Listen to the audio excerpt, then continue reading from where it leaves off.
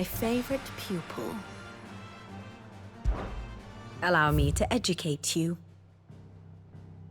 Study it well, Clive.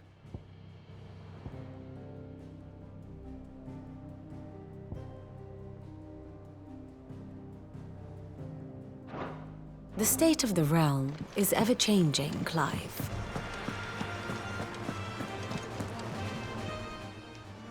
Clive!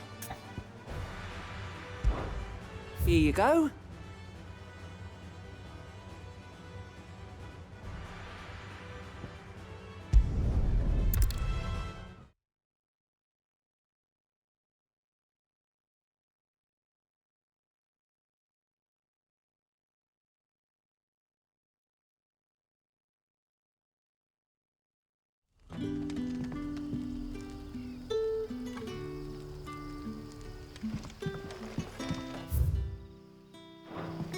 Good day to you.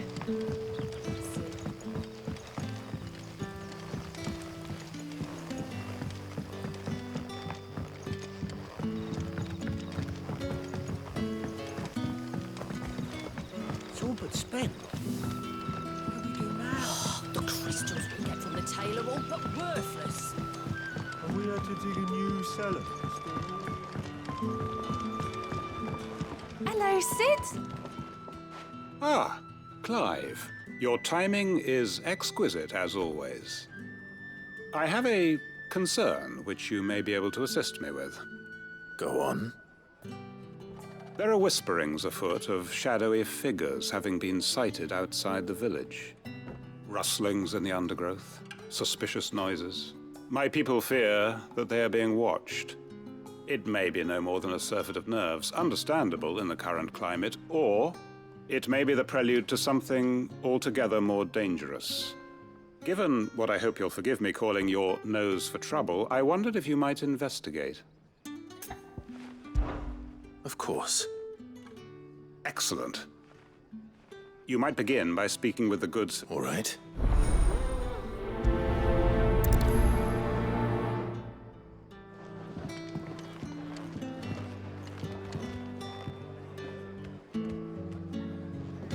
Right. Let's see what the people of the village have to say. I'd better find out if this is just nerves, or something we need to take more seriously.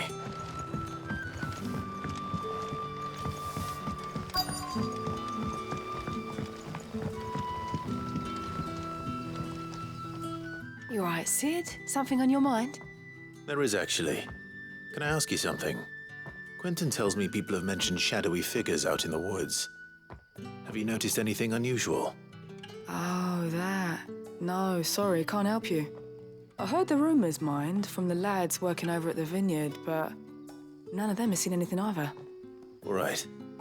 Thanks anyway.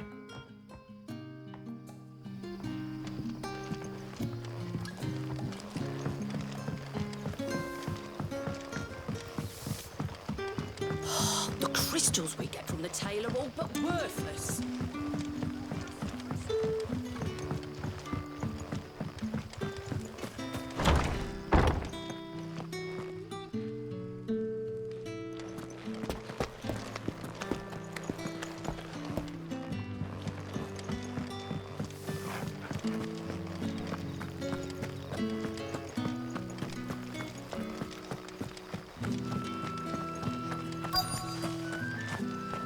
Word is, the Black Shields took a hiding. There is the old duck. Excuse me. Quentin mentioned strange figures having been sighted near the village. Have you seen anything? Nah, not me, Gov. I heard the rumours, though. I'm here most days, right next to the gate, and I ain't seen nothing out of the ordinary. Don't worry. Any shady characters try and slip into town this way, and I'll soon come running. And shouting, most likely. All right.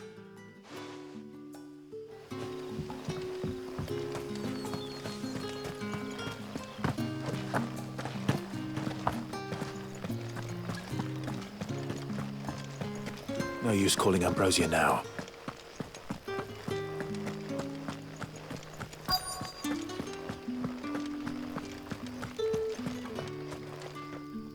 Do you have a moment? There's talk of suspicious figures in the woods. Have you seen anything out of the ordinary? No, but I've heard something. Sound of scraping metal, like someone sharpening a sword. Where was this? In Lorbert's Pass. Was out foraging for herbs when I heard it, screeching out from between the trees. Ran back here as quick as my legs would carry me, and I ain't been back since. I see. I'll look into it. Thank you.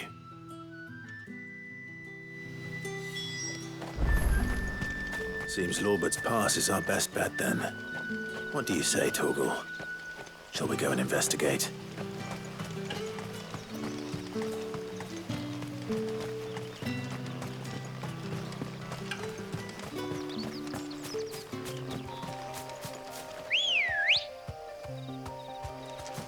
Come on.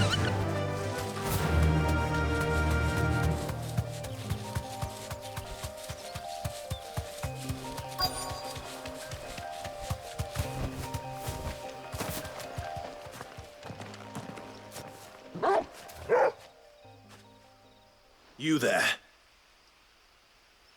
Fuck! He's seen us. Get them before they escape! Black Shield. Here. What the hell are you doing here? What is it to you? Not that we give a damn. All that matters to us is that you don't leave here alive.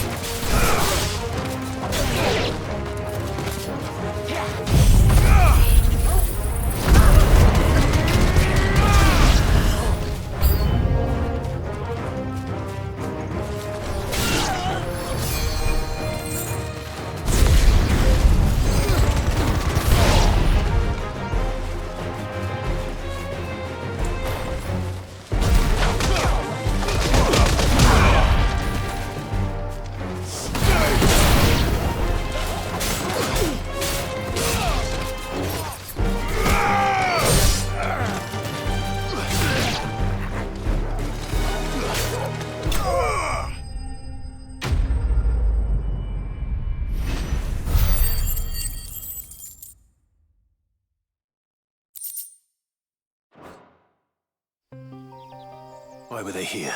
Were they planning an attack on Lostwing? I need to warn Quentin.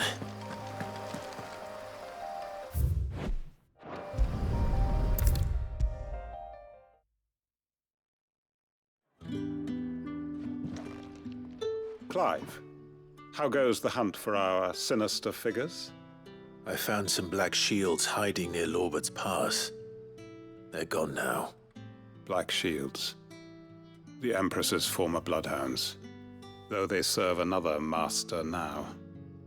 One who means to root out and destroy both me and those I care for.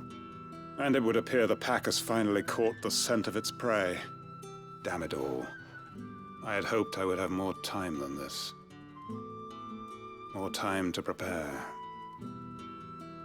But if we are cornered, we have no choice but to bite back. And bite back we shall. I'm sorry. You're going to need to explain. Who did the Black Shield serve now? And why would that person want you dead? Because I want him dead. Who? The former Lord Chief Justice of Sanbreque. All that I have built here is for him. I don't understand. Why him? Why Lostwing? I suppose it is better that you know the truth. I was a member of the judiciary once. So sickened was I by the injustice of this world, I swore to fight it. And fight it I did, in my own small way.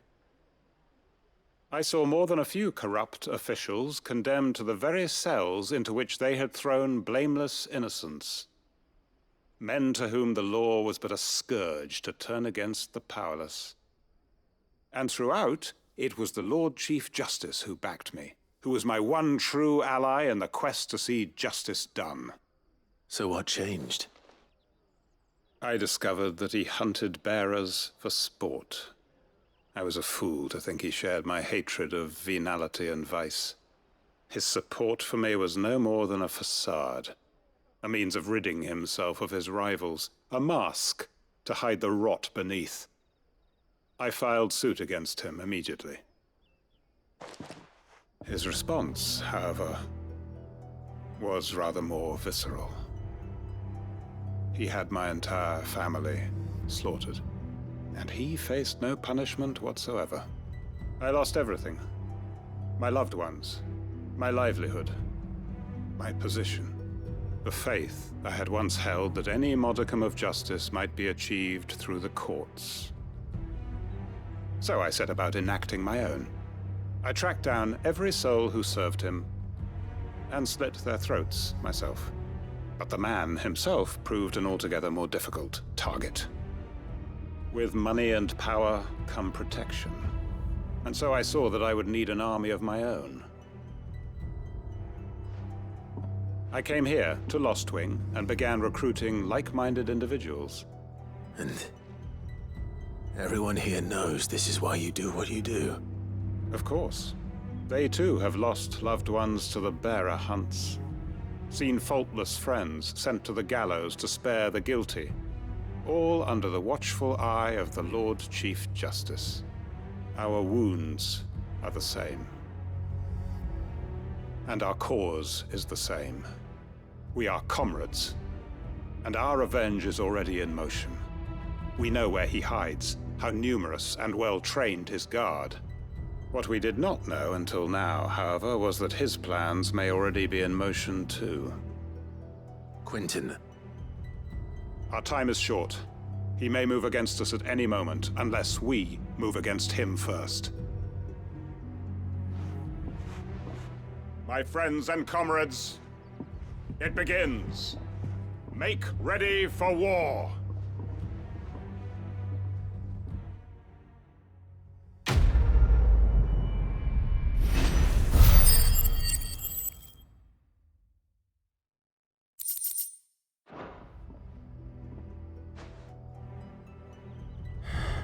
I'm not going to change his mind.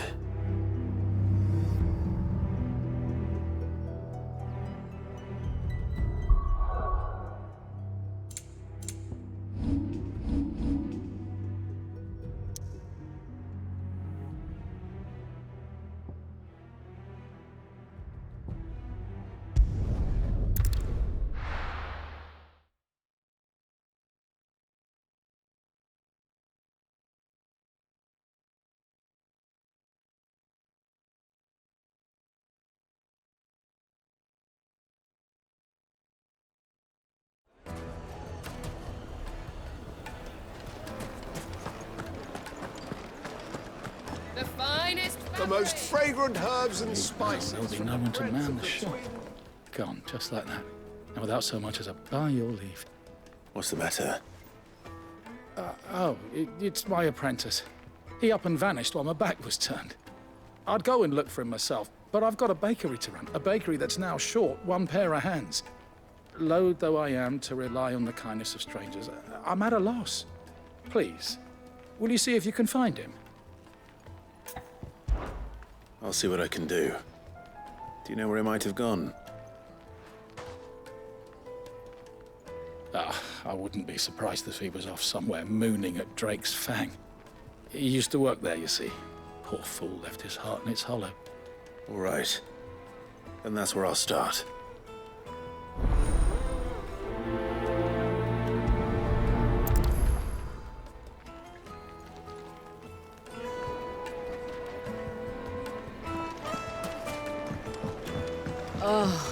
Where did all the men of the rock get? Plates and pots!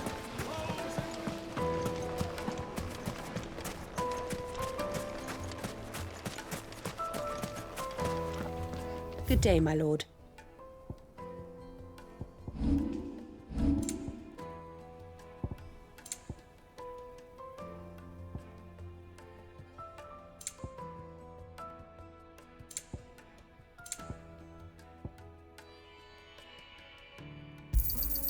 Here you are. My thanks. Here you are. An excellent choice. My thanks. Here you are. My thanks. Thank you for your custom.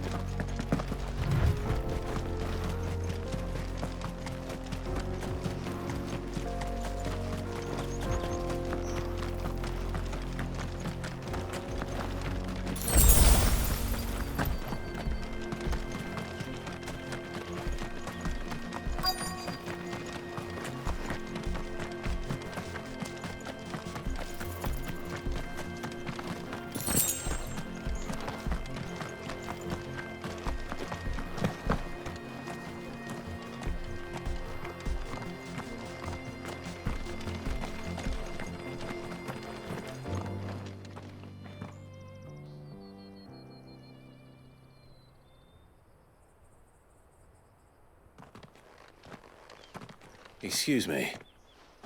What do you want? The baker sent me to find you. I am a sorry, selfish sod, aren't I? Certainly not a baker. Master must have ruled the day he took me in. Time was the sight of the fang used to calm my nerves. But now look at her. I take it you missed the Mother Crystal. I hated her, but she was all I knew. Worked her mines for years. And when she shattered, part of me shattered with her. I had to trade my pickaxe for a rolling pin, but I'm no good at baking. Every loaf I touch collapses. My bread's as hollow as I am. She was the only thing that could fill the hole inside me. Oh, I loved her, damn it. But now she's gone. She's never coming back. What am I supposed to do? I ask her. How does a shell of a man learn to live again?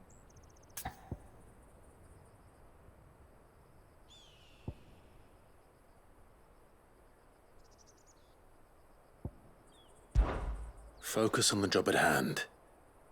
Think about what you can do right now.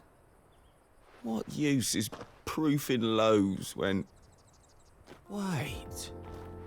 Perhaps the solution has been in the bakery all along. You've opened my eyes. Thank you, friend, and fare thee well. Wait.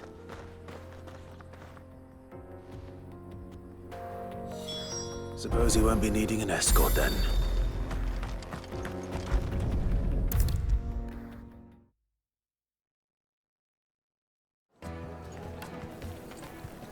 Ah, there you are.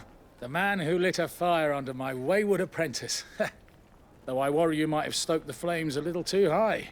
He damn near ran me down trying to get to my oven. Master, it's ready. Behold the Drake's Balm. A truly unique creation. I dare say it is. Just look at it. A perfect likeness of the Fang herself. Her steepled peaks, her fulsome spurs, her inviting hollow. True, my loaves collapse more often than not, but what's the Fang without her crater? Why, no Fang at all. And look, inside. She's filled to bursting with a bounty of beautiful crystals. Salt crystals! Master, I have found my purpose. I must use my work here to preserve the memory of the Fang. Well, if it tastes half as unique as it looks, I'd certainly say you're onto something. Not only is my apprentice back, but he's finally pulling his weight. With any luck, I might even have a new delicacy on my hands. I don't know how you did it, but you have my thanks.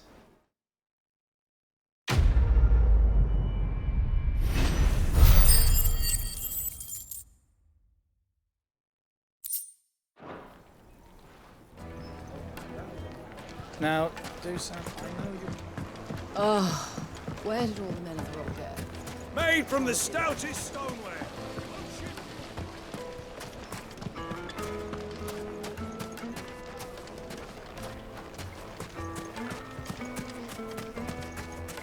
Did the constables test you properly before they gave you that brand? 1,000 gil for a measly bunch of gazelle greens.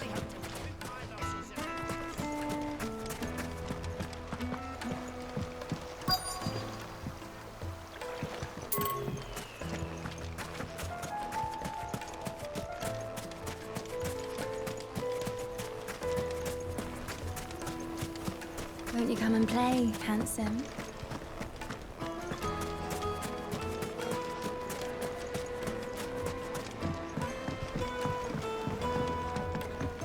Night meet and Now, dark. do something. I know you... sir. My carpets have pride of place. I've never even forged a button. Perhaps Forge Master Luber's having fun at my expense. I wouldn't put it past him. Neither would I. Oh, wait. Are you Clive? Sorry, my mind was elsewhere.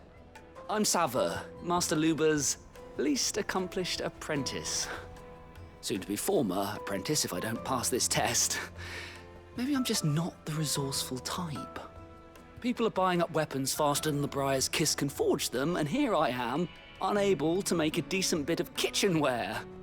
He wants me to make a carving knife, one that embodies the spirit of Dalamil. Whatever that's supposed to mean. I don't suppose you have any idea what he's on about, do you? I'm afraid not. Never mind. Thought I'd ask. It was that or pack my bags. I could give you a hand if you like. I know how busy the Briar's Kiss has been, and that Lubor needs all the capable hands he can find. I'd be a fool to refuse. So, where do we start? Good question. If I'm honest, I've never made any kind of knife before. And then there's this little riddle to keep in mind. The spirit of Dalamil. Nothing is ever simple with that man. The way I see it, there's only one way we'll be solving Lubor's puzzle. We need information. The more the better. You're right. There's no point fumbling in the dark, I suppose. Now, who to speak to first? Well, there's plenty of folk in Dalamil who use knives for a living. There's the butcher, of course, and any number of cooks. They're bound to have an opinion or two about the tools of their trade. All right. I think we have a plan. I'll talk to... All right. Let's hope this...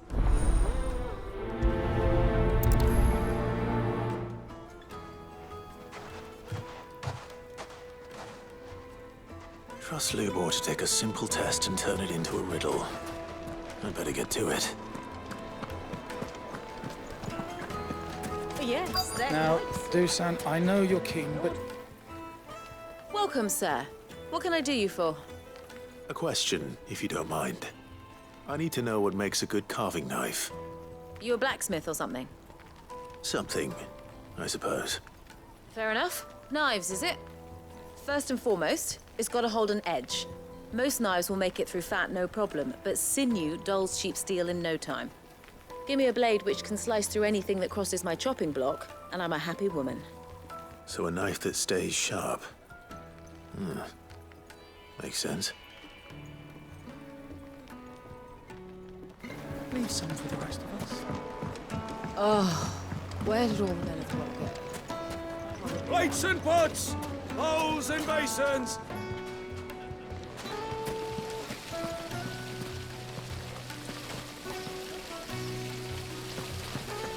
Look, Father. Hot water.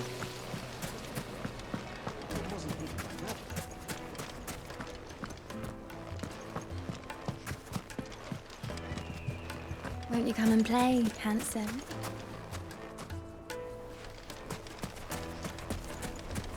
A 1,000 gil for a measly bunch of Gazal greaves. Did the constables test you properly before they gave you that No, brand? I'm telling you, it's gone. I'll suit again.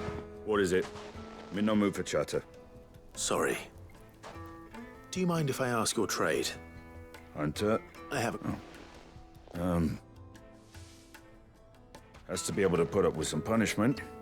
Can't be dealing with a brittle blade, not while I'm on the hunt. If your knife snaps every time you use it, you'll be spending coin as fast as you make it. Times are hard enough as it is. Thank you. I won't keep you any longer. All business, eh? Man after my own heart. So, a carving knife should be hard-wearing and hold an edge. Hardly a revelation. Let's hope Sava had better luck than I did.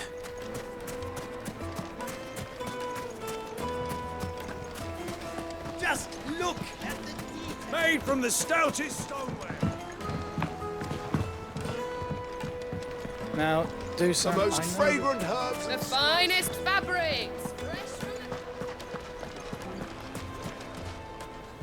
So, how'd it go? You learn anything useful, or should I be looking for a new trade? Only that a blade should be durable and stay sharp. But I don't see how that relates to the spirit of Dalamil. I didn't have much luck either. All the cook said was that he needs his knives to be light. Too heavy and they do his shoulder in. So we're no better off than when we started. Perhaps Lubor didn't mean anything with his Dalamil remark. But that can't be right. I've bandied enough words with the man to know that he chooses them carefully. No. We must be missing something. Something right in front of our noses, most likely. No doubt you're right, but I have to make a start soon. I can't put off making this knife forever. Agreed. Lubor wouldn't like that much. Right. I've been trained to work iron. The cheap stuff, mind. But it's hardy enough if you don't hammer it too thin, and it sharpens up nicely with a bit of effort. Trouble is, it's either durable or it's light. Meaning someone is going to be disappointed. Forge Master Lubor, probably. Is there no one else you can turn to? Someone who knows their metals, perhaps?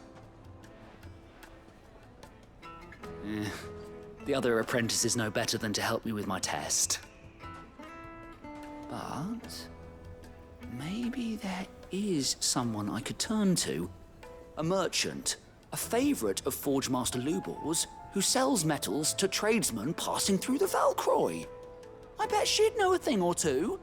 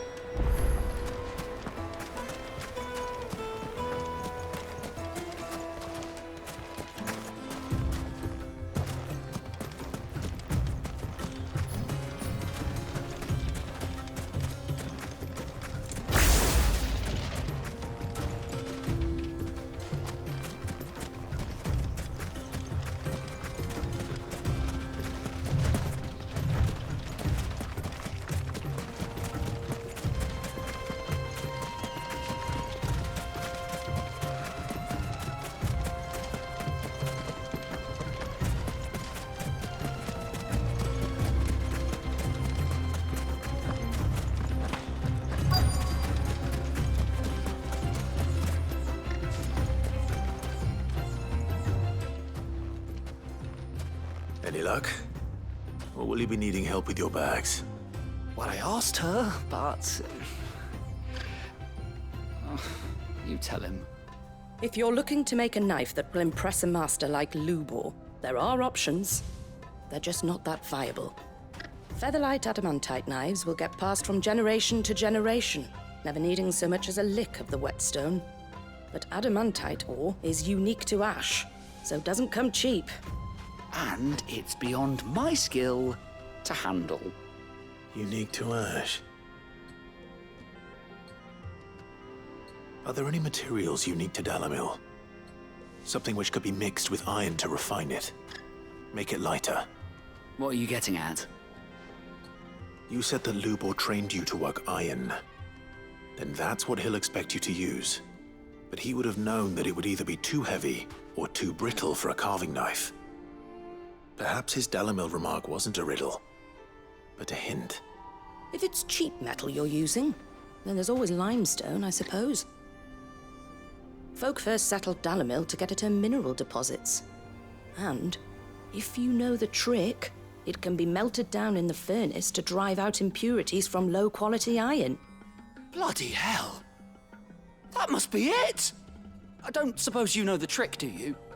It's hardly my speciality, but I've been around enough blacksmiths to know how it works. Looks like I've got some learning to do. Clive, I hate to ask after all that you've done for me, but... Limestone? Fine. I can... Besides, I want to know if this... that I... Right, you are. Do you crush it up, or just throw it in the furnace?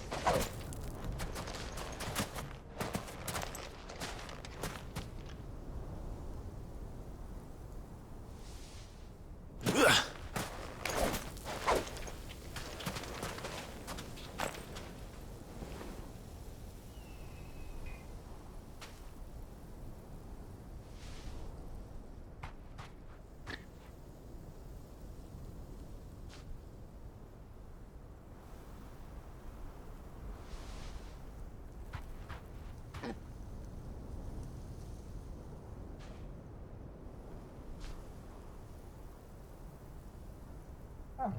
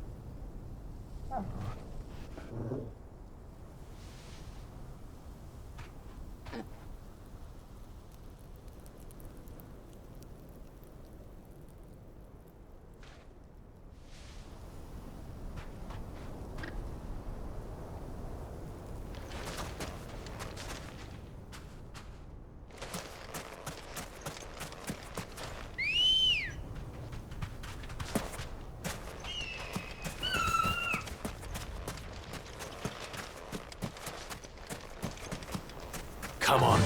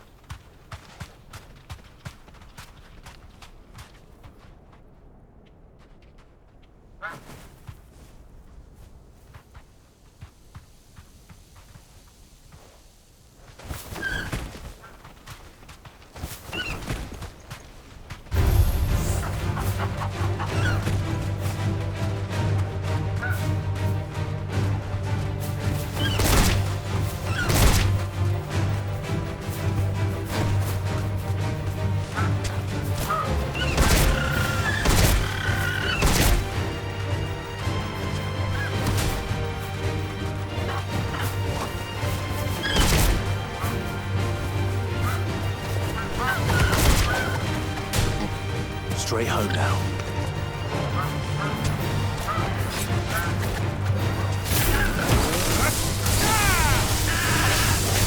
Farewell.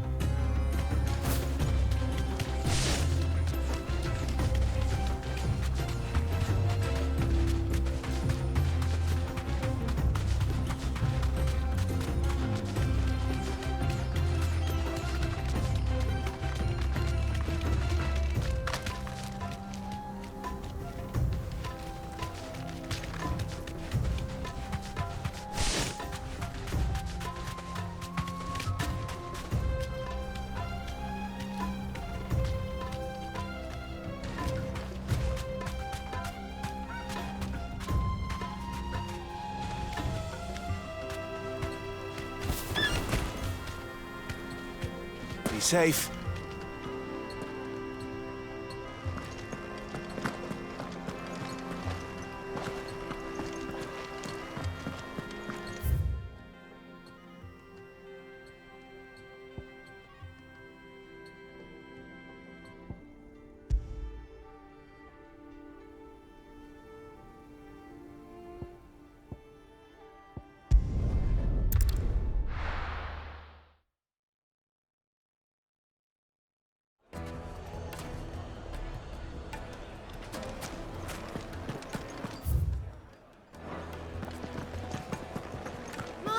Ifrit. Take a sniff, good Now, sir. Dusan, I know you're...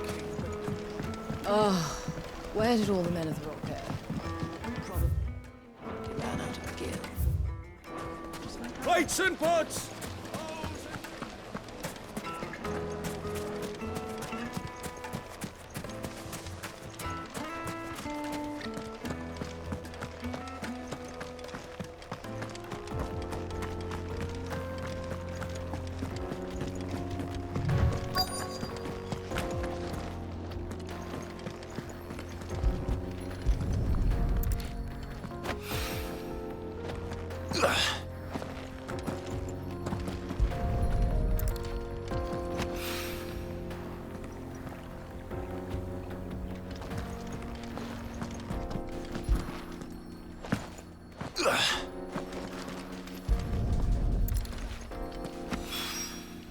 One rock looks a lot like another. But hopefully this is what Sava needs.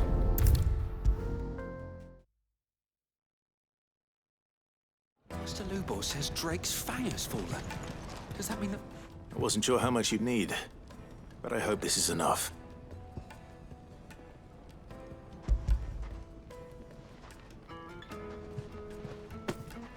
You are one of the good ones, you know that? You and that merchant both, she's got quite a gift for teaching that one. Now, time to see if limestone is the secret weapon we were hoping for.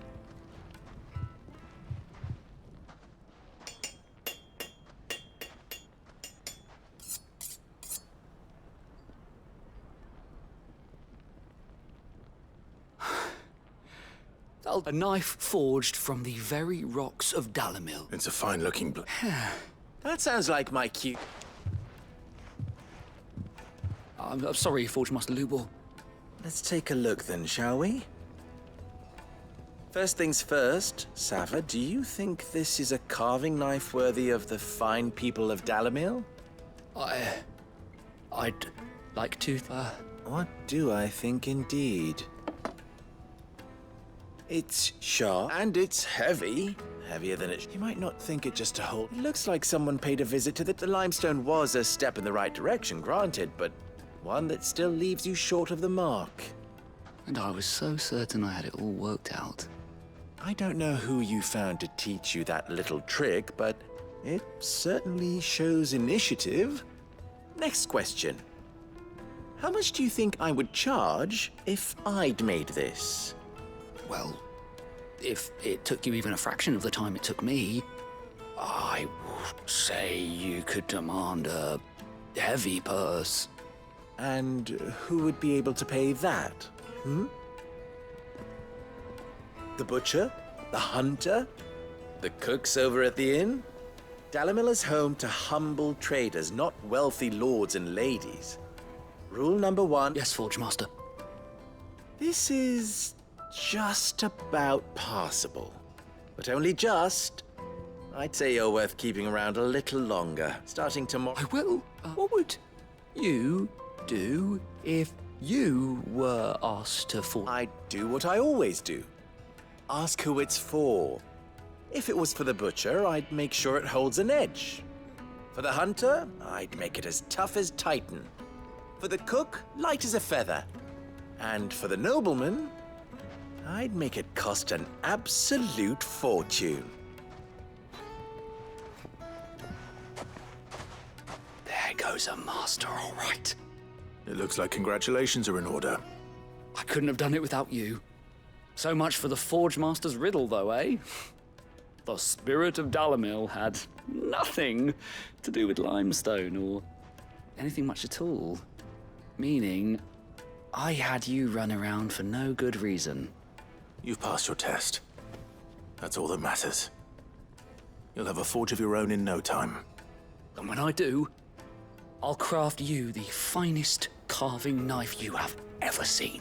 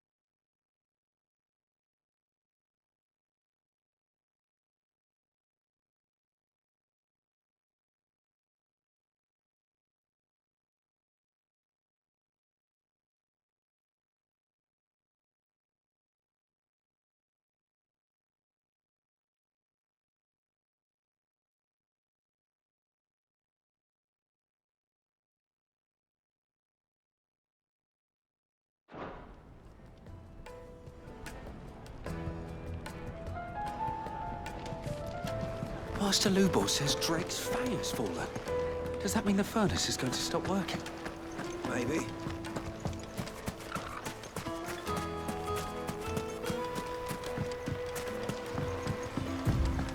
Looks like I found the river.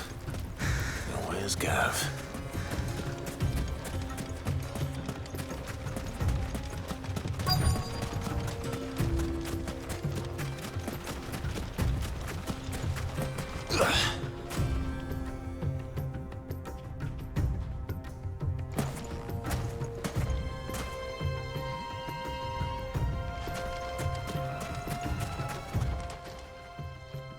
Sorry to keep you, Gav. Better late than never. I've had a quick scout about, and I reckon round here's our best bet if we want to grab as much of this Stardust stuff as we can. Don't know what Blackthorn's planning to do with it, though. I asked over in Dalamil, and they seem to think it was worthless. But if Stardust is what Blackthorn wants, Stardust is what he'll get. There's plenty of the stuff lying about, just begging to be bagged. Then let's get bagging, shall we? We shall. Race ya.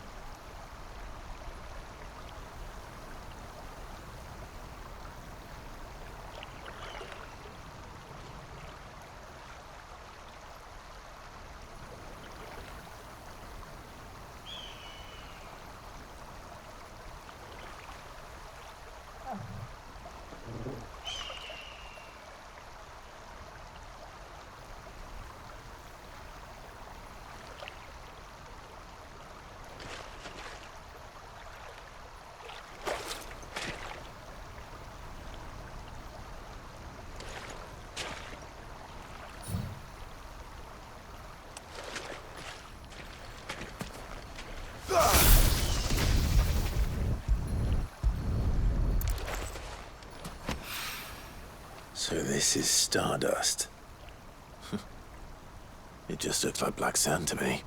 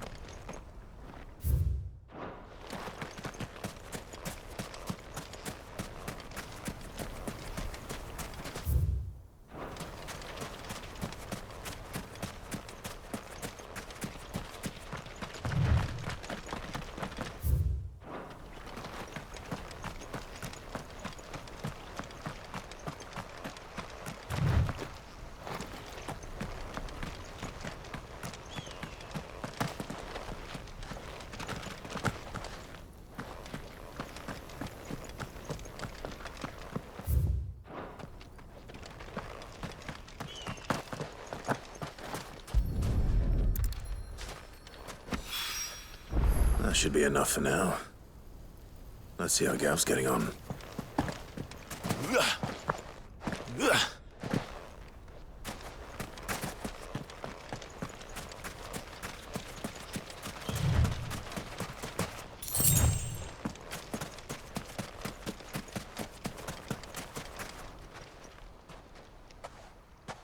You finished? How much did you get? Enough. I hope.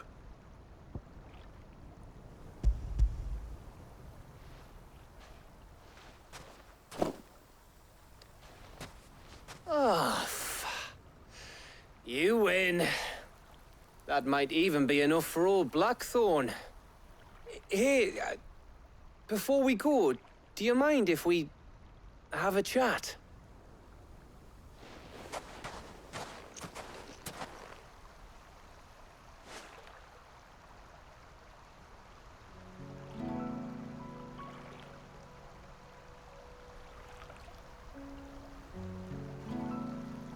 Feels like ages since we had the chance to talk. You know, man to man like. It does, doesn't it? Back when you first took Sid's name, we were talking all the time. Working out what to do in that. There was a lot to work out. And there still is. Those shoulders of yours starting to feel the strain? Hardly ever see you around the hideaway nowadays. Always on some errand or other. You can take a day off, you know. Says the man who spends most of his time behind enemy lines. Only 'cause you keep sending me there. I know I can count on you, Gav. Likewise.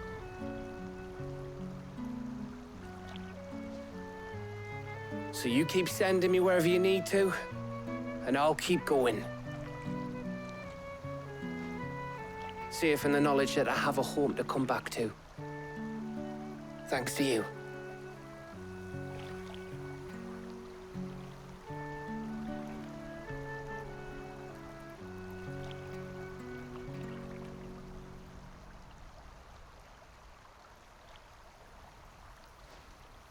Right. That's enough soppy shite for one day. We'd better get this lot back to Blackthorn before he slings his hammer at someone. You go on ahead. And try to get some rest once you're there. Oh, I plan to. Believe you me. After Blackthorn gets what he needs, of course.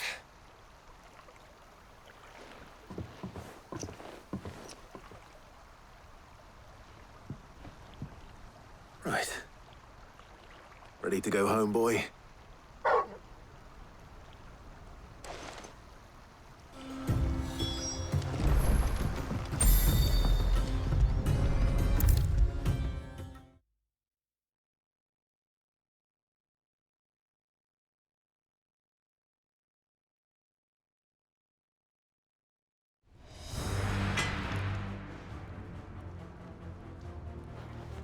Blackthorn.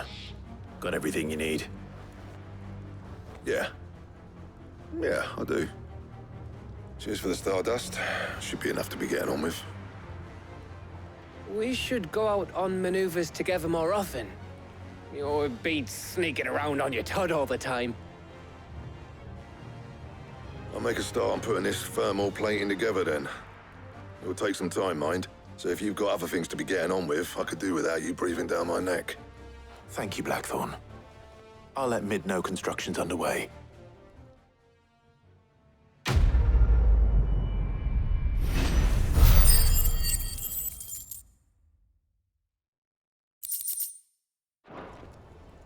Suppose we'd better be getting back to work too.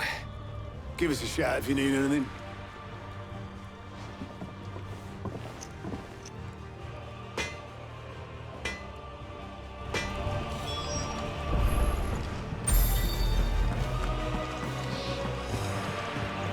Thanks to Sid. Thank you, Clive.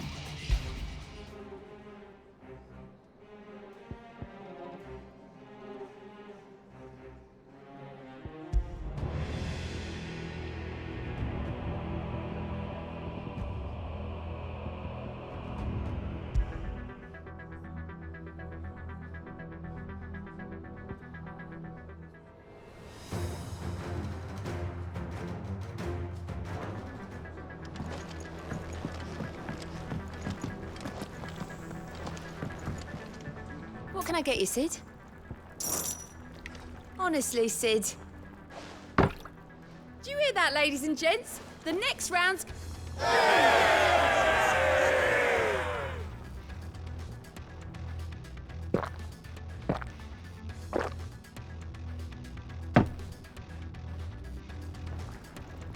Don't be a stranger, Sid.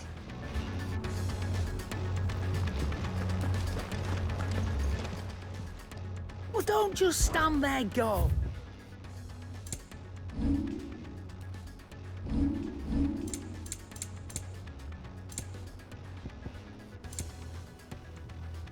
Come again. Or don't. I'm not much bothered either way.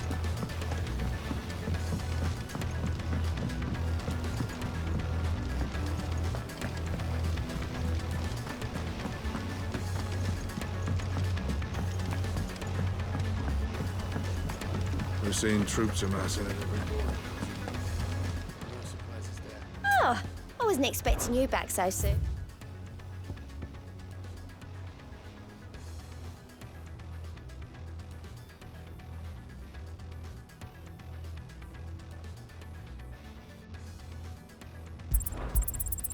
You earned this. Best of luck out there, Sid.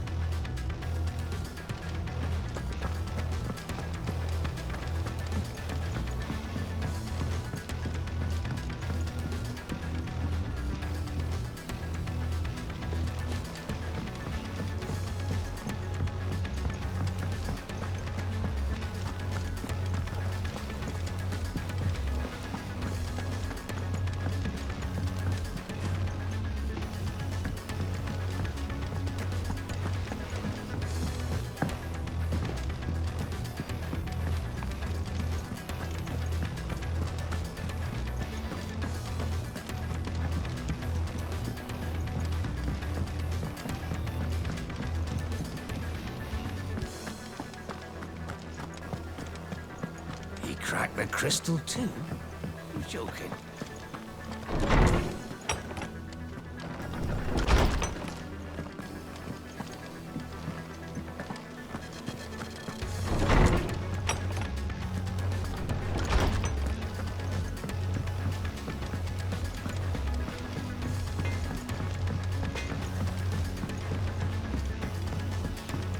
I went up to give some greens to the chocobo.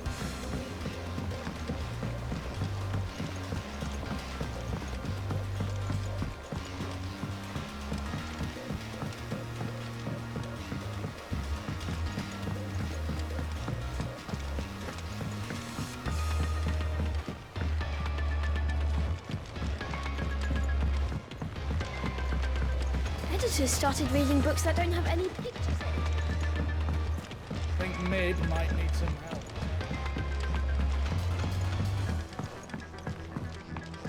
If I don't come up with something soon.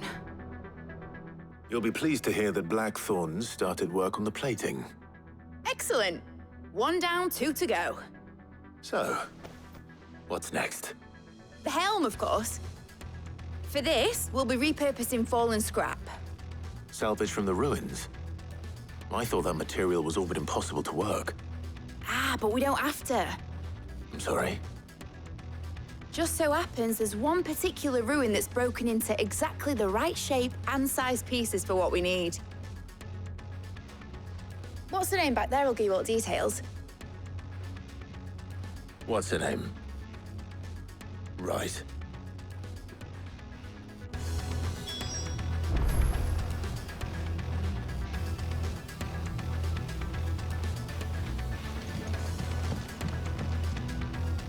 Oh, Sid, is this about the helm?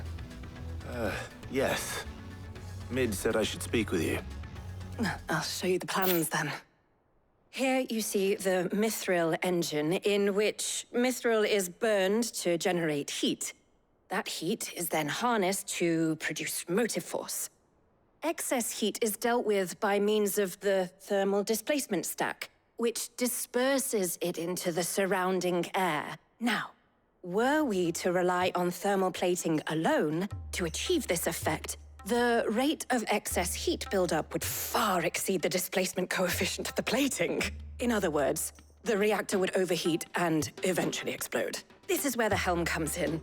It connects to the plating, you see, and serves as a sort of thermal sink to absorb all that excess energy. Our experiments have shown that fallen ceramics are remarkably thermophilic. They can withstand and absorb levels of heat far above anything we are able to make today. And not only that, they're also waterproof and immune to rust, making them the perfect material for our protective hood. Why, if sea or rainwater were to enter the reactor proper, it would vaporize instantly. The forces produced would tear the ship from stern to... You can stop there. I understand. Mid said we might be able to use parts of a fallen ruin. Where would I find it? Ah, yes. It's in Lorbert's Pass, near Lostwing. The thing is, well, I probably should have arranged to have the pieces we need brought here sooner. You see, a certain unwanted visitor has taken up residence there. It's no longer a matter of just walking in and taking them. It's, going to be considerably more dangerous than that. I see. Then I suppose I'd better deal with this unwanted visitor for you. Would that help? Oh, very much. Thank you, Sid. I'll gather my team and head there right away. We'll meet you outside the ruins.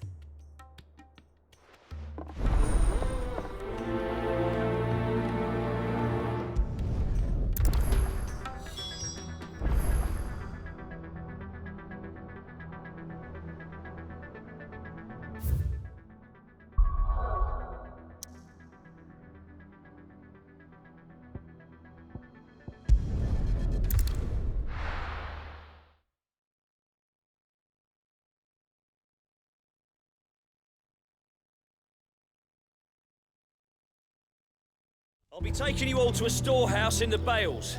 Leave anything you don't need behind.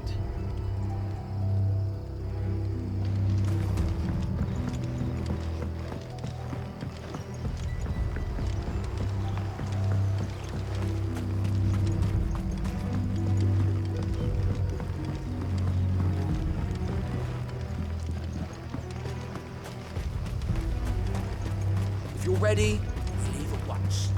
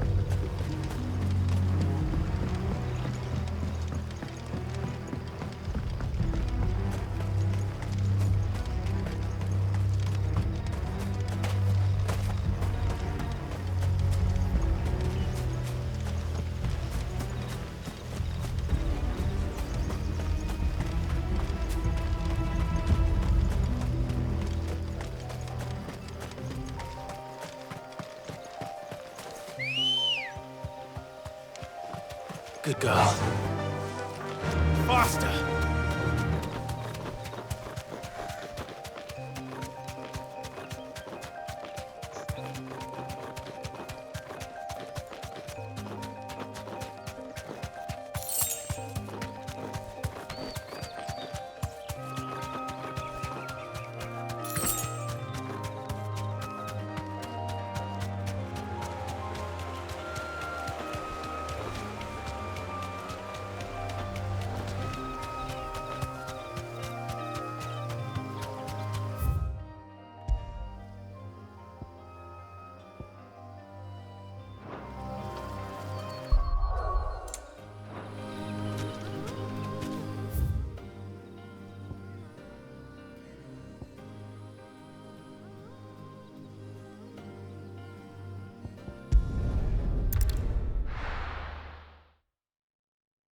be taking you all to a storehouse in the Bales.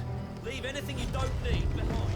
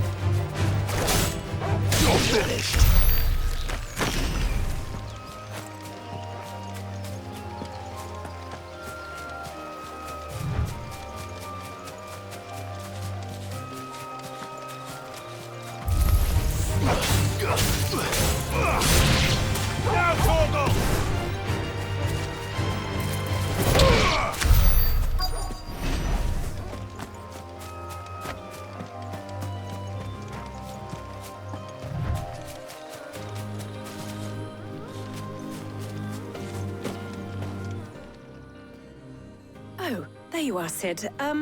Thanks so much for coming. The, ruins are just over there, as is the creature I told you about, I'd imagine. Would you mind? Of course. I'll be right back.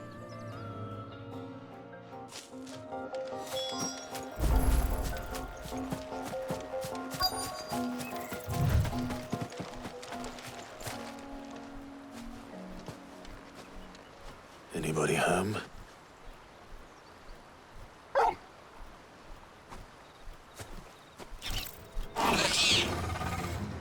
This must be our unwanted visitor. Time to go. Ogle, kill! This one.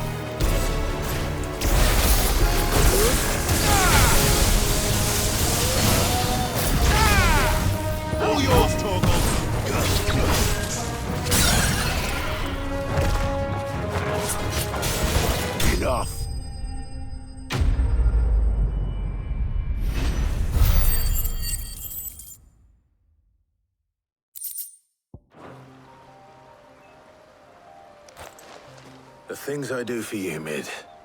Sid! Oh, thank goodness you're safe. You shouldn't have any trouble now. Indeed. Well, don't let us keep you. We'll, see that everything is transported safely back to the hideaway. All right. I'll let Mid know you're on your way.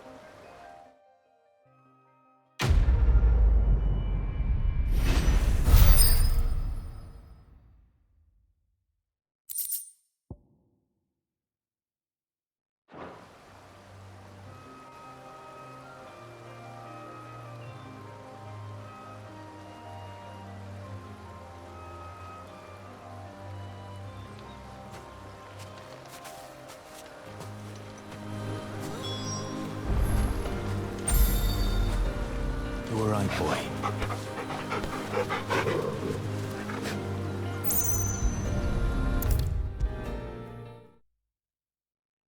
If I don't come up with something soon. Mid. Helena has recovered the material for the helm. She'll be along shortly. Excellent. Another job well done. And just one remaining. Right. Right, the shielding. This one's a bit of a bugger. How so? The plating's enough to stop the engines going pop, but those things will still be spitting out enough fire to set the rest of the ship ablaze. Which is why you need proper shielding. A prism for the dragon's breath that's blazing away inside. I thought a triple thick layer of tempered steel might do it. Or more of the stuff that the Fallen use, but they'd both be too heavy.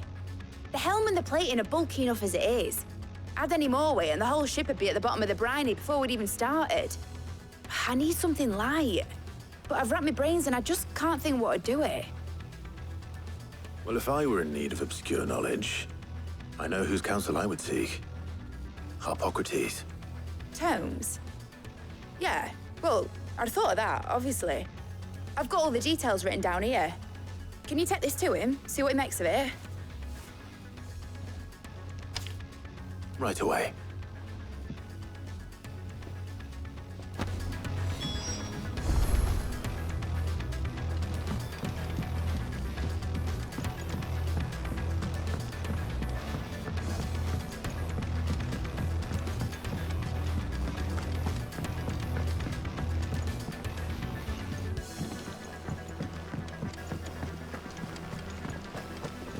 Editors started reading books that don't have any pictures.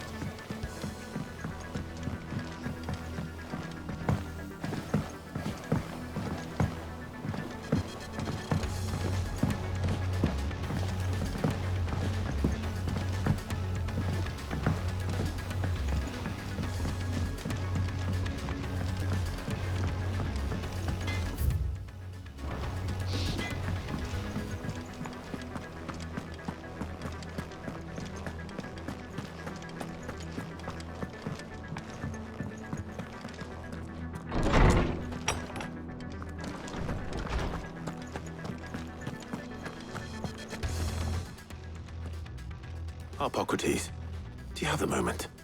For you, Clive, always. Well, actually, it's for Mid this time. Could you take a look at this?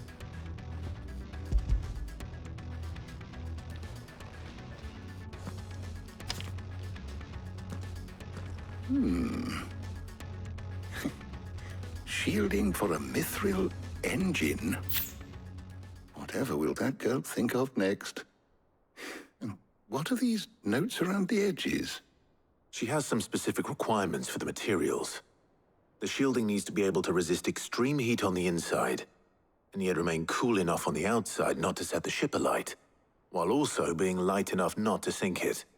As you can imagine, she's struggling to find anything that meets her needs. I see.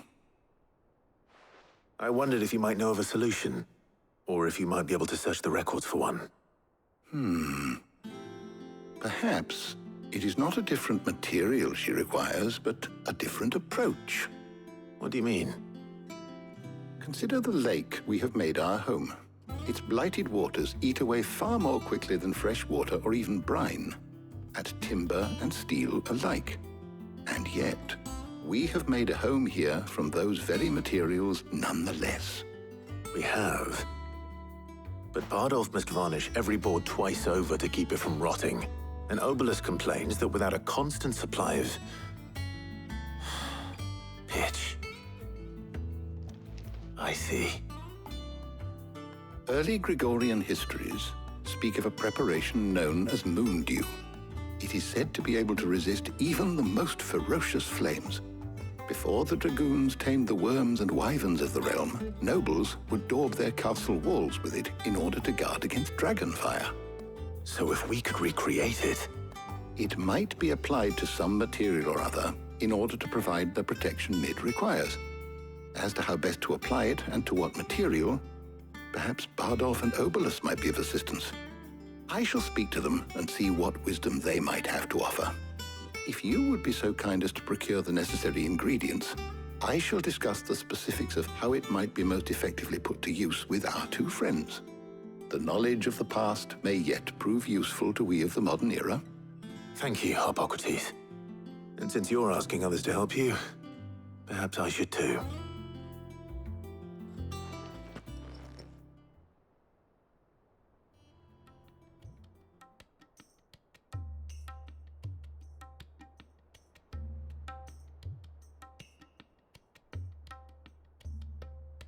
So you need a hand, do you? We do. I'll be heading to market for the ingredients we need. I could do with some help. And some company, too. The other can assist me in researching how best to prepare the shielding itself. Can we count on your aid? Always. Well, if Jill's game. Thank you. I am sure either of these fine young minds would prove indispensable in my research. I leave the decision as to who will go with whom in your capable hands, Clive.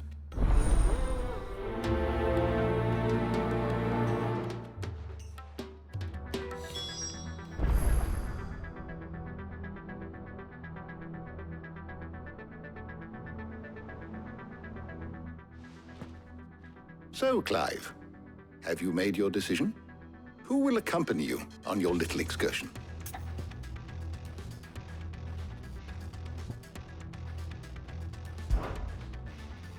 All right. So, what are we fetching? I have taken the liberty of preparing a list. Here. Garlic? Conch shells? Are you sure this is the right list? Looks like the ingredients for someone's supper. Though these items may seem mundane, they have potent effects that are rarely exploited, effects for which they were once highly prized. So much so, in fact, that they were harvested almost to extinction, hence moon dews having fallen from favor. Now, of course, they can be obtained with ease. You should be able to find everything you need at the market in Northreach. Well, isn't that convenient? I was hoping to be able to make a trip over that way sometime soon. Need to speak to an old acquaintance. I'll meet you there. All right. Stay safe. See you later, Clive. Good luck with your research.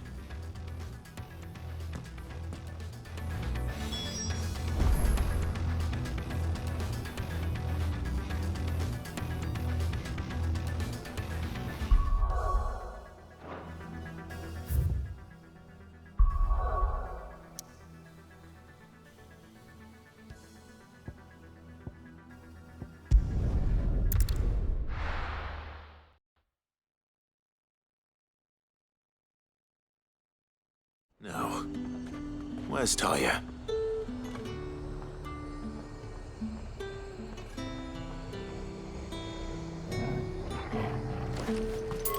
There's talk of the glass.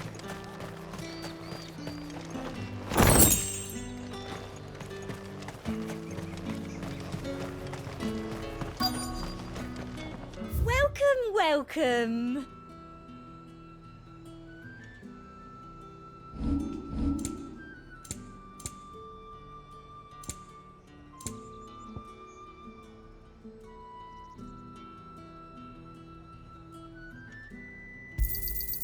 An excellent choice. You've a keen eye.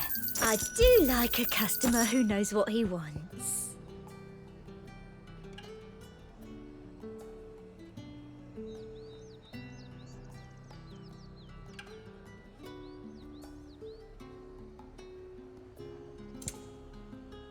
And a fine, fine day to you. Keep them pilchards nice and chilled. Need to stock up on these. There you are, Taya. Ah, and there you are. We shouldn't have any problems finding what we need in a place like this. But if time is of the essence, perhaps we should split up. Take a few items each. All right. What shall I look for? Let's see now. Why don't you take the garlic and the pepio nuts? Meet me by the gate when you've got them.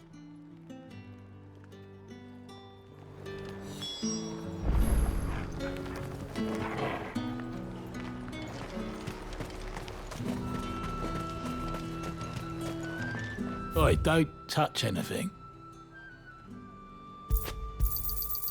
Go on, take it.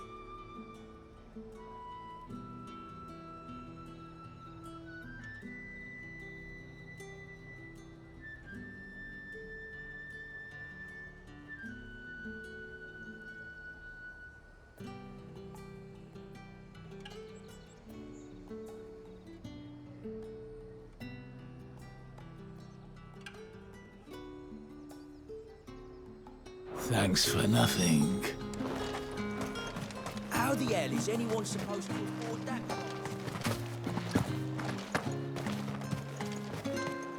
What can I interest you in today? I trust it's all here. That should do it. Hopefully Ty is finished too. Fresh cuts! Up! You'll not find a bruised pippin in... Well, did you find everything? I did. Here.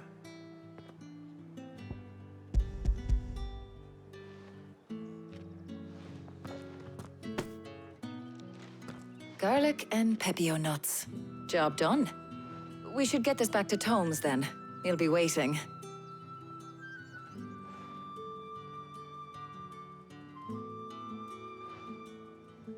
But we're not in too much of a rush, are we? Quick chat.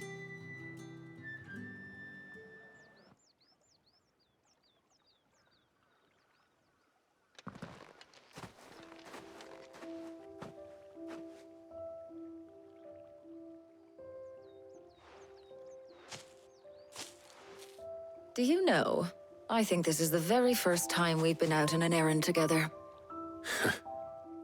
I think you might be right. In all the years since you and that scowl of yours first appeared, you haven't invited me out once. For shame. Well, it seemed long overdue. And you did say you had some shopping to do. I was hoping to restock my supplies of herbs and liniment, yes. You and Jill alone burned through them like wildfire. No luck, though. My usual supplier's not here, and I refuse to pay the prices these gougers charge. I'll ask Karen when we get back. What is it? Oh, just memories. I came here with Sid once, shopping for supplies, just like today. And just like today, I came away empty-handed. Sid even said he'd speak to Karen for me when we got back. Has it really been 5 years? I remember it as if it was yesterday. Hold on. Does that mean it's been 5 years since we met? Feels a lot longer. It does. In a good way, of course. Thank you, Tyre. For what? For everything. I just want you to know that all you've done for us, all you still do, it's appreciated. Do you think I'd stick around if I thought it wasn't? But in the spirit of sharing and caring, you're appreciated too, by all of us.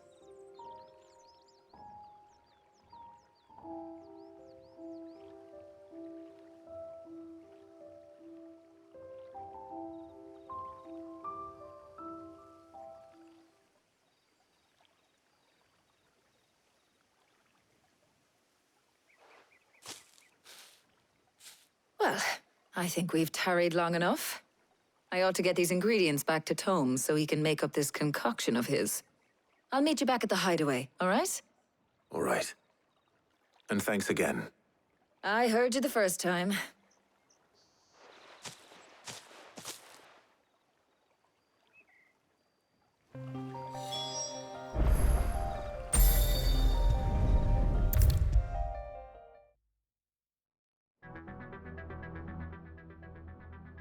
How's work on the shielding progressing, Hippocrates? Well, very well indeed. And thanks in no small part to your kind assistance. I was just explaining to Tarja how we might best go about preparing the moon dew. And now that we have all the ingredients, we may begin. You can count on me. I've mixed more than a few mysterious concoctions in my time.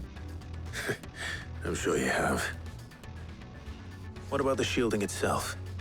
Work is underway, under the watchful eyes of Bardolph and Obolus. Apparently, it'll be ready soon.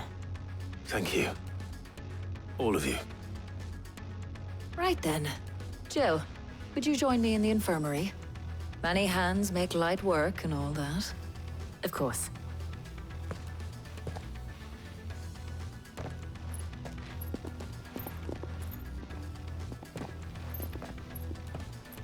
Oh, and Clive. It was good to talk. We should do it again sometime. It appears our work here is almost at an end. A shame. I was enjoying playing the man of action for once. When both the shielding and the moondew are ready, it will merely be a matter of applying the one to the other.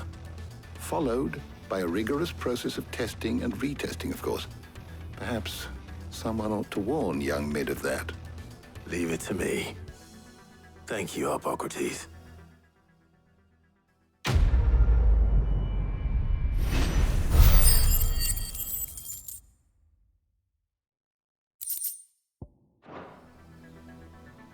Well, I'd better go and give Mid the good news then.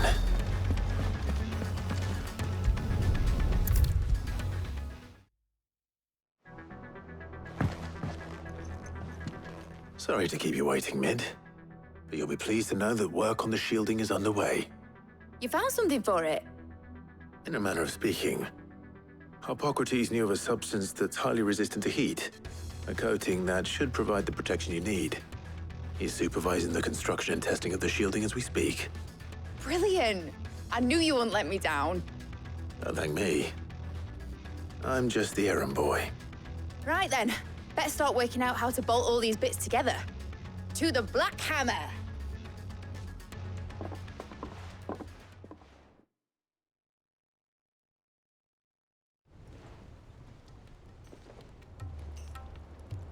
You know, when I got into the smithing game, I thought I'd be making swords and shields, not thermal bleeding didgeridoo-dahs. Displacement stacks. Same difference. Whatever you call it, I ain't putting it together in here. It's cramped enough as it is. Let's take this outside. Mid, you get all the parts lined up on the deck. I'll take care of the rest. On my way! Oh, and bring me the biggest hammer you can find. This is gonna require some precision walloping.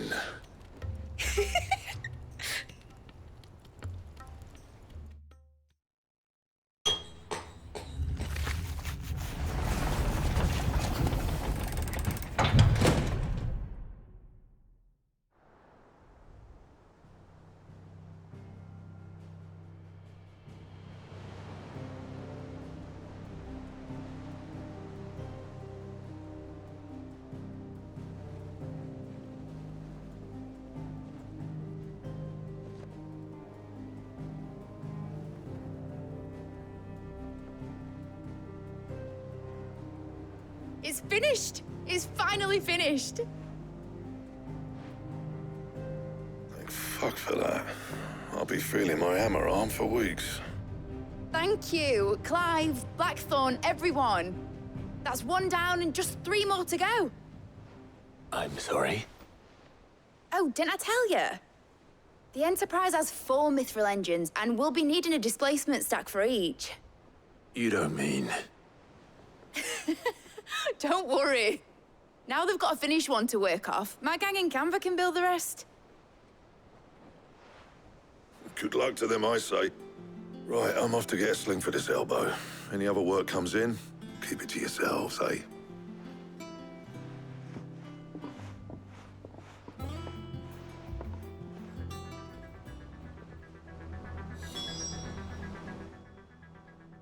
What's the matter? Nothing. Just daydreaming. Thinking about the Enterprise sailing off over the horizon to shores unknown. Searching for a land untouched by the Blight. Just like me and my dad planned. So if the worst came to the worst and every scrap of soil in the Twins turned black, we might still have a chance. That's what she was meant to be. you see, one last chance just in case we needed it. But now she's so close to being finished, I've realised I don't want her to be that. I don't want her to be just a lifeboat for us to cling to if things get desperate. I want people to sail aboard her by choice, not from the lack of it.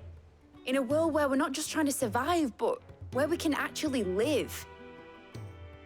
I'm working on that. And I'll do everything I can to get you what you want. Don't you always? All right. My mind's made up. As soon as the Enterprise is fit to sail, I'm putting her under your command. Sod our plans, I'm trusting in yours. Are you sure about this? Something tells me it's what my dad would have wanted. He'd be proud of you. You were gonna visit his grave, weren't you? I was. And you can come too now that your little project is finished. Right. There's just one thing I need to finish up first. Won't be a mo. All right. I'll let Otto know you're coming. Meet us in the mess when you're ready. Aye, aye, Captain.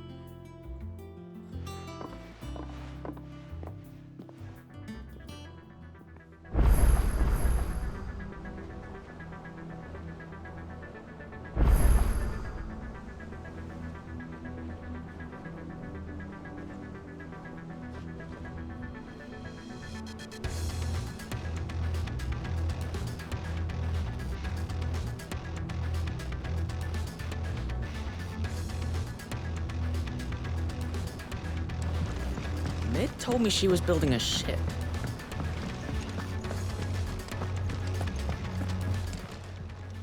How may I help you today, Clive?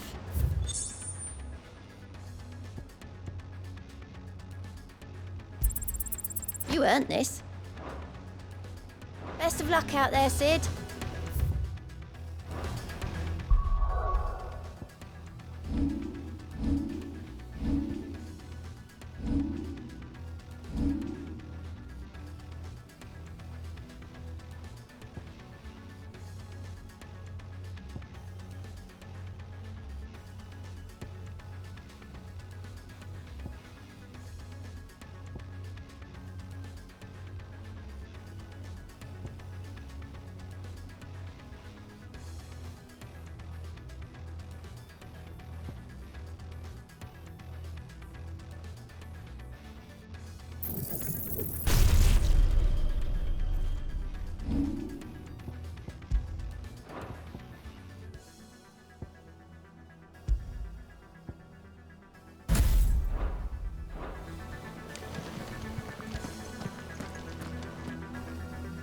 All right, Clive.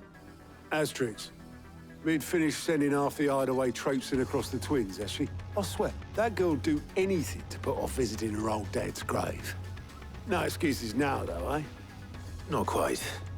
She said there was one final thing she had to take care of. I'm sure she'll be finished soon enough. She said that? In those words? She did, yes. Clive? Were you born yesterday or something? There is no thing. She'll probably be halfway to Canva by now. Mid. I might still be able to catch her.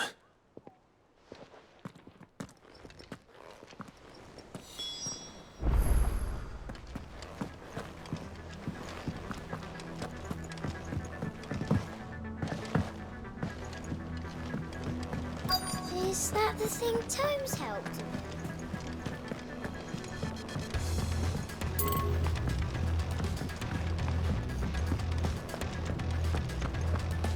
Thank you, Clive.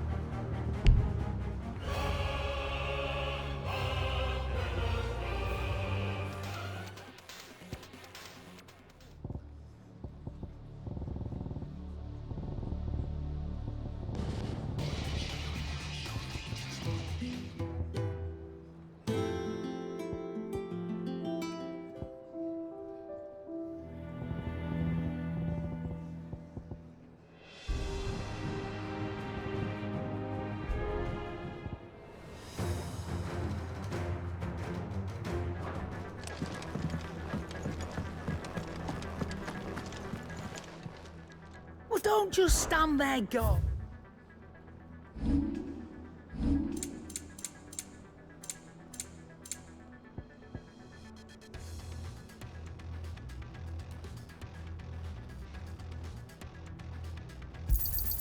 You'll not find a better price than that.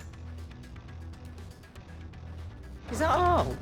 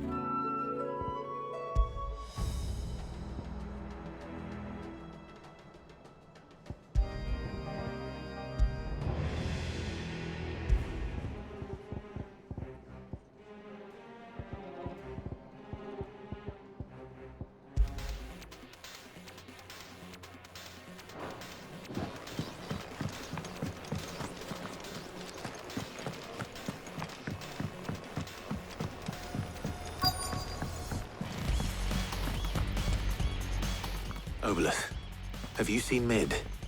Yep. In a boat, going that way. Then I'm too late. You in a hurry and all, are you? Oh, I offered to take her across, but she wouldn't wait. Just paid for a dinghy and rowed off. Oars going like the clappers. Got some life in her, ain't she? But anyway, I was on my way up to see you, as it happens. Got a letter for you. Urgent, by the sound of it.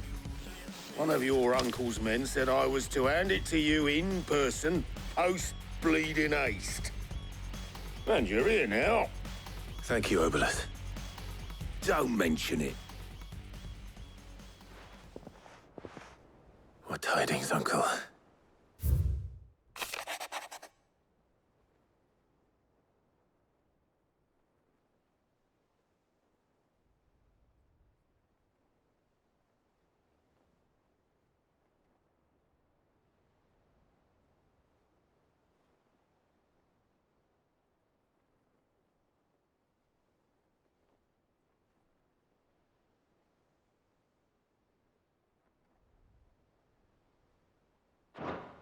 Trouble in Canva.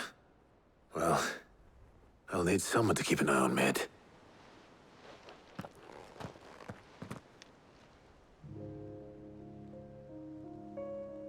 So what? Mid got us to do all the dirty work and then just sailed off into the sunset? It, seems that way. Well, nothing we can do about it now. But next time you plan on visiting Sid, you might want to tie her to something before you suggest it. Ah, don't be so hard on her. Gotta admit, the dirty work was kind of fun. Everyone pitching in, all that bollocks. Just like when we built this place. You're right. Anyway, we all set to head to the old hideaway. I could do with getting to Canva pretty sharpish. Wouldn't do to keep Lord Rosfield of the Seven High Houses waiting now, would it? Not after he asked for me personally. Gav will be leaving with me. Will you mind the place while we're gone? You can count on me. Just be sure to give Sid and the others my regards. All right. Oh, by the way, Jill will be joining us too. She's got some things to take care of, but she'll meet us there. I hope she's telling the truth at least.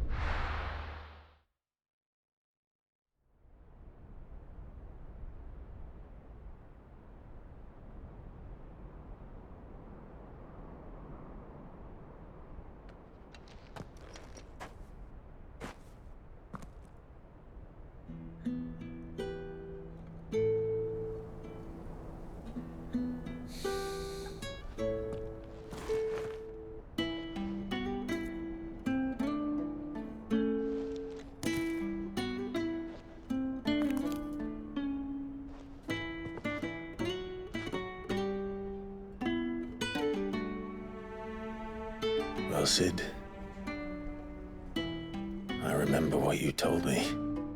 That if no one is listening to what you have to say, you may as well not say it.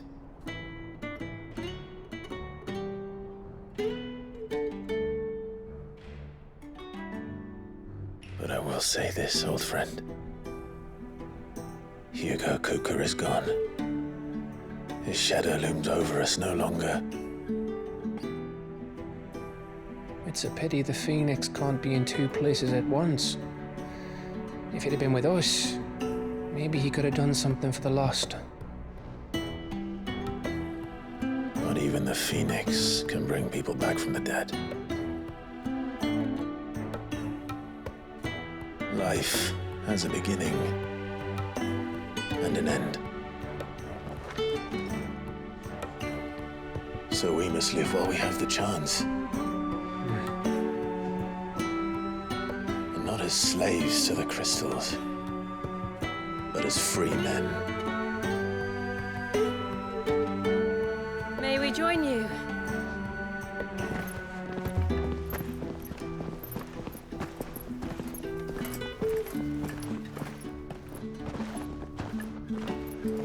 Lady Karen, what a pleasant surprise. I thought I'd drop by and see how you were all doing before heading off to restock my supplies.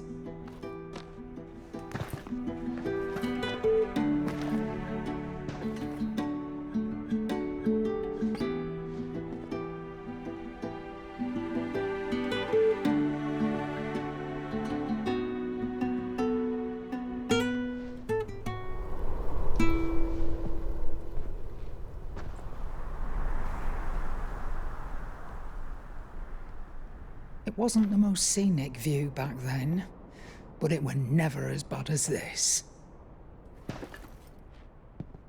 I know. The Blight marches on. And soon, there will be no escaping sights like these.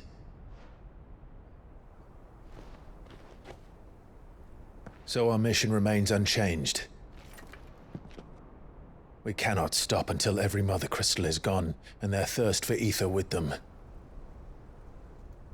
The only one that remains in Storm is Drake's Tail in the Crystalline Dominion. Our next target. We're going to Twinside. It's the capital of the Empire these days. I wouldn't like to think how tightly guarded they've got the place. Not that that'll stop you, but we do well to scout it out before you go charging in. We would indeed. If you're off to the Dominion, you can take this great lump with you. Goods. Oh, I am sorry. Have you forgotten you're the most wanted man in the Twins? I thought you might like to disguise yourselves as the attendants of a travelling trader, assuming you've no better ideas. You wanted to buy yourself some tools, didn't you? Well, now's your chance. You're letting me go with them? Oh, thanks, Nan. Stop that! You break me bones, you great galoot.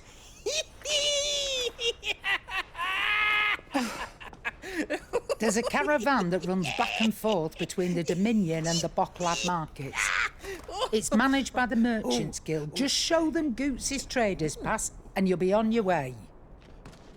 It'll be a damn sight less risky than footing it the length of the Crystal Road. That's for sure. Thank you, Karen. And glad to have you with us, Goots. Okay then. I'll get me things and I'll meet yous there. See yous down in Bocklad. Get off! Me poor fingers! Jill, you're with me. Understood. And Gav, Already on my way, Captain. be careful. Aren't I always?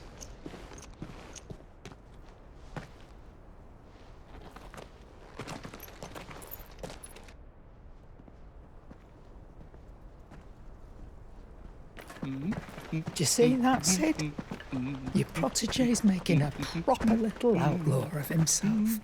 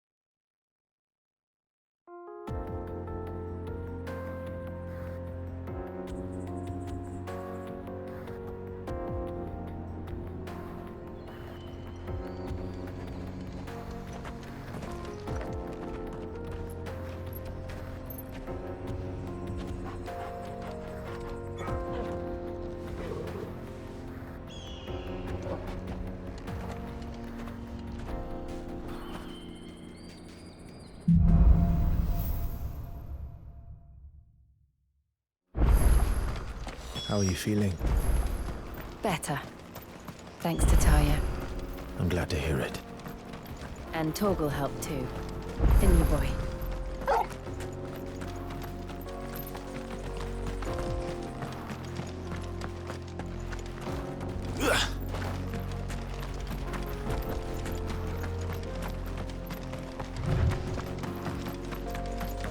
This used to be a trade route for merchants crossing the Scars, till the Republic laid a new road wide enough to let wagons pass, and all official traffic moved there. Leaving this one for those living outside the law. Indeed. I doubt we'll be the only outlaws on the trail today.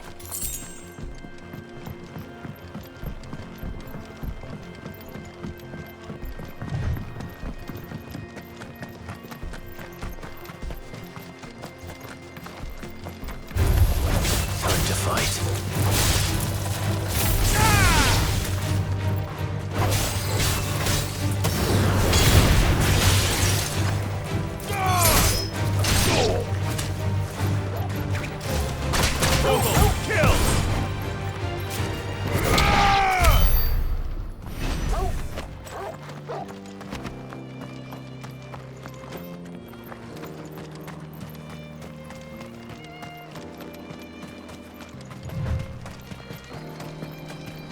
So what do you think? Really? It's as bad as that? Oh, aye. There's trouble up ahead. And too much of it for us to handle. I take it there's danger on the road. Oh, what about this fearsome-looking fellow? You think he'd be equal to the task? Well, no doubt. Assuming he's willing to hear us out. Well met, friend. My brother and I have been tasked with finding a merchant's missing cart. You seen it by any chance? How does a merchant misplace his cart? Oh, the man's a coward. When he thought goblins might come a-snarling, he ran, leaving his livelihood abandoned in the pass. He sent the two of us to fetch it, but it's gone. Now, I'm not much of a thinker, but I know the work of thieves when I see it. My brother's right on all accounts. And by my estimation, the bastards are lying in wait just down the road. We may have seen our share of action, true, but we've not got the skill in arms to boldly brave an ambush. You, however, have the look of a man who needn't fear a band of backwater ruffians. Well, the chances are they'll come... Well, if I'm going to have to deal with them anyway. You've clearly got a fine head on those broad shoulders. We're lucky you came along. Now, hoping to make a heavy purse in Boklad, our merchant friend reckon he won't be... All right. Nope. You just put an end to those...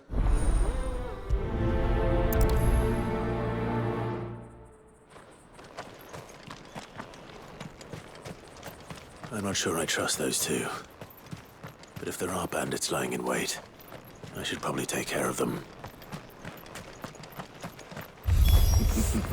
Look lively, you lot. We've got guests. These must be our bandits.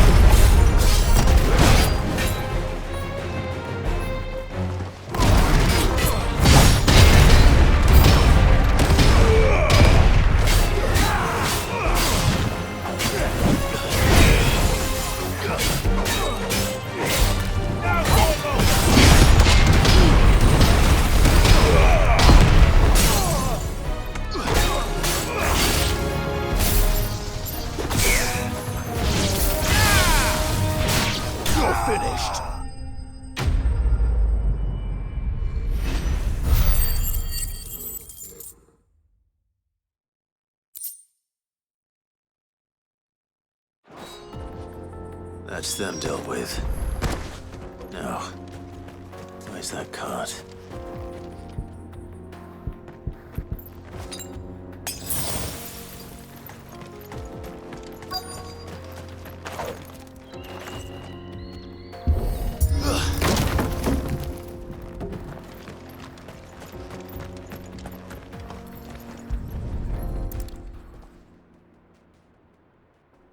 Getting all of this out of here will be a nightmare.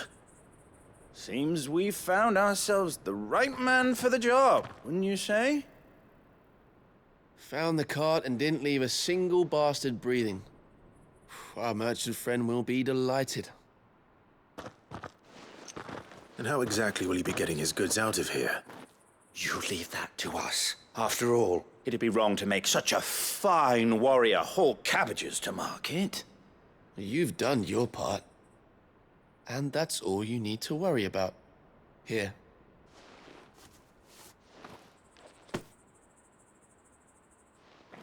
It's been a pleasure. Now piss off. There's no need to be so rude, brother. What if we want his help again next time?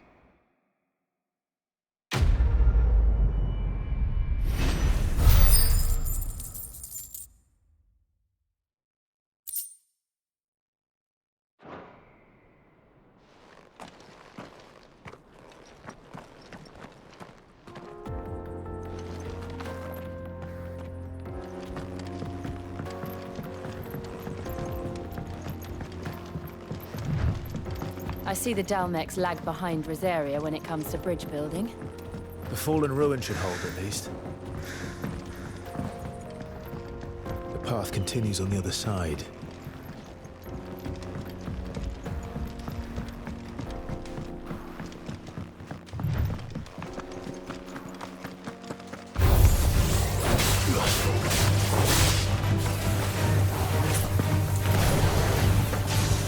Too slow.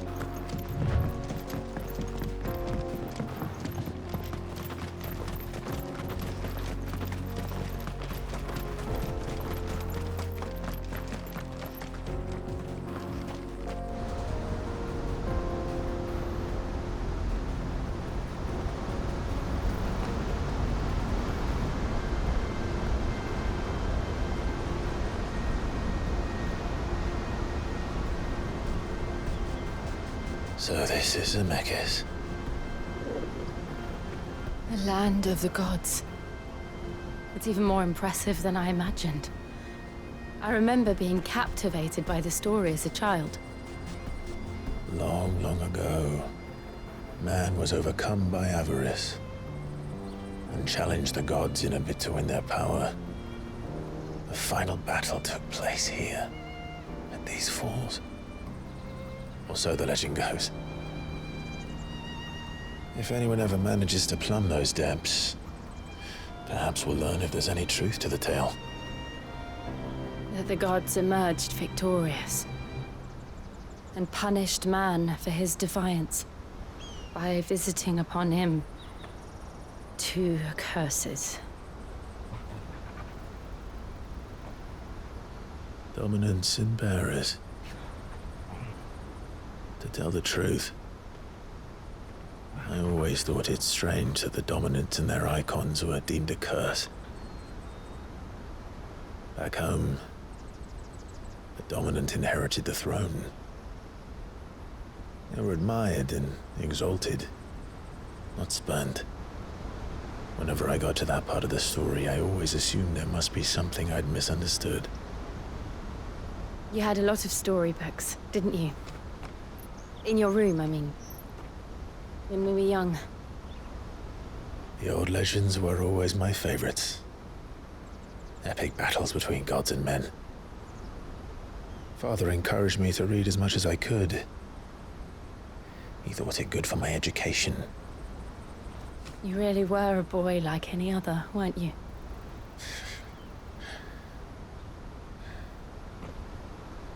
Just look at this place. It's enough to make you believe the legends are true. I know.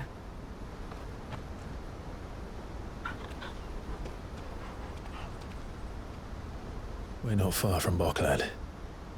The road will be busier up ahead. And we'll have to keep our wits about us.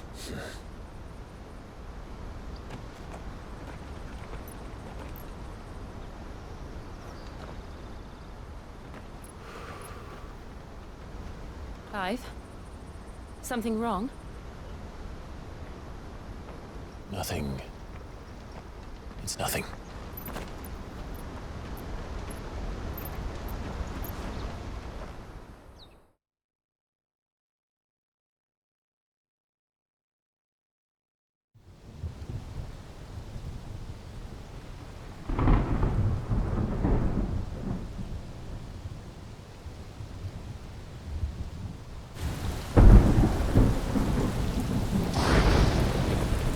I see the reports are true, Father. You have surrendered the throne to Olivier. I have. Emperor Olivier shall rebuild the Holy Empire of Sanbreque.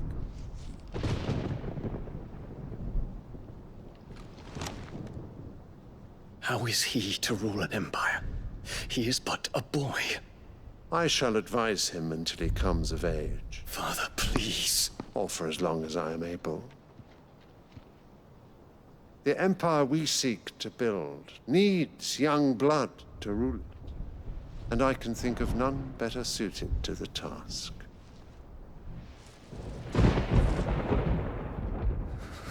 There is other news, Dion. Hugo Kupka is dead, and Drake's Fang destroyed.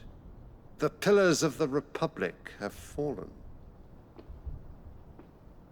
Ere long, the Imperial banner shall fly over every city in Storm. And then, Valisthea.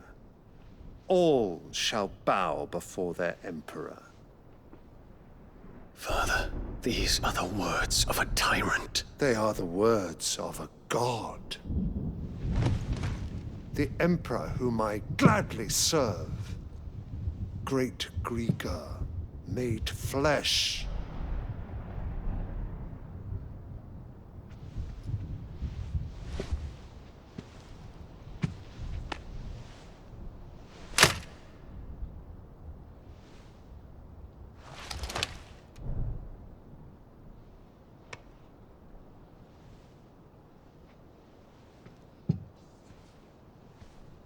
Return to your camp, Dion, and ready your forces.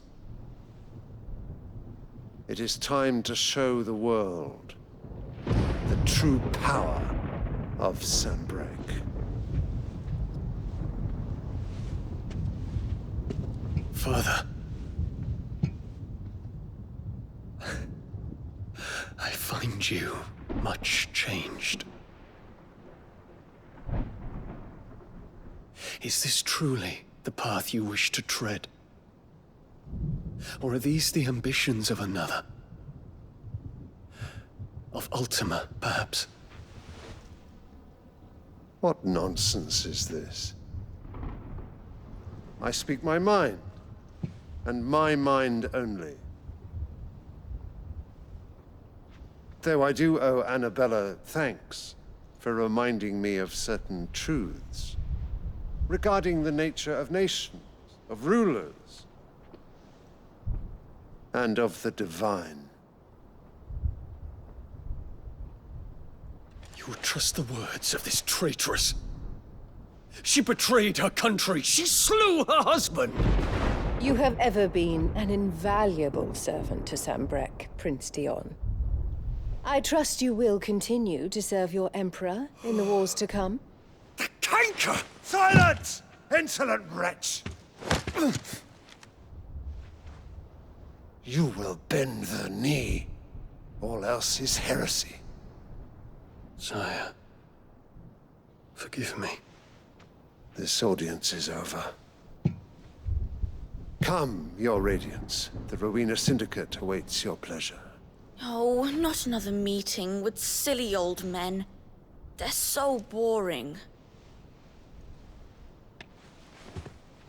I'm hungry, Father. Can't we have luncheon instead?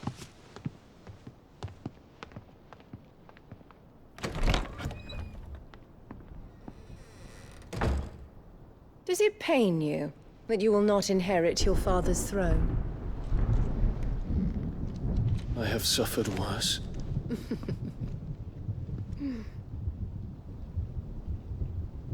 Count your blessings, Dion. For a base-born child to be chosen by Bahamut is miracle enough. You have risen high on his wings, but you shall rise no higher, lest your impure blood stain the throne. What do you know of my blood?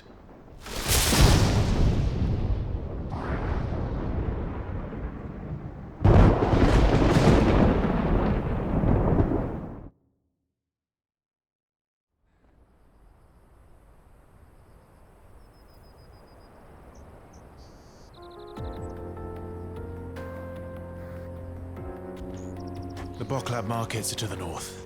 We just need to hug the coast.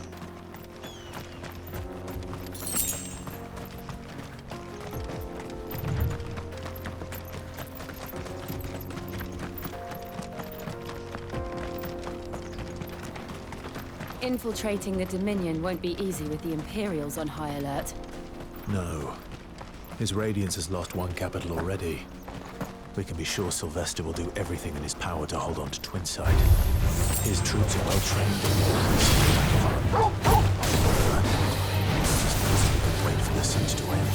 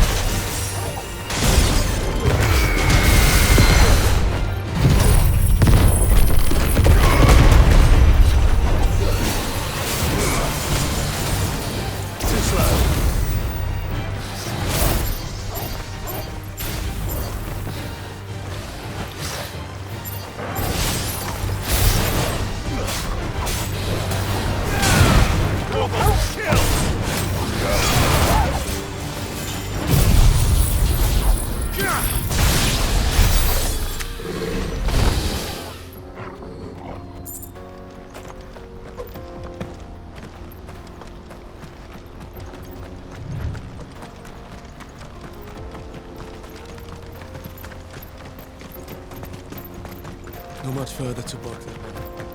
Good.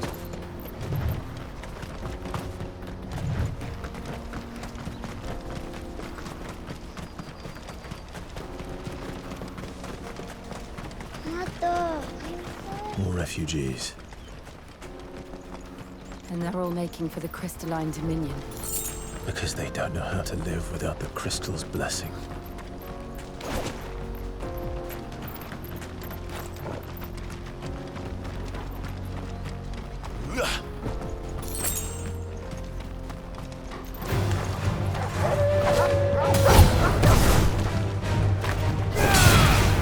All yours, Torgal. Farewell.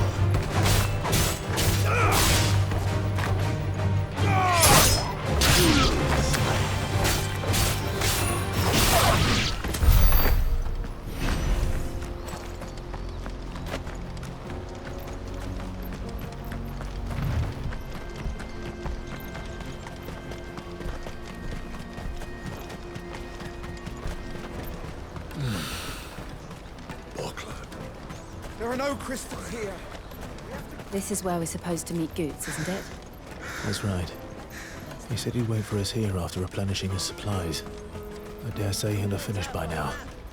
Best service at the best price. What do you think, girl?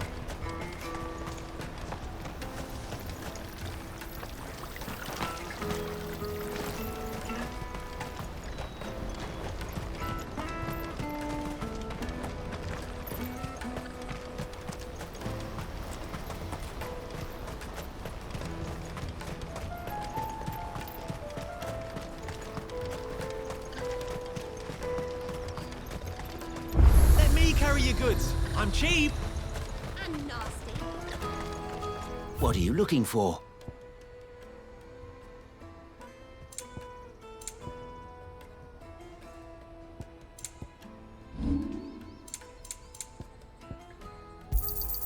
You're sure you don't need it? May Gilbert smile upon you.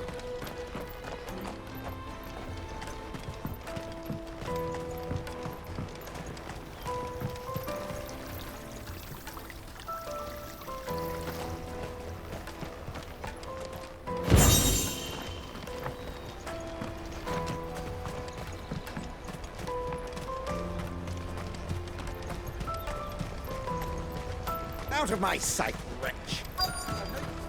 Peaches and pears, beets and beans.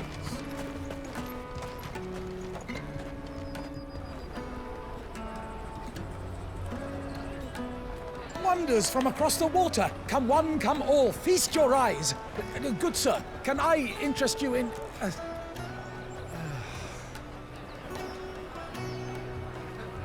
How much? For a measly crust of bread? You won't find any cheaper. Not nowadays. You're more than welcome to look.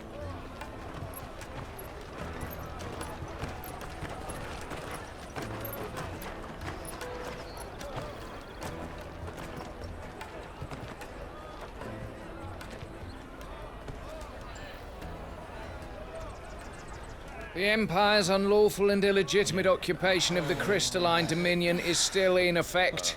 Only those whose business in Twinside has been officially approved by the Republican Army will be permitted to cross the border. All who seek entry are to form a line and ready their documents for inspection. Looks like we aren't the only ones who are eager to leave. And they're checking everyone. Can't you make an Not exception? for the likes of you. We won't get through without that pass. Let's go and find Good, shall we?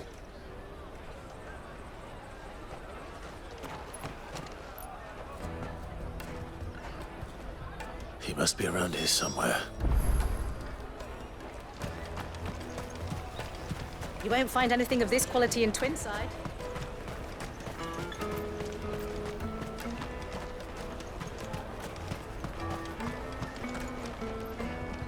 Ah, good.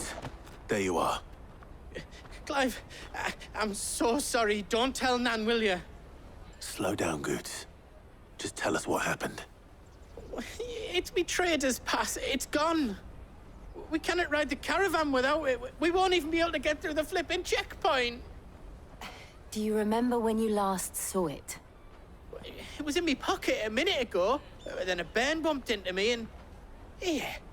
You don't think that they might have nicked it, do you? It wouldn't surprise me. A busy market like this is prime territory for pickpockets.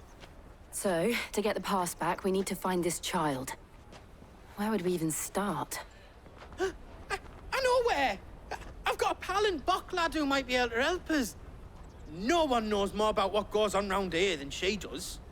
Where do we find her? She's the owner of the Crimson Caravans, up that way. Sign's got a red chocobo on it.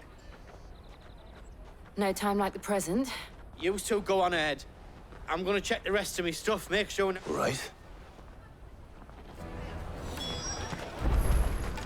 Let's keep an eye out for this red chocobo, then.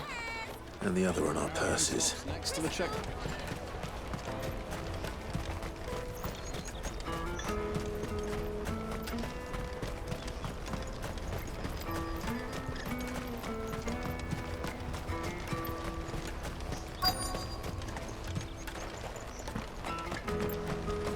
Bloody Crimson Caravan, scooping up all the best customers. Hurry now. Some for the rest of us.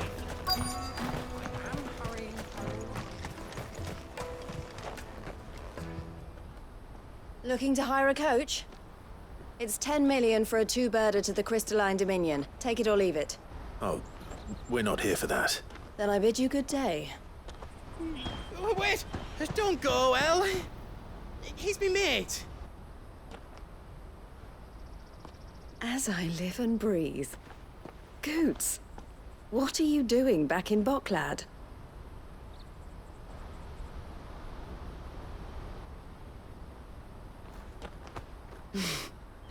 I gather Lady Karen didn't send you.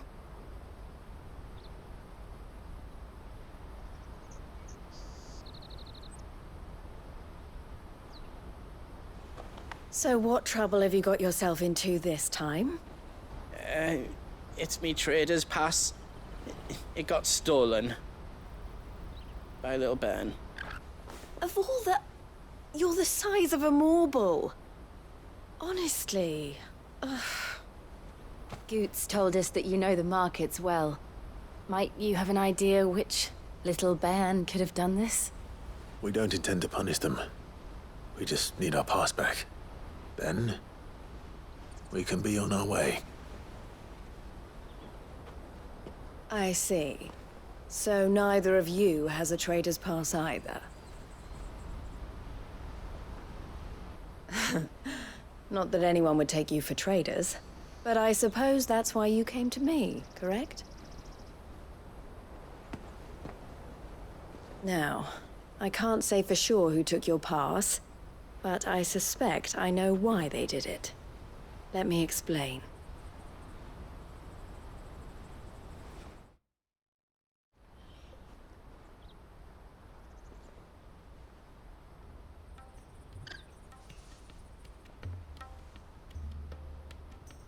Ever since the Fist marched on the Dominion, the Republic has been clamping down on any commerce that might aid the Empire more than it does us. Which means traders' passes have gone from being merely a way of easing one's progress to being essential if one wishes to cross the border at all. And with demand outstripping supply, they've become a precious commodity, leading some to seek to acquire them by less than legitimate means. So the children are stealing passes to sell on the black market? Yes and no. Passes are inscribed with the names of their owners, and yet none of the victims' names have appeared on the register of those passing through the checkpoint. Which means? That someone is doctoring the stolen passes. The same someone who is encouraging the children to steal them. And the same someone who has Goots's pass, no doubt. Whoever they are, they're ruining the livelihoods of honest merchants, which is why we've decided to take a stand. Will you stand with us?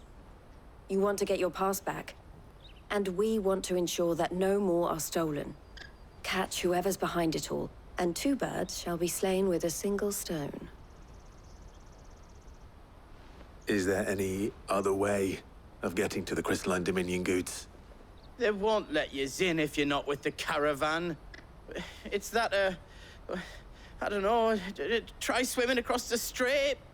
But the guards will definitely spot you if you try and do that. Like, we don't want to get spotted, right? So either we find the people who took the pass, or give up all hope of entering the Dominion. All right. We'll help. Thank you kindly.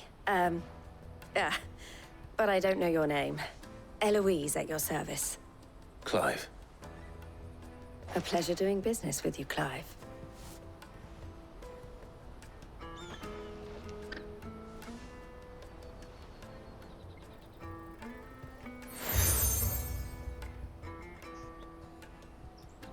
The proprietor of the furniture makers by the coach stop is spearheading the search. Wear that, and he will know you for a friend. I suggest that you speak with him first. The furniture makers. Understood.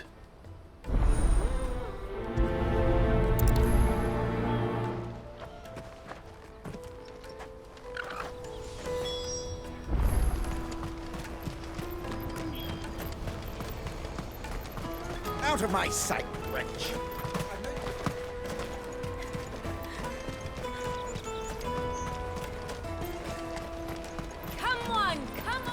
Jug of snake spit for the road? The caravan stops next to the checkpoint. Are you the furniture maker? Looking for something in particular? Ah, Eloise collared you too, eh? Then I expect you want to know more. She told me you were leading the hunt for the pickpockets. What have you learned? For one, that they're targeting the traders carrying the biggest packs. Harder to watch your back, see? And less chance of the mark giving chase if they're spotted. Not that they'd be likely to catch them. Those imps know every inch of this warren like the backs of their hands. Their eyes must have lit up when they saw Goots. The fishmonger round by the gate's been trying to track down the children involved. You should go and have a word with her. Thank you. We will.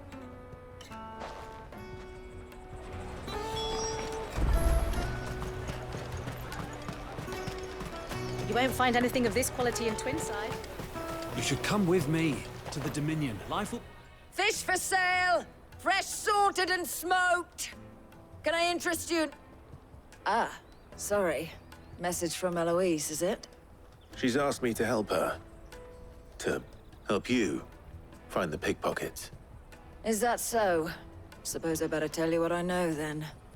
For one, this isn't a family operation.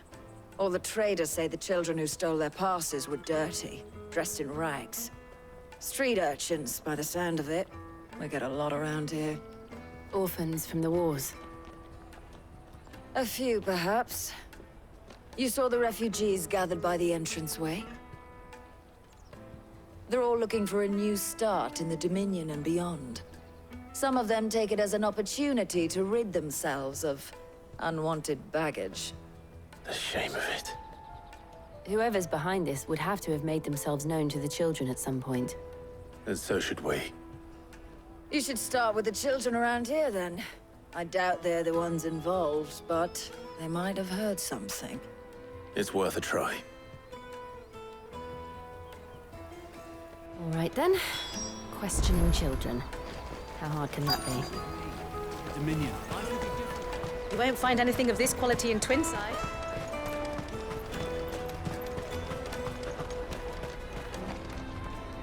Do you have a moment? What do you want? What I want is to know who's asking children like you to pick pockets. I don't know.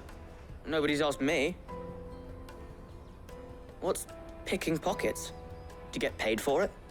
No, you get in trouble for it. So if they come calling, you know what to tell them.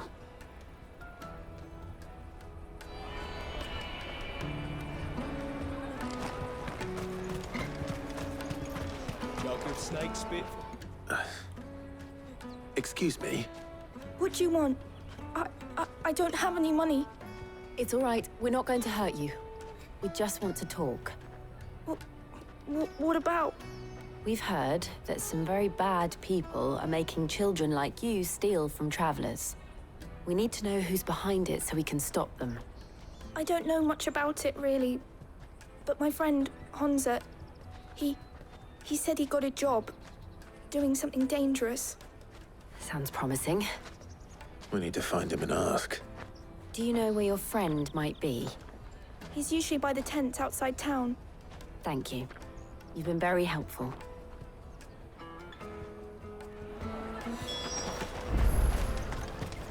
Come on, come on!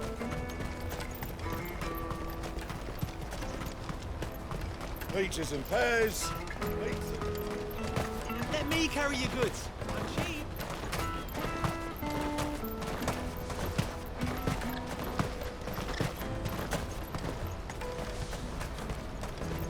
She must have meant the refugee camp. Let's hope he's still nearby. Daddy, I'm hungry.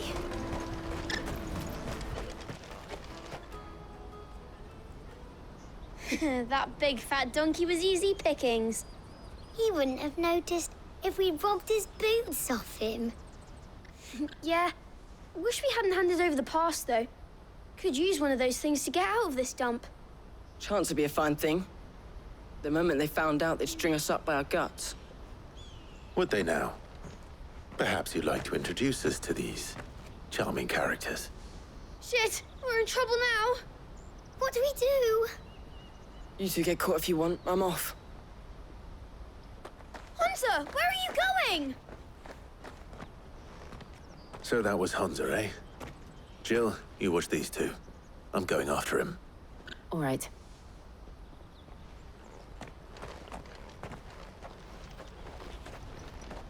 He can't have gone far. I need to find him before his employers do.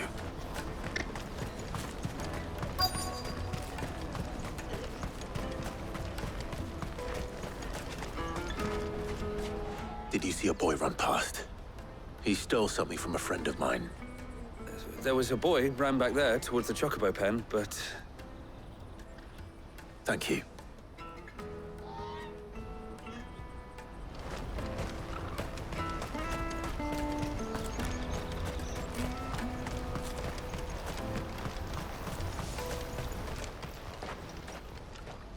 Shit! Cornered. It's all right, Hansa. I'm not going to hurt you. I just want to ask you some questions. Fine. Not like I've got a choice. I'm looking for the people who are making you steal for them. Who are they? Called themselves the Carstones. They said they'd give me a good gill if I did what they told me. I knew they were bad, but bread doesn't come for free. Didn't come at all half the time, before I started buzzing for them. You know, if I didn't do it, they'd just pick on someone else. Someone they could push around easier. Honza. You found him then? Jill. Where are the other two? Eloise is watching over them. She sent Goots and I to look for you. You're... him! I haven't got your pass anymore, if that's what you're after. I gave it to the Carstones. Whatever you do to me, I can't get it back. Not that I go against them anyway. If it weren't for their gill, me and my mates would have starved.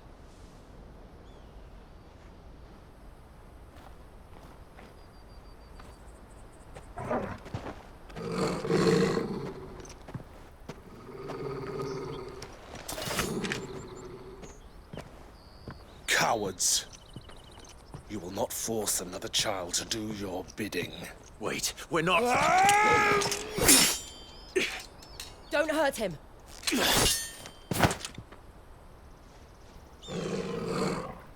You're making a mistake. We're on the same side. Like hell we are. That brooch. Where did you get it? Master Theo? Goots. What are you doing with these people? Unless you're the ones my sister was talking about. Your sister?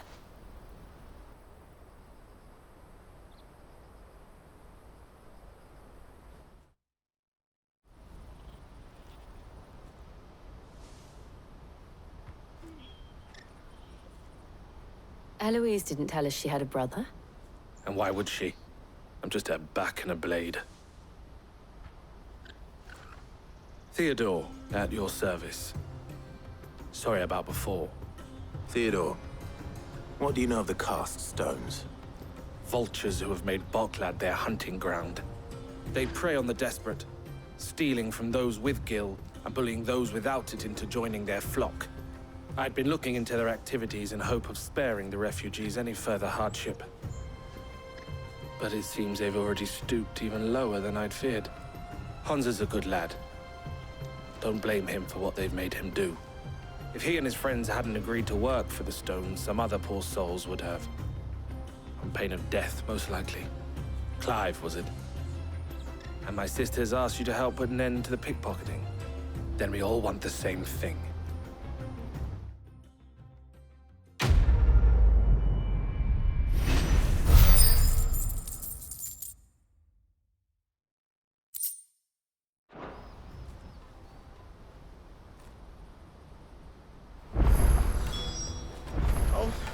Where is it?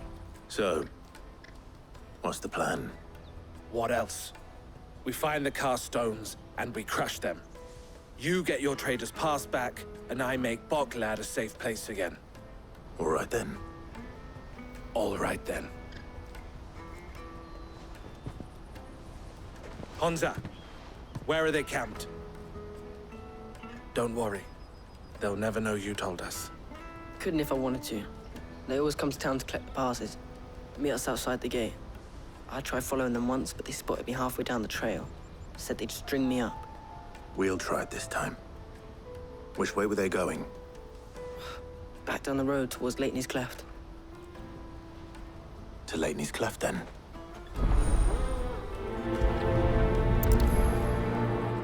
Leitney's Cleft is to the south, past the camp. Better not have scared any of my birds. No use calling Ambrosia now. That's that then.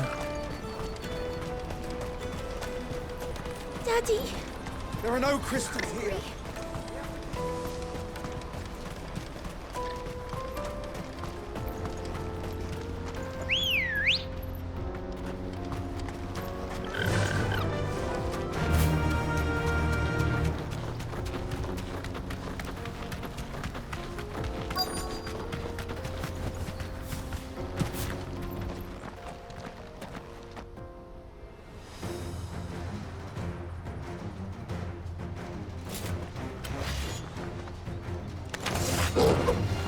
That's the one who's been sticking his nose in our business. You should have minded your own.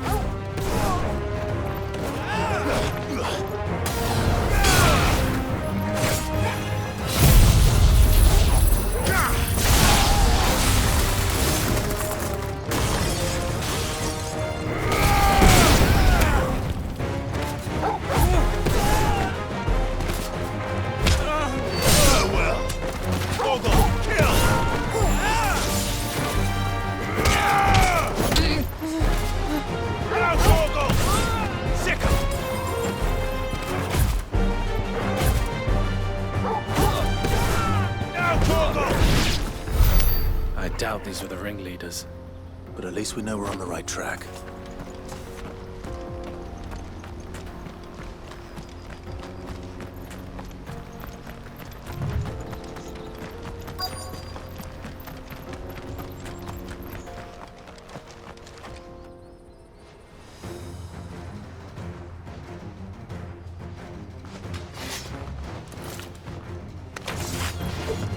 We got company! That's the lot of them.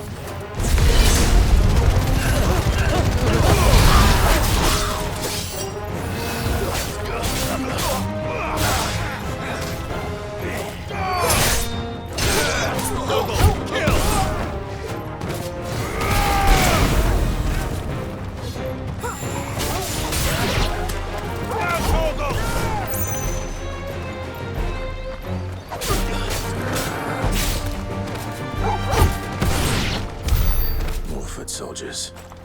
Fewer now.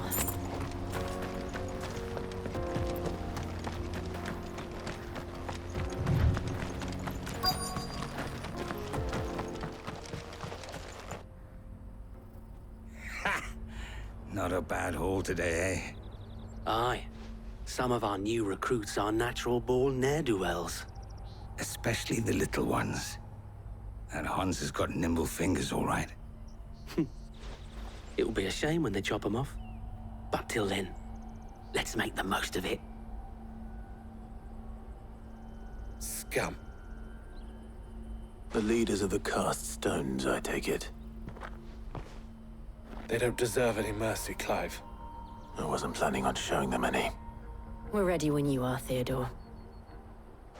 Oh, I'm ready.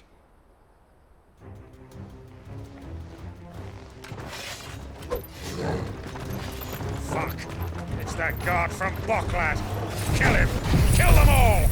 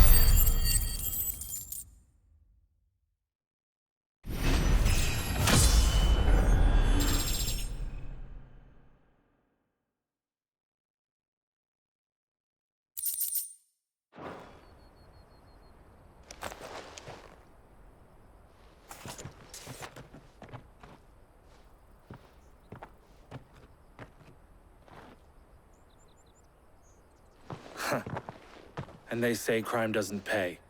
Gold chains, rings, purses. And traders' passes. Dozens of them.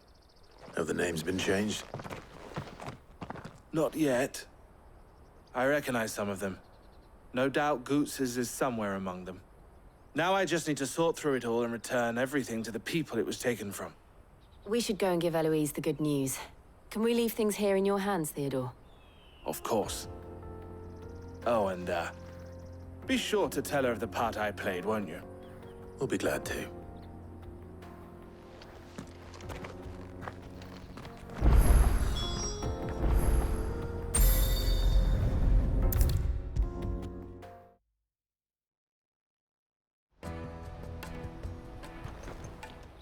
Clive. How goes the hunt? My brother isn't getting in your way, I trust? Quite the opposite.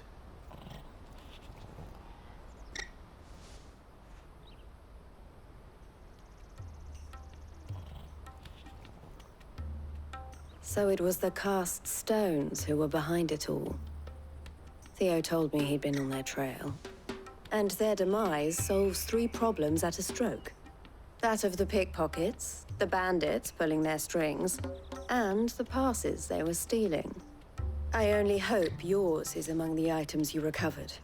Only time and Theo's return will tell. Speaking of whom, welcome home, dear brother. You are too kind, Eloise. Here, Clive. Goods' pass. Ask him to keep a closer eye on it from now on, would you? I will. Thank you. El, I've asked our boys to carry the rest of the goods back. Can I count on your help in sorting through it all? Of course. I'll make some space in the storeroom. I expect you'll soon be on your way then. But it wouldn't do to leave without introducing yourself properly. Would it now? Sid. Don't look so shocked. We're on the same side. I don't understand. As you now know all too well, we at the Crimson Caravans are always happy to help those in need. For a small fee, we will move anything that needs moving. Be that goods to market, or bearers away from it. I was the first my sister helped escape. If it wasn't for her, I'd have been branded as a boy. I had no idea. It just so happens that we are seeking to expand our operation. And who better to join forces with than the leader in the field? Wouldn't you agree, Theo? I would. It seems our purpose is the same in more ways than one. So what would you say to working together again? It would be our pleasure. And our honor. The honor is ours. Here, Clive. This is for you.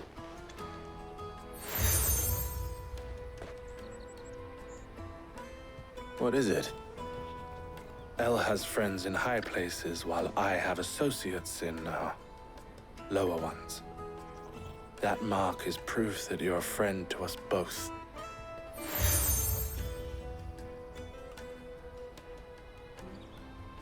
I shall bear it with pride.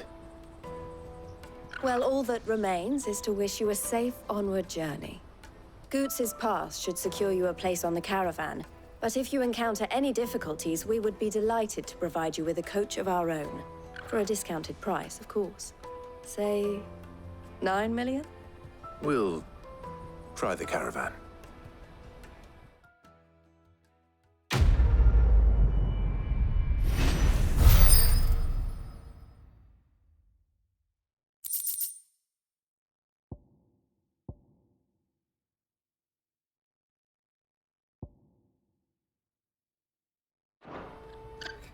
Right then. Let's get this back to Goots. And then it's on to the Dominion. Let me carry your goods. Pardon me, but would you happen to... That well-notched steel and impressive physique. I have need of a sword for hire, and might you be convinced to offer me the use of those... How exactly do you intend to use them? Well, being... and should... well... My arms... What? But where are we going? Along the old... Quickly! Wait. Good luck with your ne'er-do-wells.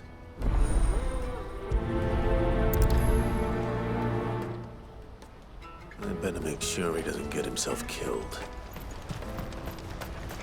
Porter for hire. Best service at the best... I see you've been of some assistance to Eloise. Perhaps you can extend me... Perhaps. Finding someone. I was now... Any idea where his... Can't...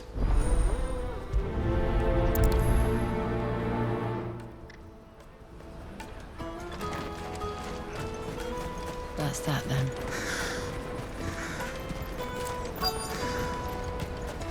There are no crystals here. We have to keep going.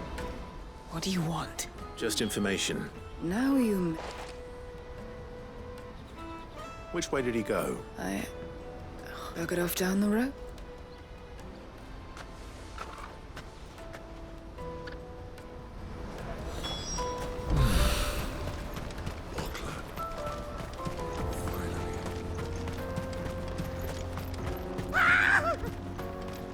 Why am I not surprised? You'll hand over your toys if you know what's good for you.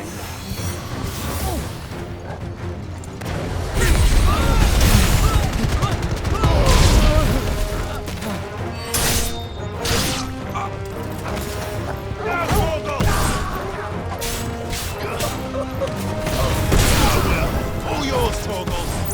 Over here.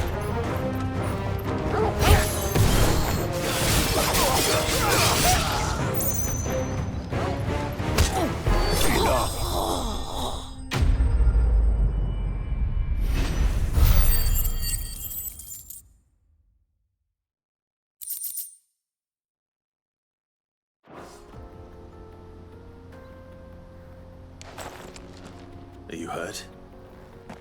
Happily not, good sir. Thanks to your timely intervention. More importantly, we have arrived. Now, feast your eyes upon the marvel before us. Ruins, a relic of the fallen civilization. A sight so common that man is oft blinded to its wonder. Colossal vessels, dashed from the very heavens. Airships, we call them, with very little thought to what wonders such a word might describe. Oblige me if you would. Does anything strike you as peculiar about this particular specimen? Though we ourselves find fallen ruins to be nigh indestructible, whatever gouged the final sin from the rock cleaved clean through the structure you see before you. A tantalizing mystery, no doubt, but merely one of countless enigmas in which Zemeckis history is steeped. Come, good sir. Our expedition continues, and we still have much to learn.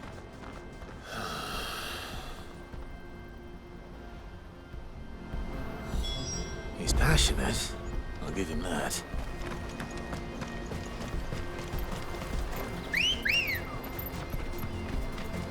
Let's go. Run like the wind.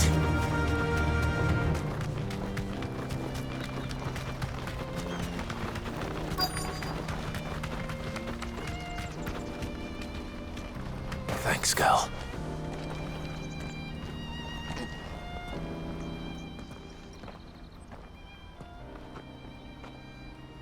We don't want any trouble. Neither do I. Well, we haven't seen... Yes, we can. Maybe. Mum won't let me. Shh. I only told him what you...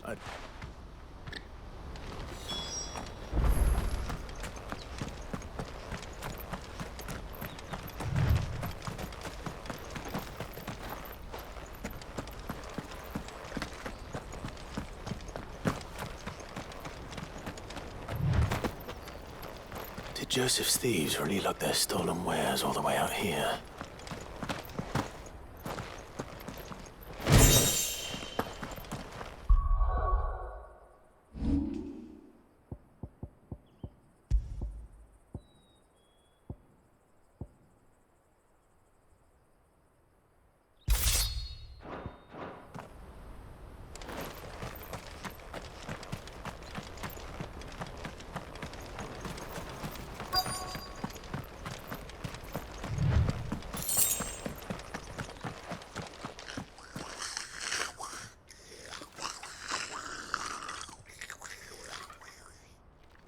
I think we found our thieves.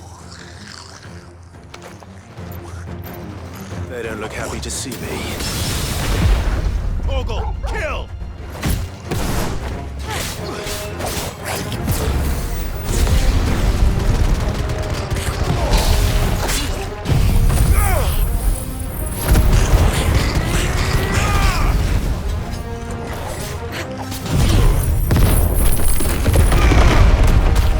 You're finished.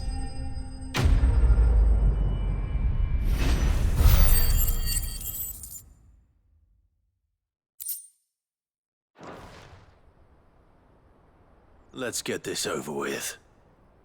Stop! Don't kill him, he's just protecting his home. Joseph? So the boy was right. I don't know you. Your porter friend sent me to find you. She was worried you might have got yourself killed. Have I been gone that long? It wasn't hard finding the thieves.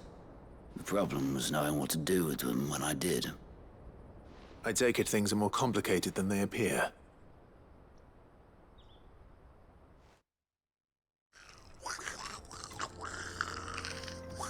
I'd all but ruled out bandits before I even left the market. You know why that is? Because our thieves had no interest in gold or gems, or anything they couldn't eat for that matter. Add to that the rumors of goblins in the area, and the mystery practically solved itself. I soon found their cozy little homestead and all the missing food. I launched myself at them, full of righteous fury, but their leader was the only one who moved to meet me. The others, they huddled around that food, ready to die protecting it. They stole because it was that or starvation. I've been... So you spared them? And earned their trust into the bargain by the look of it. These goblins aren't native to the area. They don't know how to survive such barren lands, so I've been teaching. And once they've learned to hunt and forage... I'm impressed. I didn't know... Do me a favor. Let the porter know I'm safe. I'll head back to the market once my work here is done. Oh, and don't mention the goblins. I don't want people coming here brandishing pitchforks. Not now this lot have sworn off thieving. Your secret's safe with me. I appreciate it.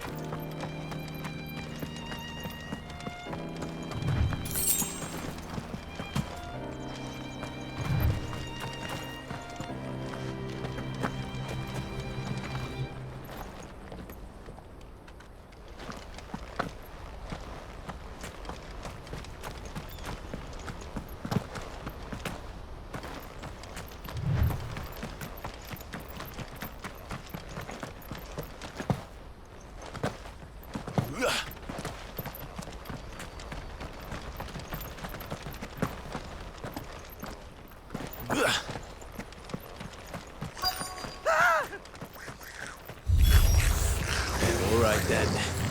Who's first?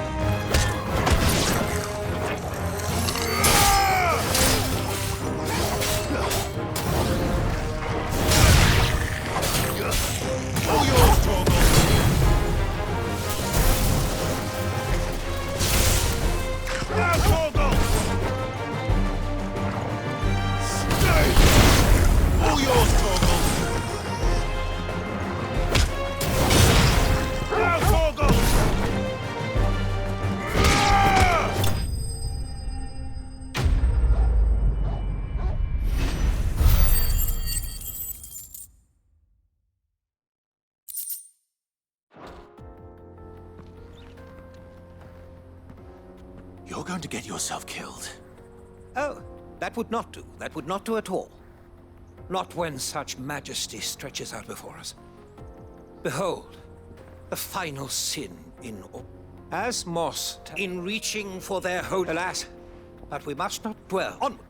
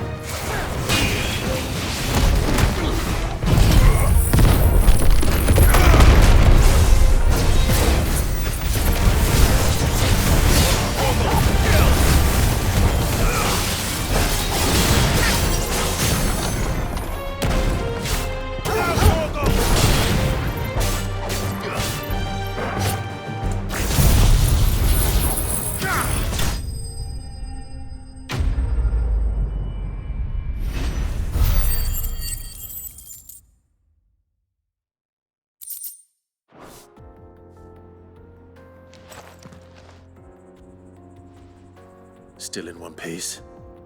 It would seem so. Once more, I am in your debt. And once more, you impress me with your prowess. These, though Moss the Chronic, he offers little could. You are right. I was, and I.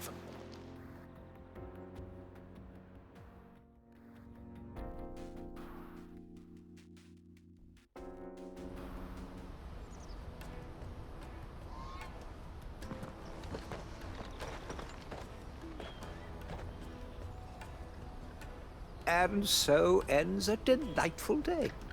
Here, your reward for humoring my selfish whims, plus a little extra for the trouble I have put you to.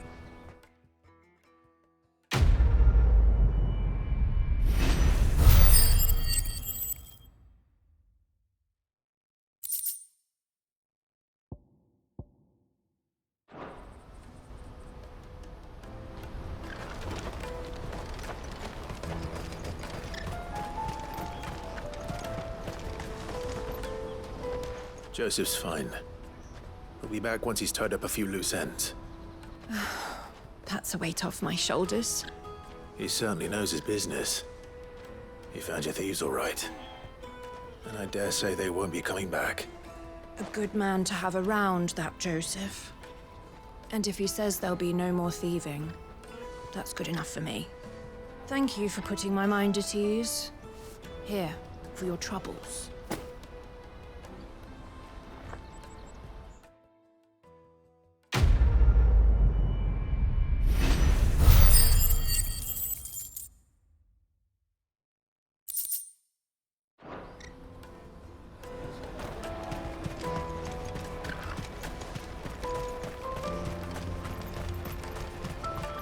Carry your goods. I'm cheap.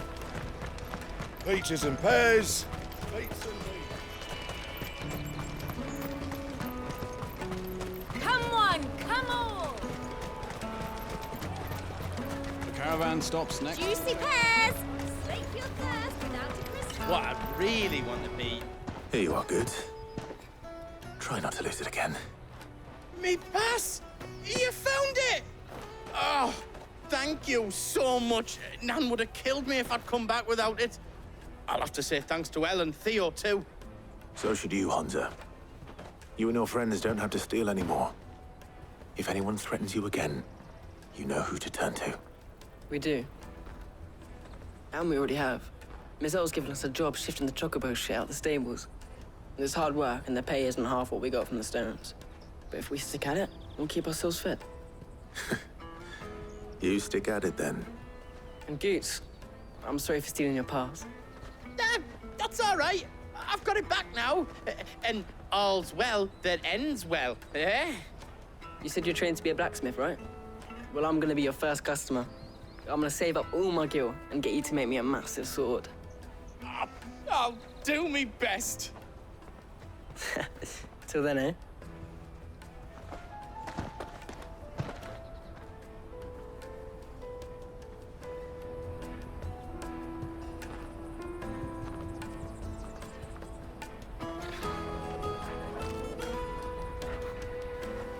All right.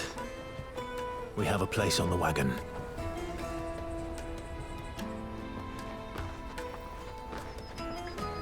Remember, Goots, we're mercenaries.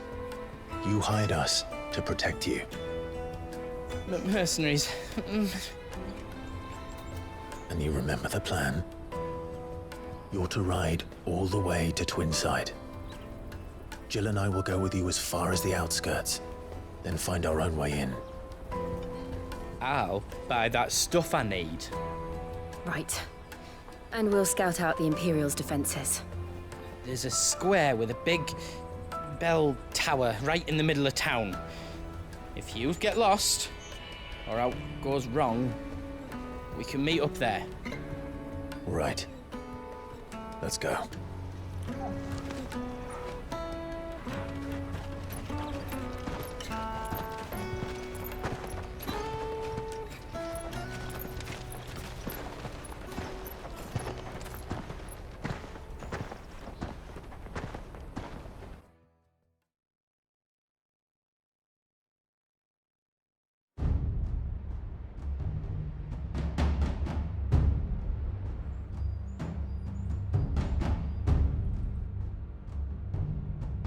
I see.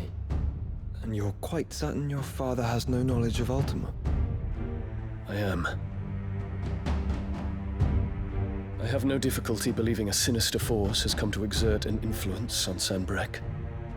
But be that as it may, it is yet to claim my father. For better or worse, his radiance speaks his own mind. Then the Fiend works from the shadows. I confess, when first you told me of this Fiend, I had my doubts. And more than a few at that. A beast that labors to plunge Valisthea into turmoil, all in pursuit of your brother. But that wound is proof enough that evil is afoot. Then I have your answer, Your Highness. You will join me in my fight.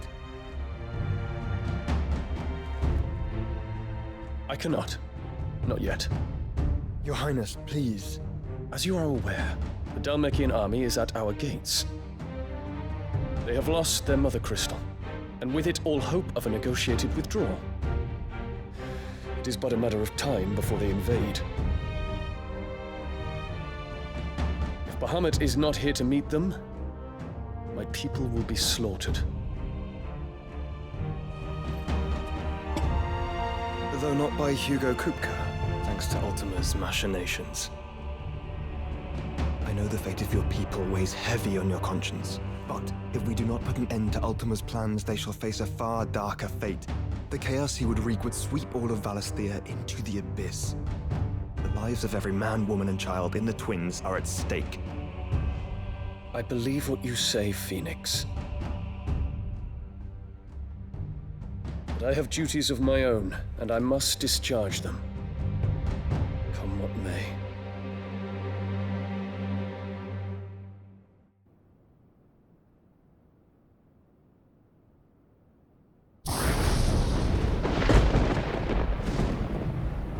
What do you know of my blood?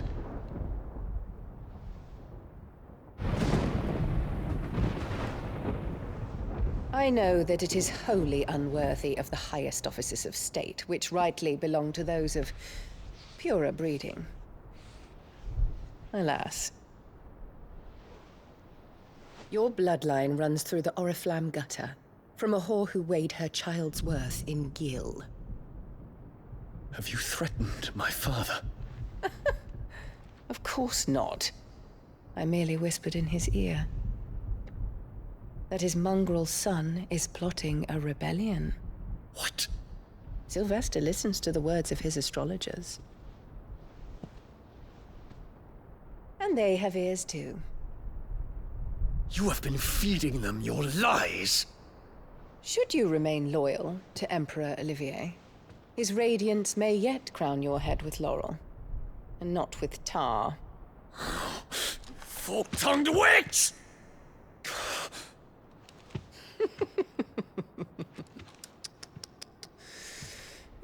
In consideration of your long years of service to the Empire, I shall forgive this uncharacteristic rudeness. Now hurry and make ready, Your Imperial Highness. Emperor Olivier expects much of you, Dion. Or should I say, of Bahamut. May your fire reduce his enemies to ash, till all of Valisthea bows to its rightful ruler.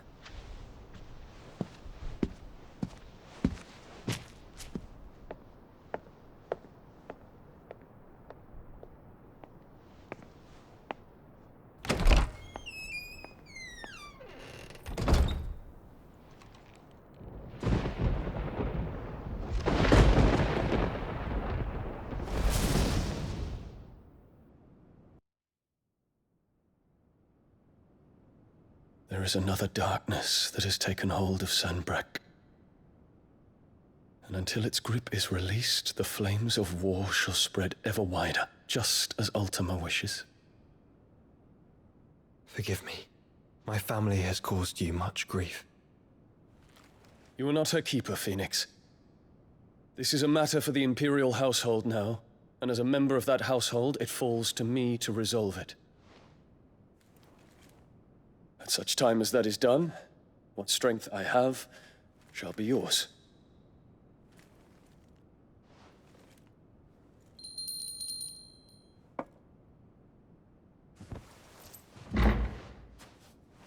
Thank you, Your Highness.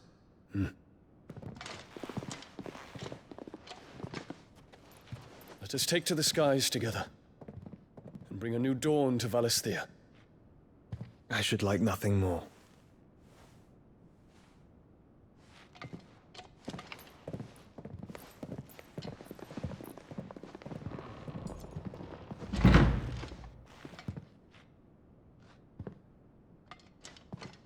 Terence. My prince. Tell me true. Do you believe what I'm about to do is wrong? We dragoons have but one leader, Your Highness. And we shall follow him unto the very end. Thank you. And this is my decree. For their crimes against the crown, the traitorous Annabella and her usurping son shall be put to death, and the Empire restored.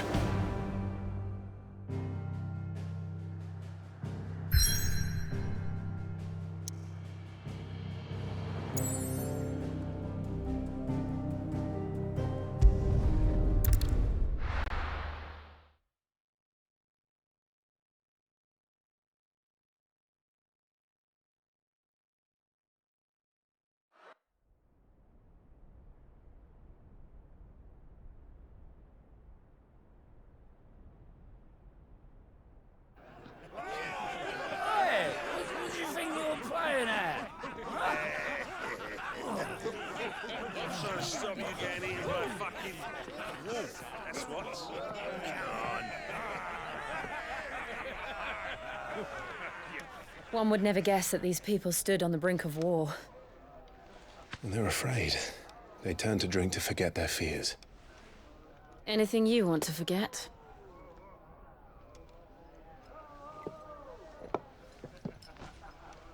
The harbor is empty, and half the market stalls too. The city may seem peaceful on the surface, but it's balanced on a knife edge.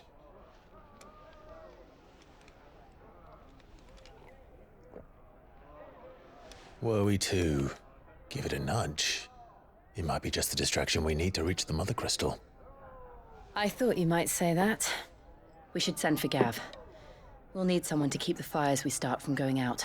And we can busy ourselves scheming until he gets here. I'll send a Stolas then.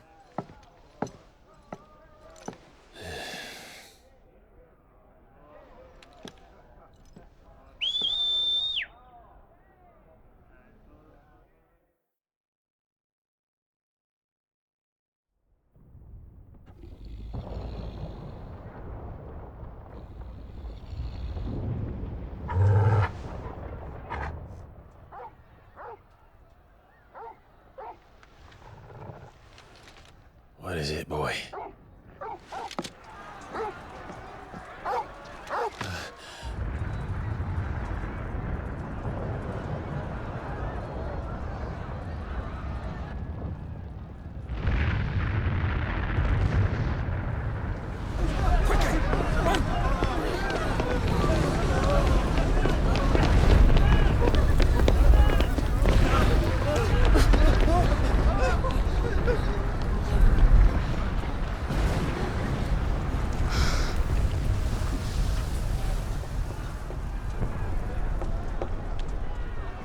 What's happening?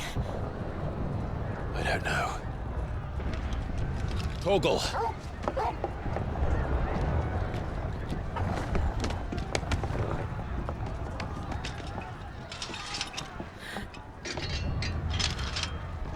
This way.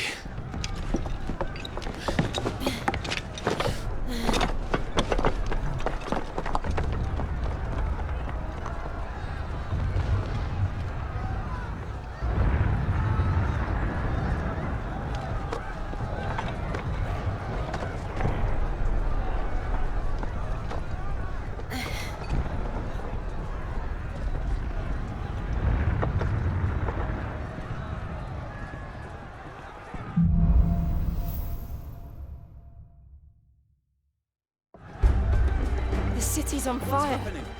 I'm sure Goots is fine. He'll be making for the square. The one with the bell tower. In the middle of town, right?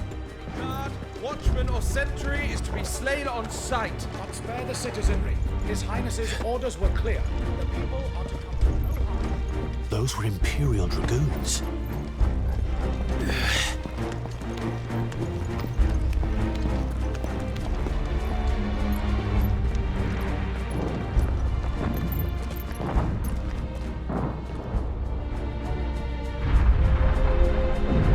What in the hell is going on? Let's go and see. Right.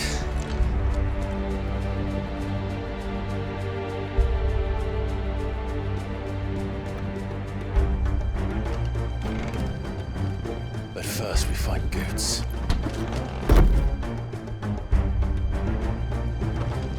I just hope he's all right.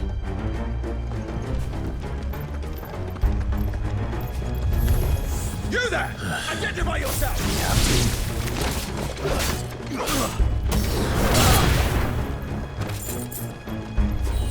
Stay down.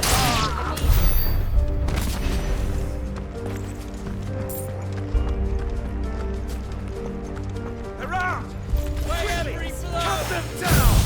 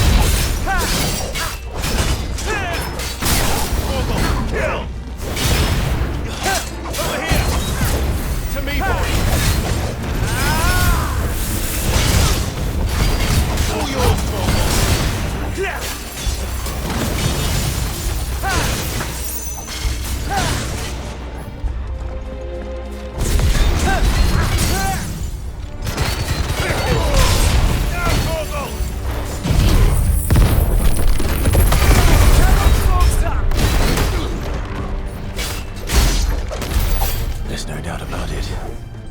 They're Dragoons. What is this then? A civil war?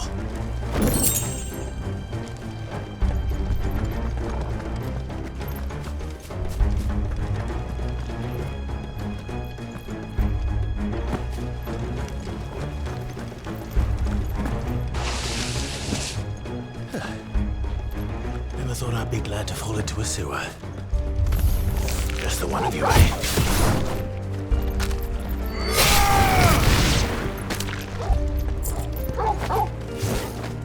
Ogle, kill! Stay down!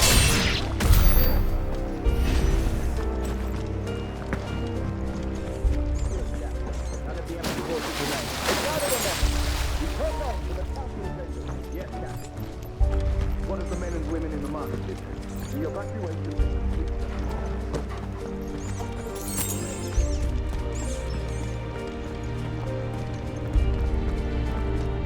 There it is. The bell tower. Right.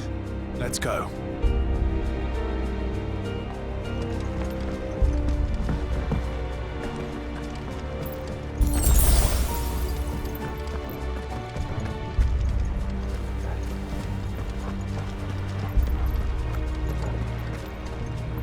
Ah, a goods lift.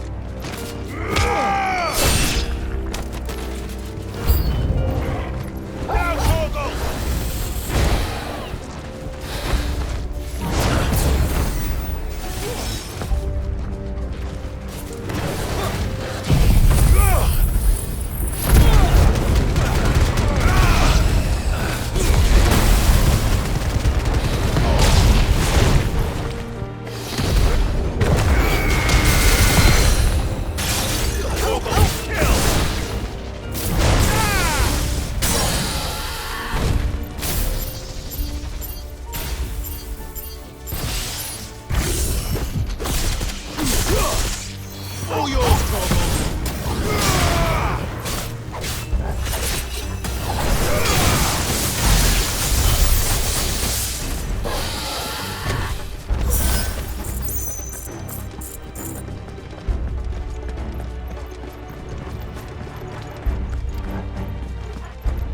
Damn it.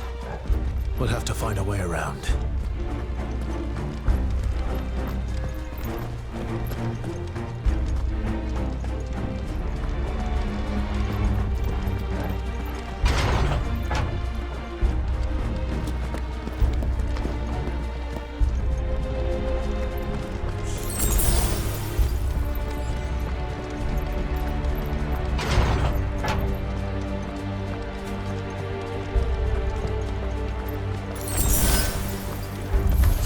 In the name of His Highness!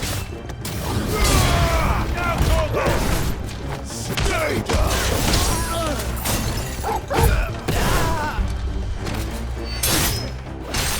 Too slow. Now, Torgal!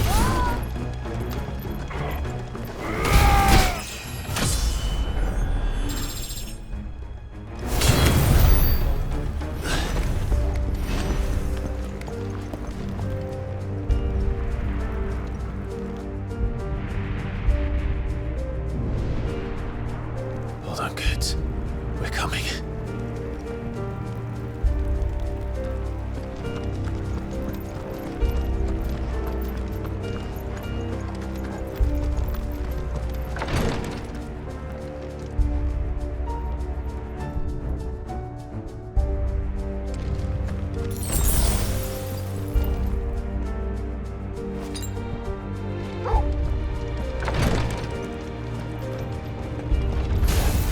In the prince's name, none shall pass!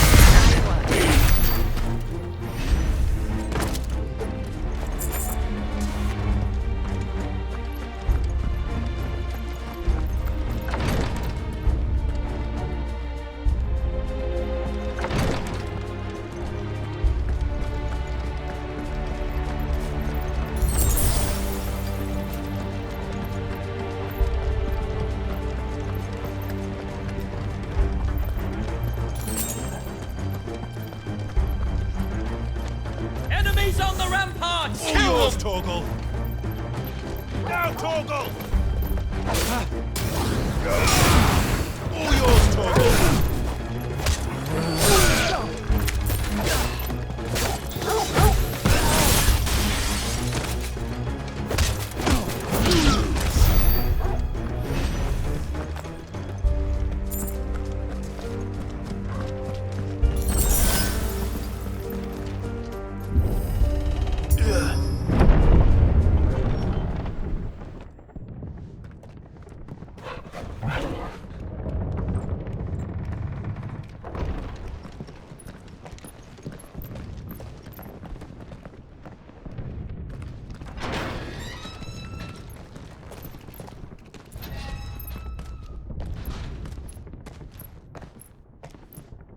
Can you see him anywhere?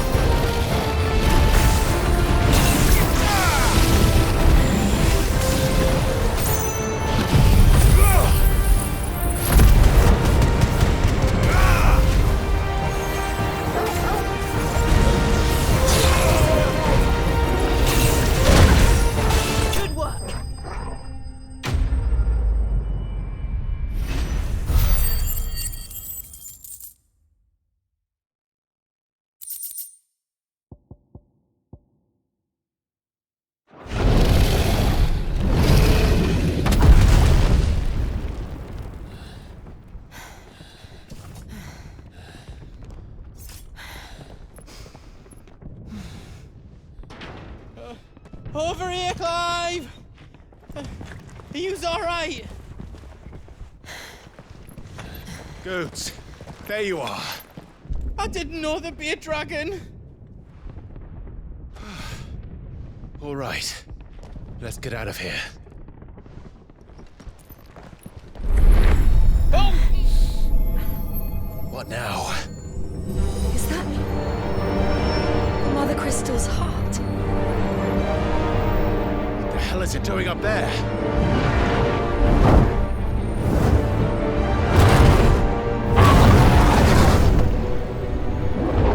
Bahamut.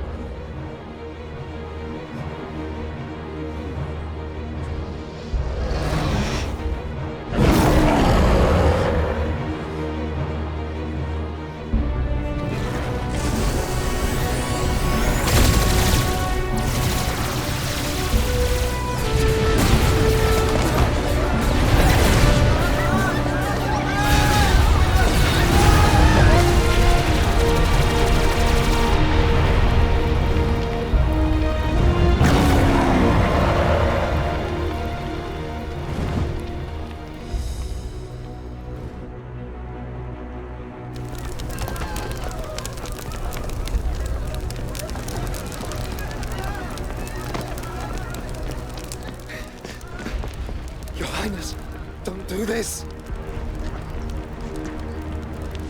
We must leave. Now, Your Grace. I beg of you. This is not what he wanted. Something's happened. Forgive me, Yota, but I must put a stop to this. Your Grace!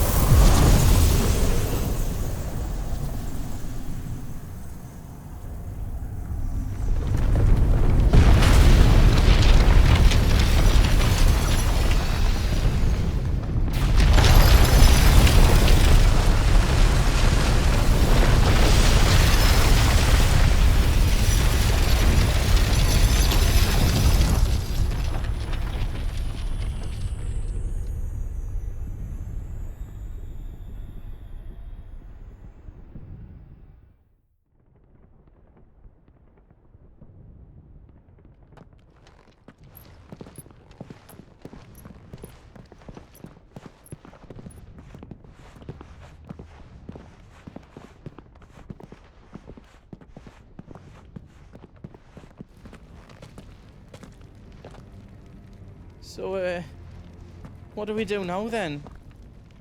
We destroy the heart. Well, you might come back! As soon as the flames die down, the Imperials and the Dalmex will move in. This may be our only chance. And Bahamut has gone for now. You should get as far away as you can, Goots.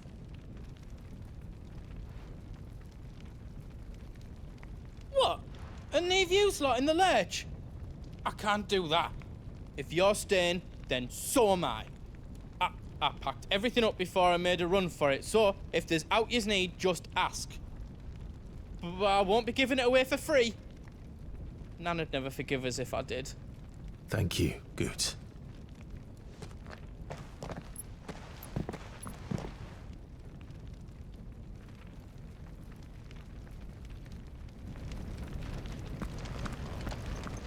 Just let me get me stuff out. I've got some good stuff for yous.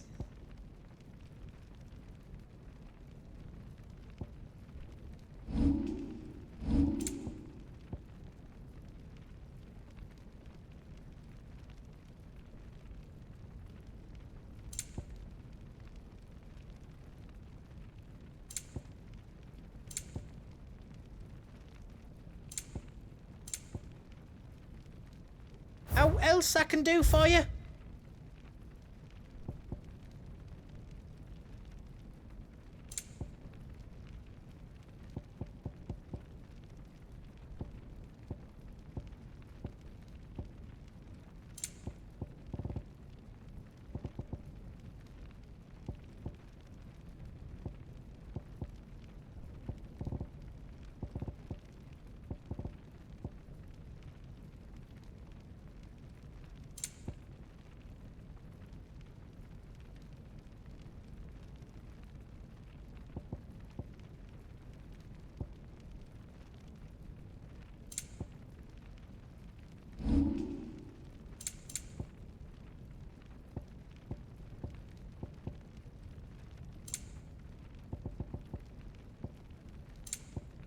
You don't want me to make yours out else?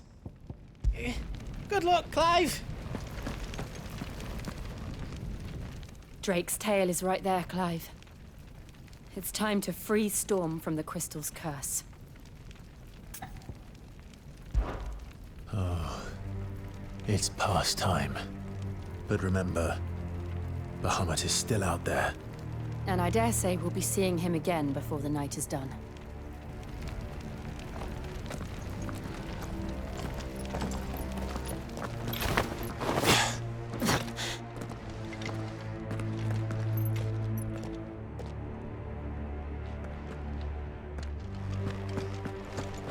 No more roads. We'll have to find our own path. That's better.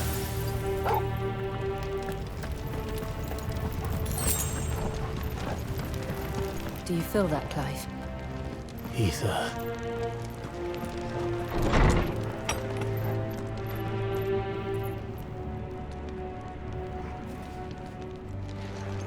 Just what we need.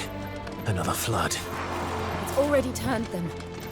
Then there's no reason to hold back.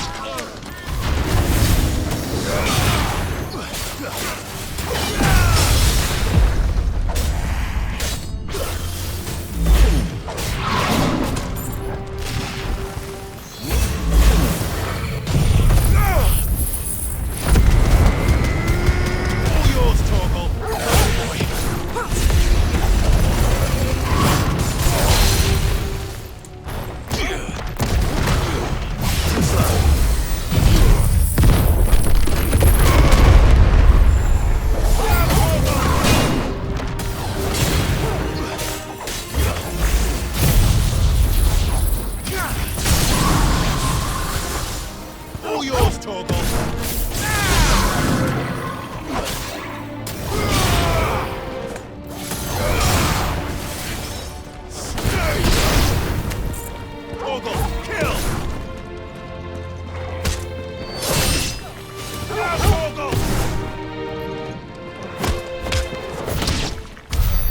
must be a way to climb up.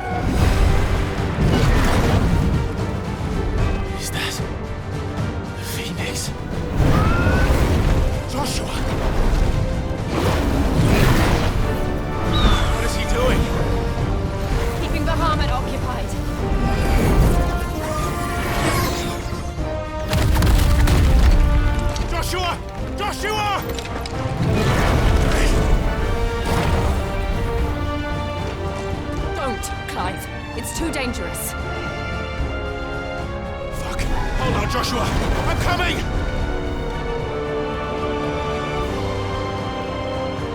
We have to save him. And we will. We just need to keep moving.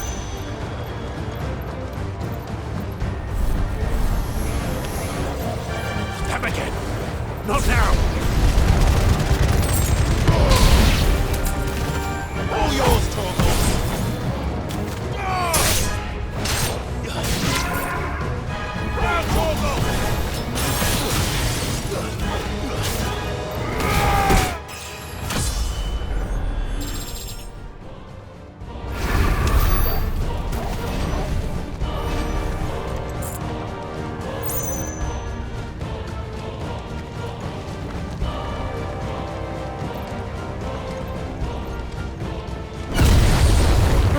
What was that? Bahamut. He'll kill us all.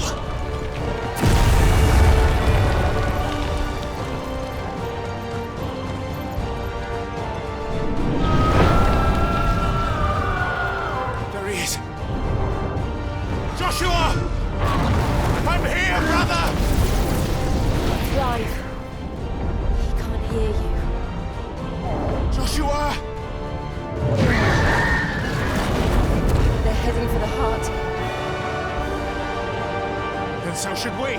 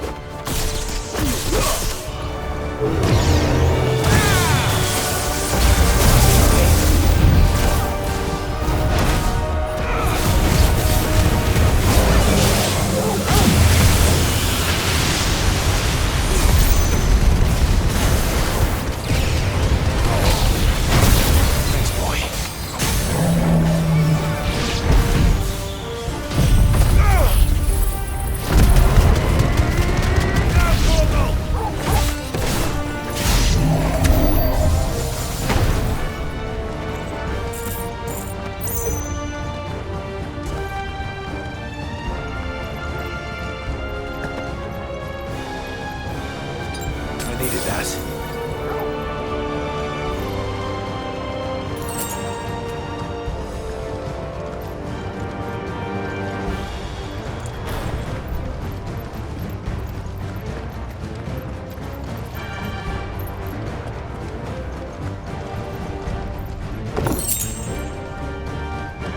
Are those the council chambers? How are they still standing? I don't know.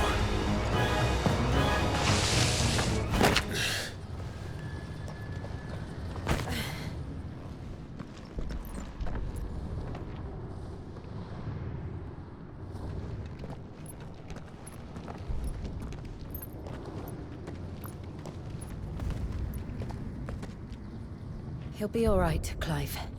He's a survivor.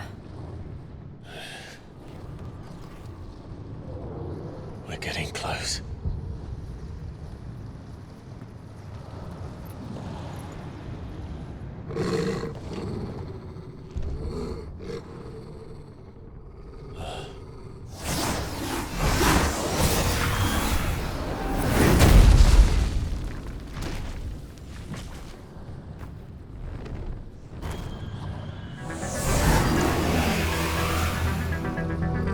Looks like somebody doesn't want us getting any closer. I don't care what it wants. Neither do I.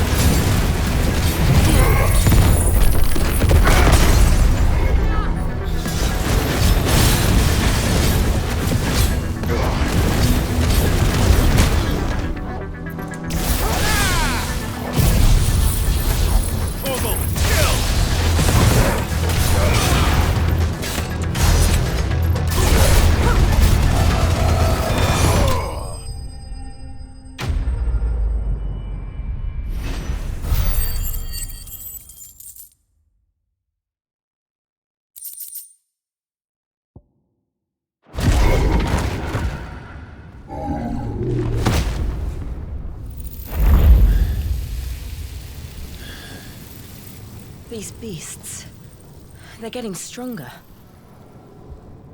We can think about them later. Right now, there's only one thing we need to focus on. The heart.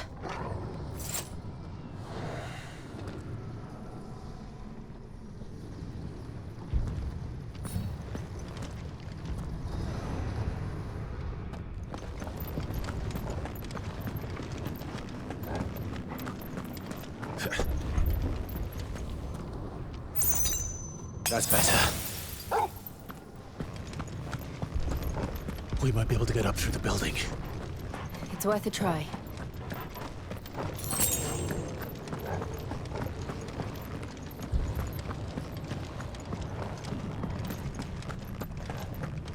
Quiet. There's someone up there. Is someone there? Mother, It's you. what happened here? He tried to take him from me. Oh, my boy. My darling boy. Is this the child you made with the Emperor? Why, Mother? Why did you betray us all? You have no right.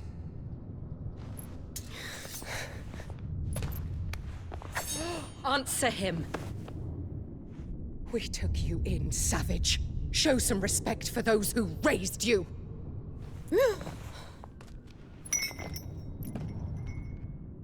Honorable Elwyn, always thinking of his precious homeland. But what worth is a homeland in a world beset by the Blight? Father did not seek to protect his country. He sought to protect his people. A leader's duty is not to protect his people. It is to protect the source of his sovereignty. The noble blood that runs in his family's veins. So long as this bloodline remains unbroken, what does it matter if a nation falls? One can always found another. Unlike him, I did my duty. I preserved my line. I bore a son of the noblest blood, to whom the whole world might kneel. That is why I gave Rosaria to Sambrek, that I might join my line with the Lesages and birth a savior of this benighted land, blessed by both Bahamut and the Phoenix! You sold your country for a child. Why did he need another? You had Joshua. I had nothing. You were always your father's son, so very strong and bold and daring, and yet you failed to awaken. Would that Joshua had been granted 1/10 of your strength? Oh! How the nobles laughed that Elwyn's firstborn was surely the son of a concubine, and my own, not long for this world. The shame of it! The shame of being slandered by one's inferiors! How could you ever know how that feels? It should have been you! Why didn't the Phoenix choose you? Joshua's every waking moment was spent trying to shoulder the burden that you and the Phoenix and the Duchy foisted on him. That's why I became his shield. To help bear the weight. But what did you do? You betrayed your own blood and surrendered your son to his fate! Joshua, my darling boy. I never meant to hurt him. The soldiers' orders were clear. He was to be spared. Why did you survive when the only one I truly cared for died? What? Have you not looked out of the window? Joshua is here! The Phoenix lives on! He's battling Bahamut as we speak!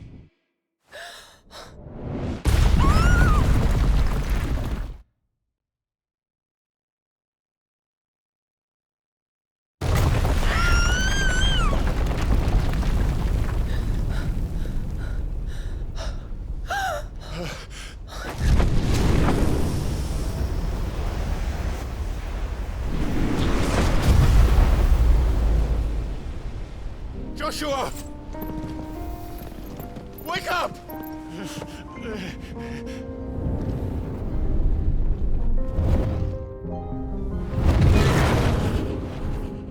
I am a shield of Rosaria.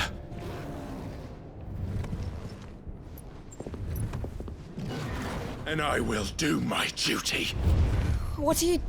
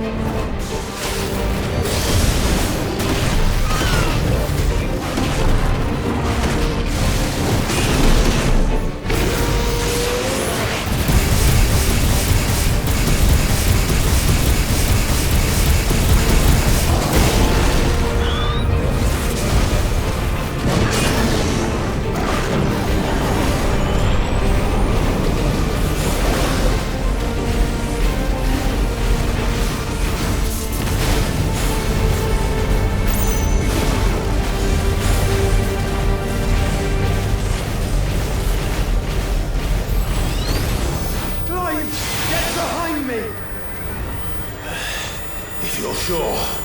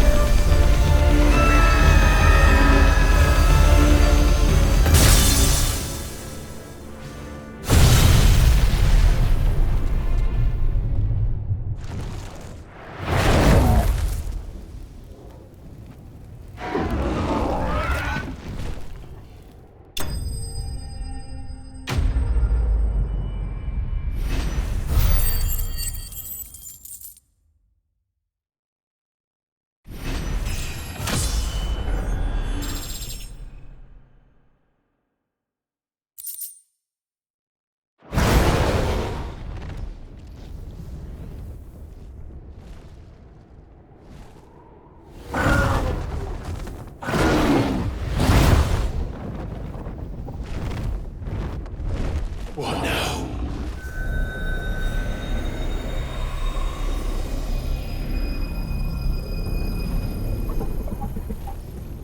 This is drinking the ether. We have to stop him.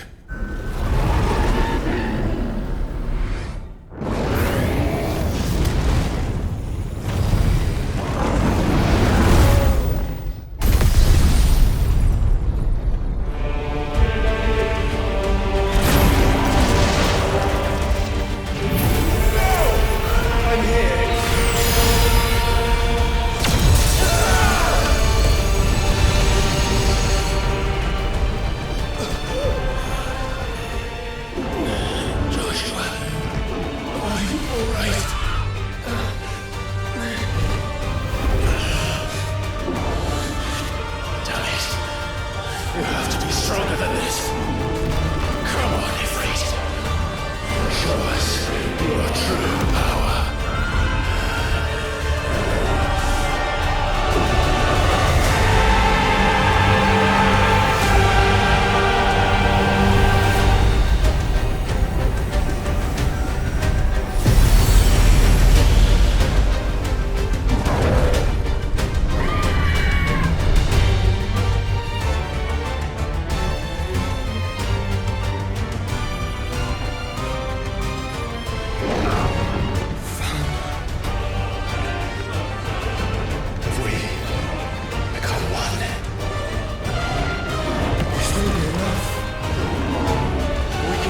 Clive.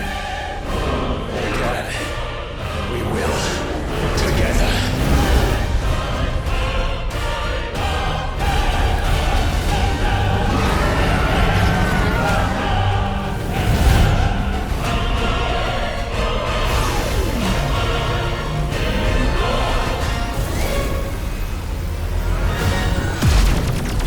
Are you ready? Ready!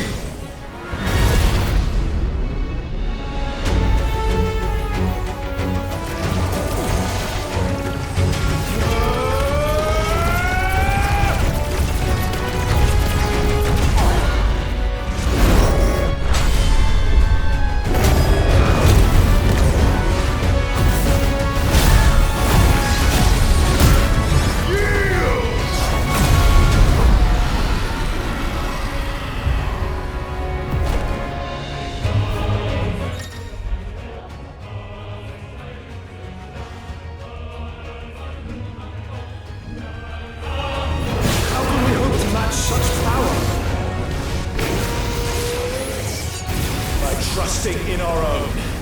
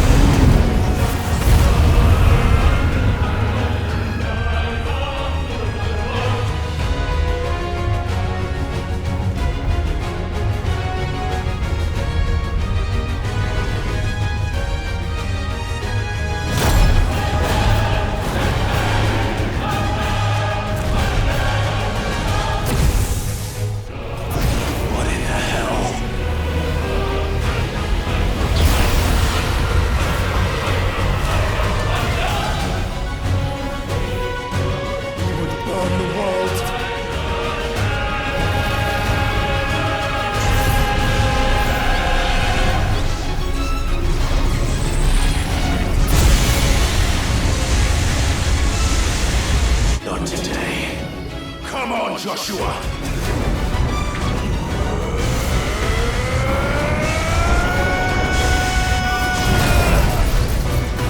This ends now!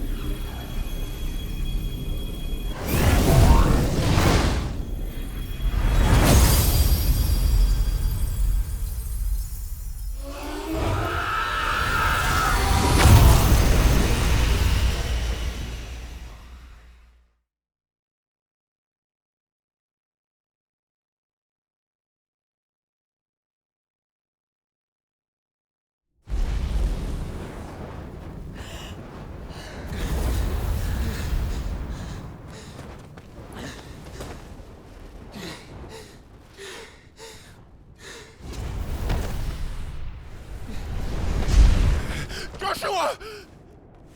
Clive!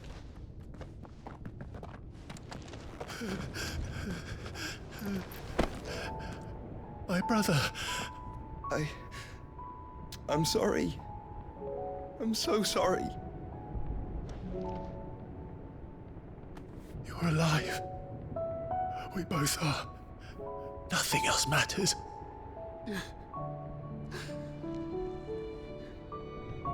I never dared hope that I would see this day.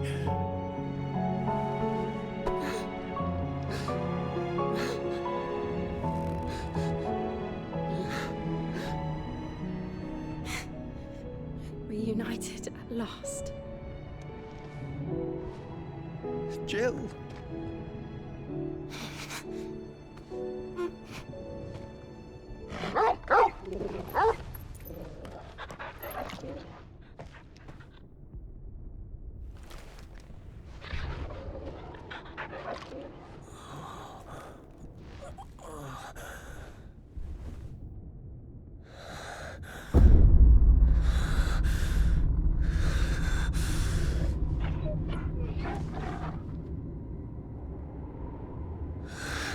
This is for my father!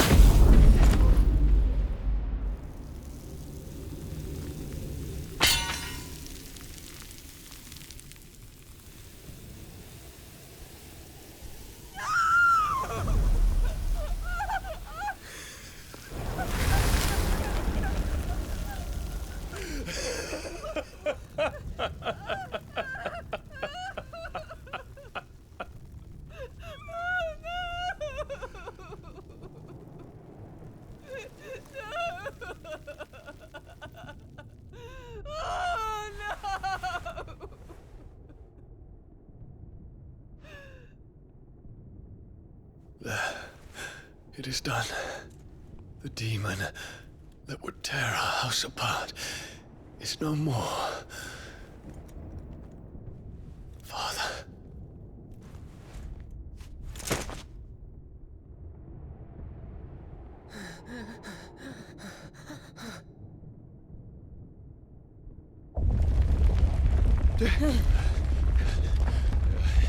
The Mother Crystal.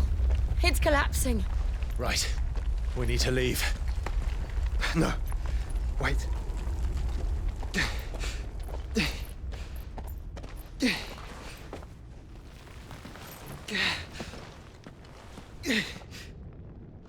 I owe him a debt. Fine.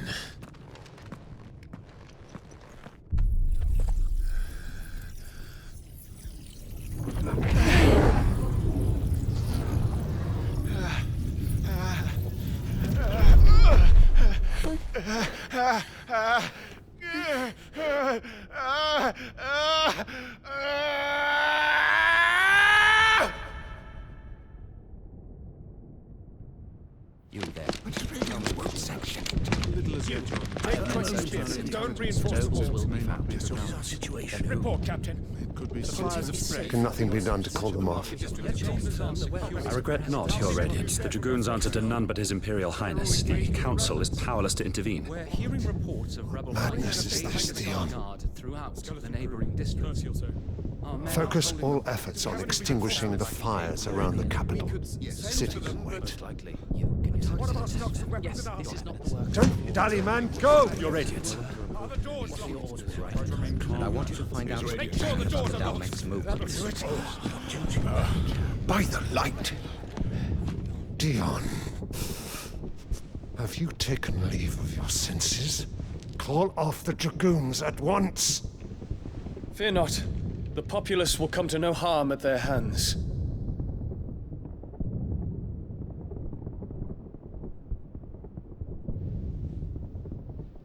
I am here to save you, Father. Save me?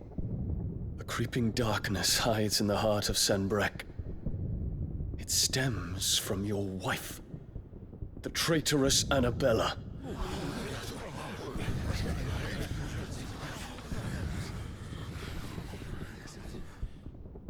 Not another word, Dion. Father, though you may not see it, The darkness has taken hold of you. It has made you forget yourself. But I bid you remember, there was a time when you ruled not with cruelty, but with compassion. Why now do you turn your back on your people? Why now do you seek to stoke the fires of war? You too have borne witness to this change, Your Eminences. And you know, as well as I, who is responsible for it. A puppet now sits upon the throne, but cut his strings, and the master loses the power! What? Dion, you bear steel before your emperor? Guards! Take him!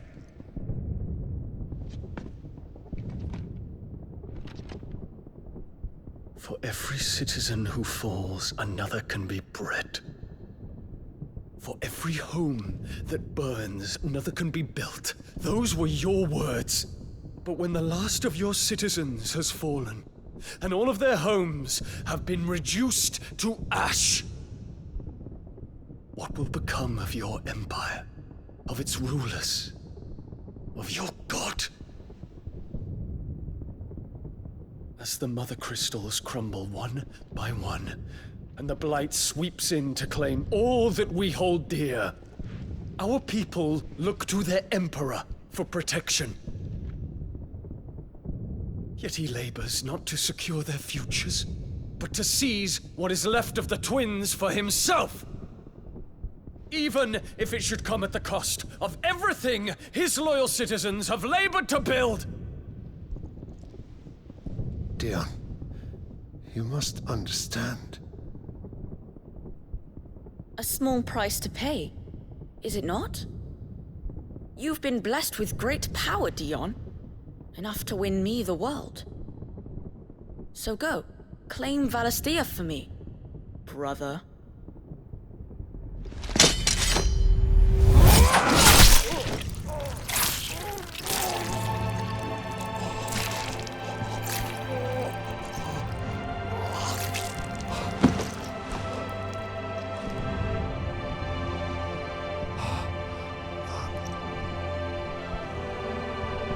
Dion.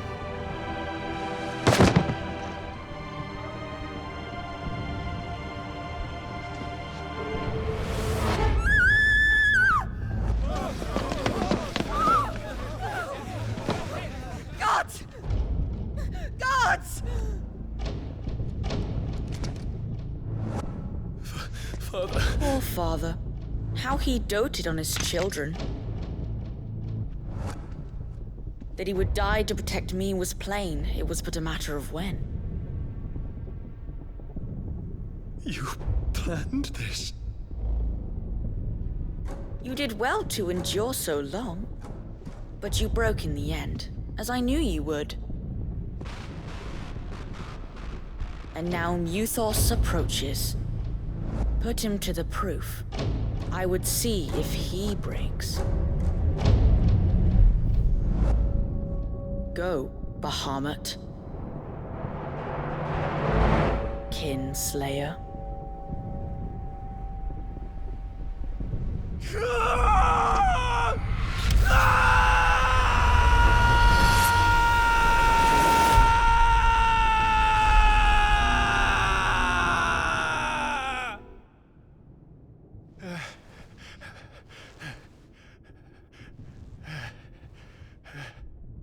Not again. Brother? It's a long story.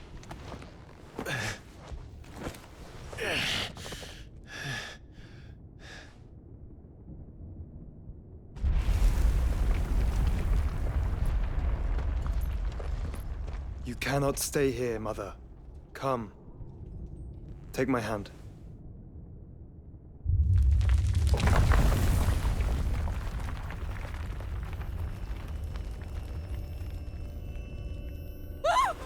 Get away from me! This is all just a dream, just a bad dream! You will not take me, Shadow! You will not take me!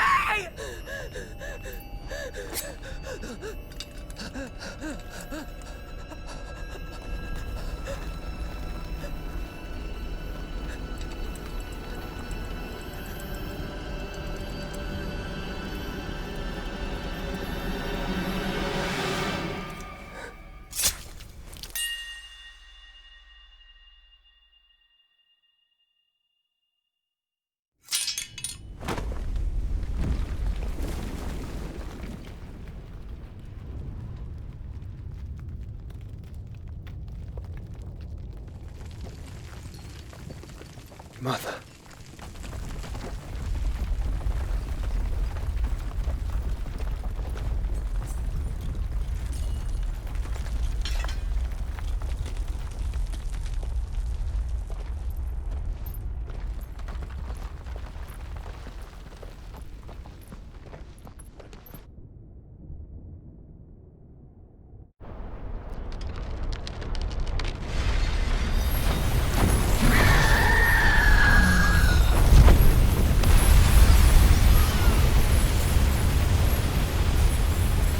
If it is consciousness that weaves your wills together, consciousness that blurs the boundary between your own will and that of others, then we shall set you apart once more. The ties that bind you shall be severed, and humanity return to its proper place.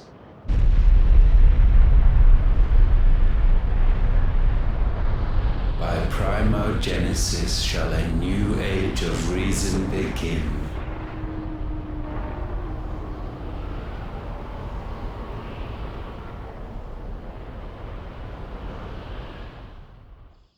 Relax, Your Majesty.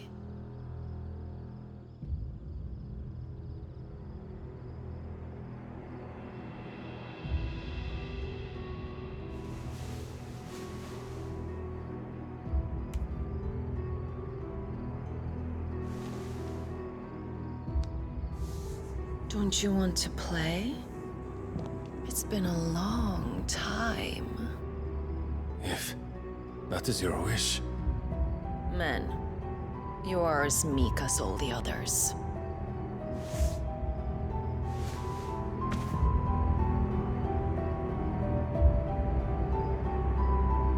Such feeble creatures.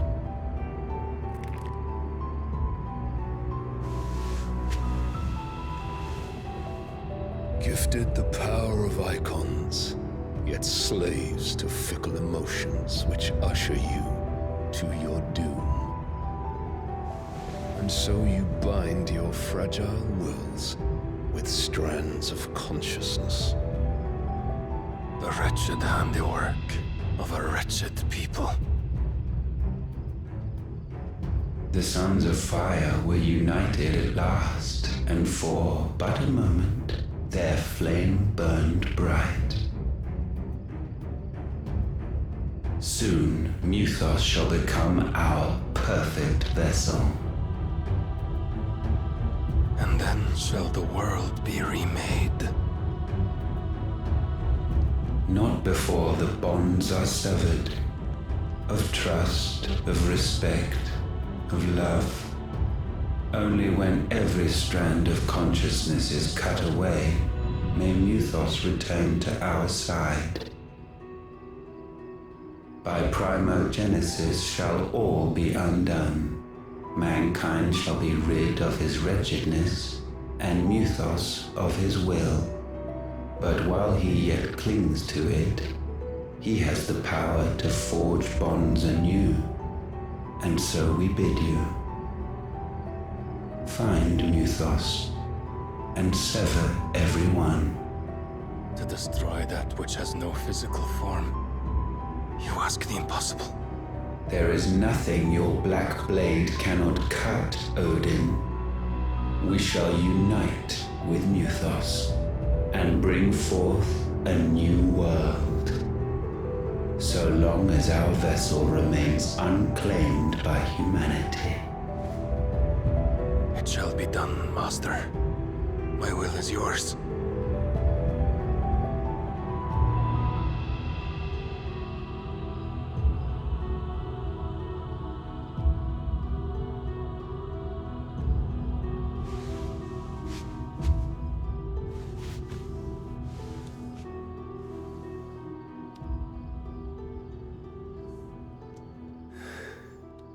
Mother.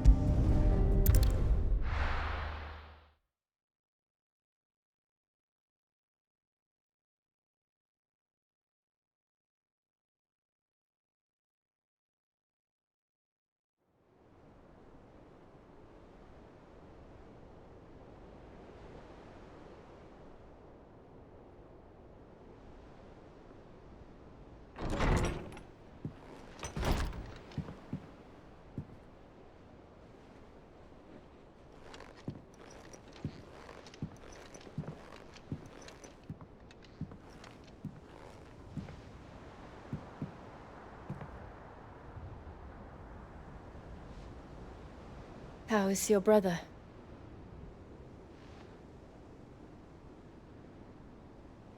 Asleep since I returned from the Dominion. Taya says he should be back on his feet soon enough. For a while, at least. She discovered something on his chest. A swelling, circled in stone. The curse.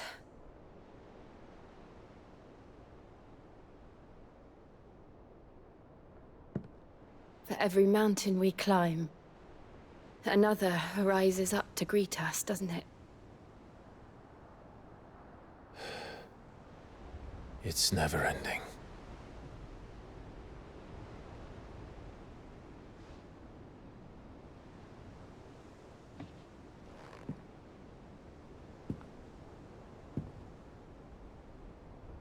Even the sky seems to have grown tired of it all.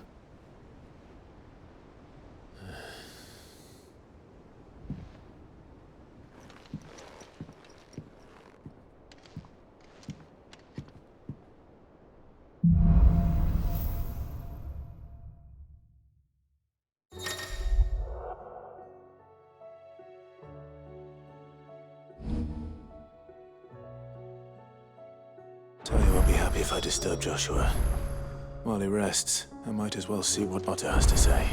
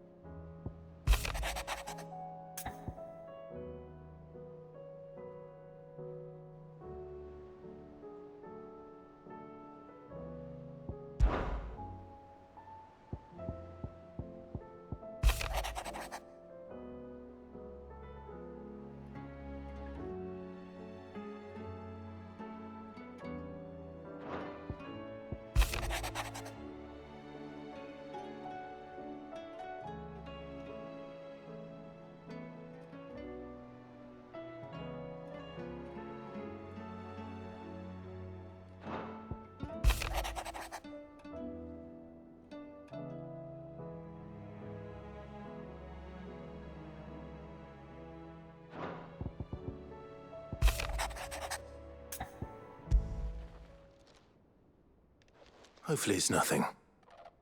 But I should speak to Blackthorn just in case.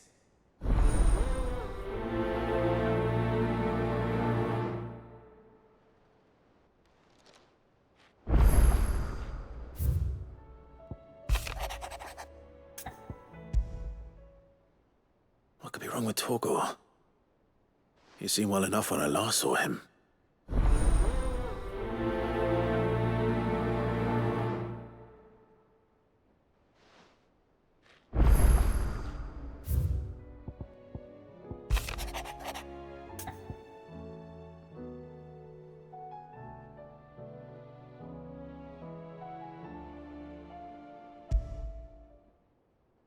Trouble with the ledgers.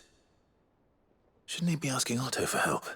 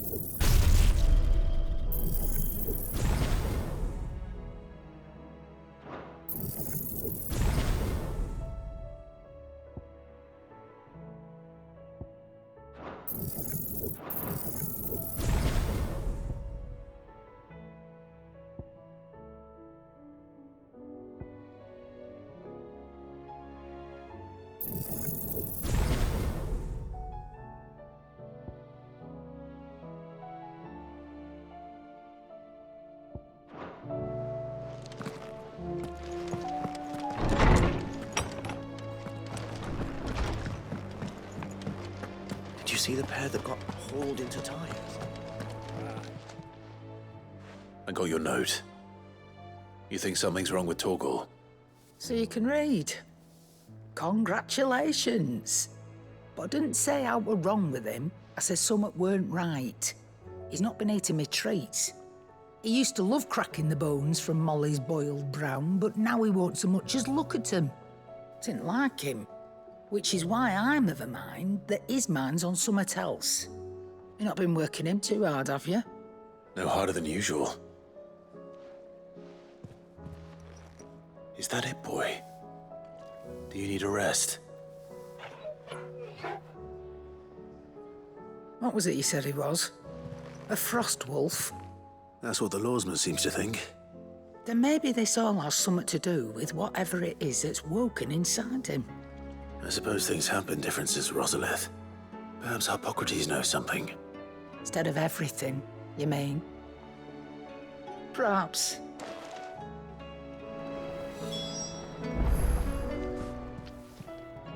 Clive. I don't claim to know much about frostwolves, but I expect Holmes does. Claim to, that is. Going purse weighing you down?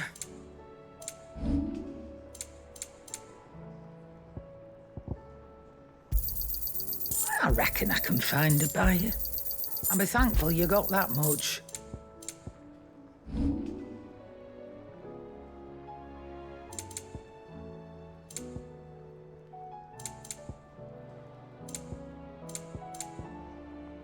Come again. Or don't. I'm not much bothered either way. It seems the hideaway's lost its app.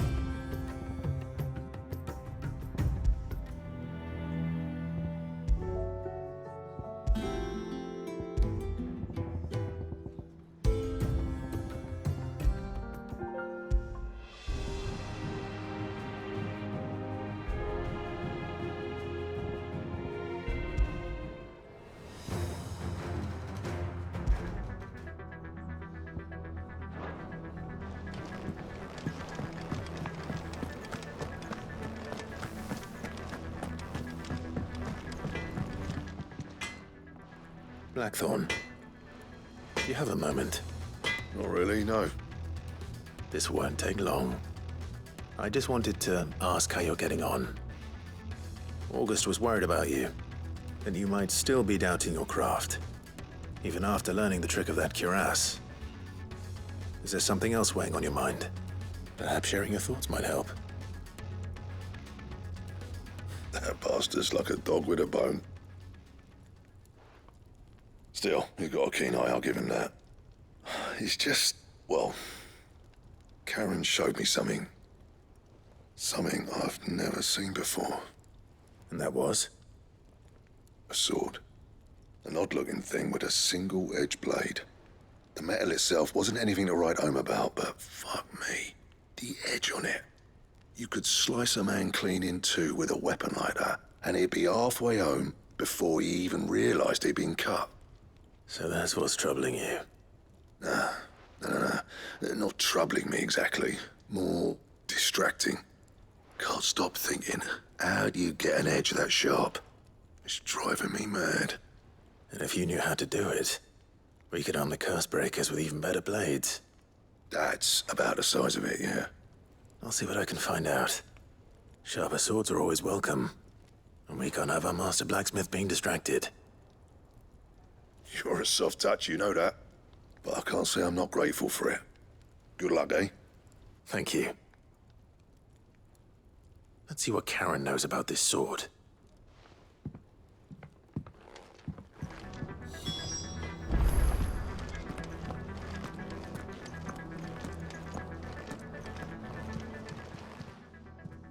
You're looking well, Karen. What do you want? Out with it. I want to know about the sword you showed Blackthorn.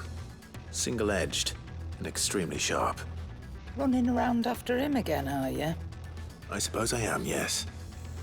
But I need to help him find out how to work an edge like that. It's driving him to distraction. Little wonder, I suppose. There's not many like that make it as far as the twins, and those that do go straight into private collections.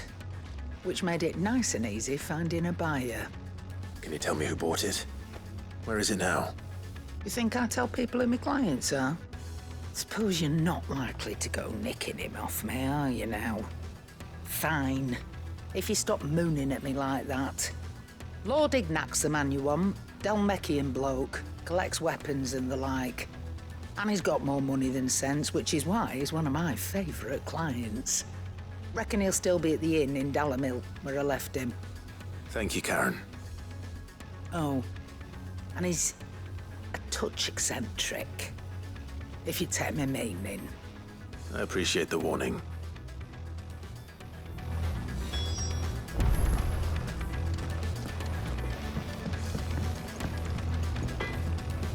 What do I owe the honor? Do you ever wonder where the hell Karen finds all these treasures of hers? That blade.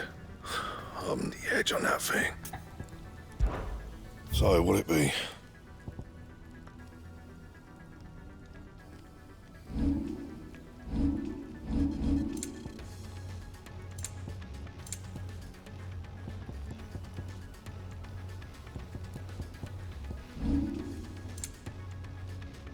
And?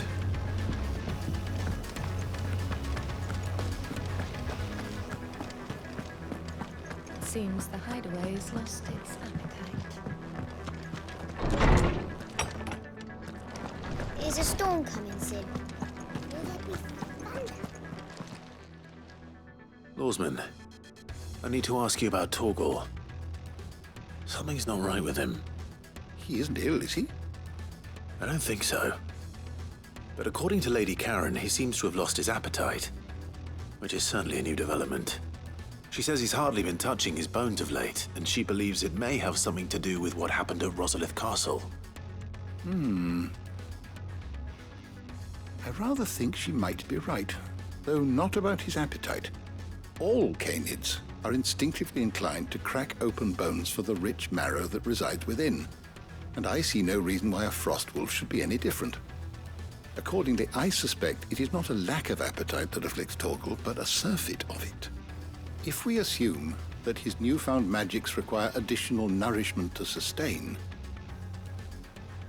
It may well be that the bones Lady Karen is accustomed to providing are no longer sufficient.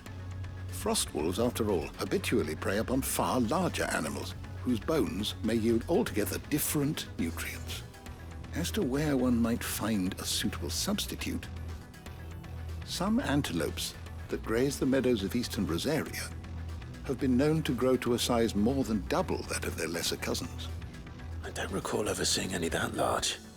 And little wonder. The oldest and largest such creatures rarely leave the safety of the highlands for fear of predators. The last elder antelope sighting I recall hearing about took place near Cressida, and that was long before the village was abandoned. Even so, it seems like a good place to start. Good hunting, Clive.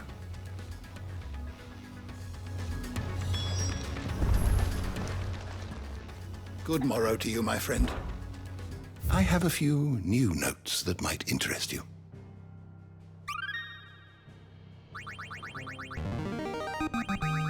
There is a rather fascinating excerpt I've been meaning to show you. You wish to study the tomes?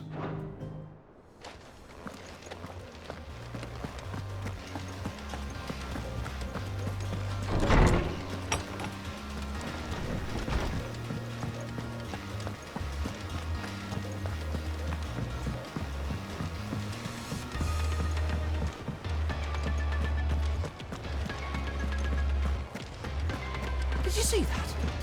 How did you see that?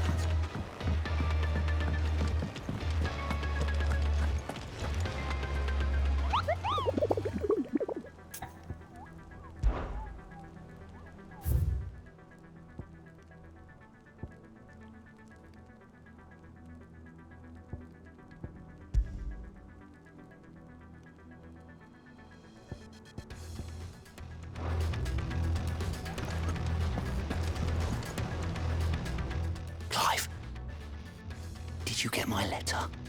That's why I'm here. Shh. Otto might be listening. Is this better? A little. Listen, I've some bad news. It turns out the hideaway may be slightly behind in its payment to certain lenders, and it's maybe my fault. But I swear to the goddess, I thought I had the numbers square. Sadly, that square turned out to be more of a circle. Zero, you might say. I can straighten it out, I swear, but it's gonna take some time, and I'm gonna need help keeping it from Otto. Bit late for that, I'd say. There you are! What a surprise! So let me get this straight. You forget to pay our lenders what they're due, and instead of coming straight to me, you get Clive to come to you. And I hope he'll dig you out of the hole you've dug for yourself. Clive, the man in charge of the place you've been cheerfully trying to bankrupt. And you thought this was a cunning plan. Why? Well, who needs paying? Oh, just Martha. And the dame. And, well, Lady Karen. But only 500 talents. We owe 3 of our most trusted friends 5 million gil. Each. 5 million each. They lent us the bulk of the money we used to rebuild the hideaway, you see, and, well, I must have made some sort of oversight. Those ledgers were my responsibility, and it was my decision to entrust them to you. This is my fault. Do we have that much to hand? I can always ask my uncle. No, we don't. And no, you won't. We've lightened Lord Rosfield's purse enough. After the king's ransom we had off him, he deserves better than to see our begging bowl. Besides, we'll need to learn to stand on our own if we're gonna make this work. All right. But that doesn't mean you have to shoulder the burden yourself. Is there anything I can do to help? There might be. How'd you fancy taking these to Martha and the dame? Rocks. Rocks, he says. Worth 1,000 talents apiece, these are. A little something Sid and I set aside for when times got lean. And I reckon 15 million in overdue debt probably qualifies. I just hope our associates' eyes are a bit more discerning than yours. I'm sure there will be. Should be me making the rounds, really. But you know how it is with this place. Orders to bark, arses to wipe, and all that. I know. Which is why I don't mind going in your place. Go. Do you know why I only gave Master Clive here 2 star rubies? Because you'd rather Lady Karen killed me. Because I'd rather Lady Karen killed you. Yes. Well, I suppose this is goodbye then. Don't worry. I'm sure Karen will understand. Really? No, I don't. How are you doing? I'm sorry to drag you into this. It's just I couldn't think who. Quick look.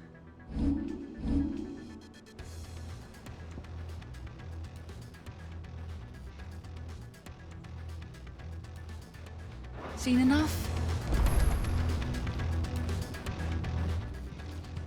Welcome to the Patron's Whisper. Is everything we've received and everything promised all done?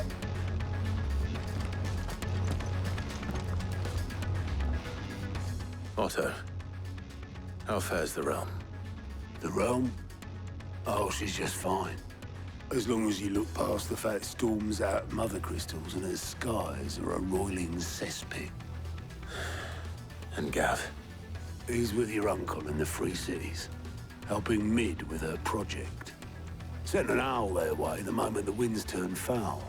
Still waiting on a reply, though. Do you have any good news? Well, that depends on your definition of good. All right, fine. What do you suggest we do? Oh, no, I'm just the messenger. Could be that Lady Vivian, could be that they don't. I suppose not.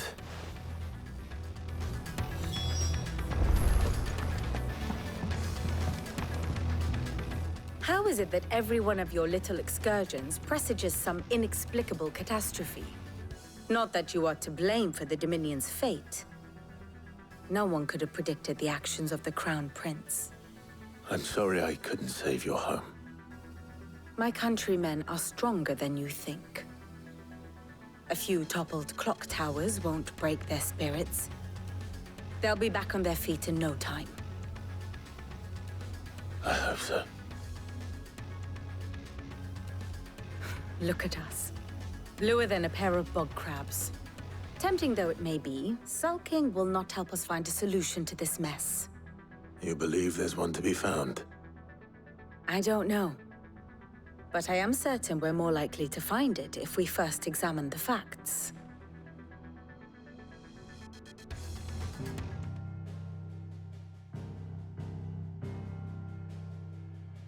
Beneath these darkened skies, fear and confusion reign over Valisthea.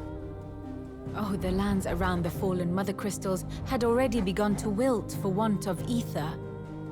But not like this. Crystals that filled wells and fueled furnaces, now nothing but pretty shards of rock. And those that hang from the people's necks cast nary a glimmer of light to keep the dark at bay.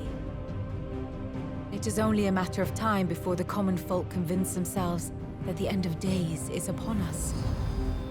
Yet I fear a swift end is more than we can hope for. While most of the world thirsts for ether, the remainder drowns in it, spawning Akashic in droves. And amidst the hordes of mindless beasts, with magics as like to fail as function, even the strongest nation would falter. Rosaria and the Iron Kingdom teeter on the brink of collapse, while the tragedy in Twinside has all but paralyzed the Holy Empire. Dhalmekia fares little better. Rumor has it the ministers fled the capital after the fall of Drake's Fang. leaving their beloved republic to crumble. Waloed, meanwhile, moves in earnest. The Einherjar has been sighted off-storm. The world, in short, is in chaos. It would seem our civilization was nothing but a castle of sand, to be washed away at the whim of the waves.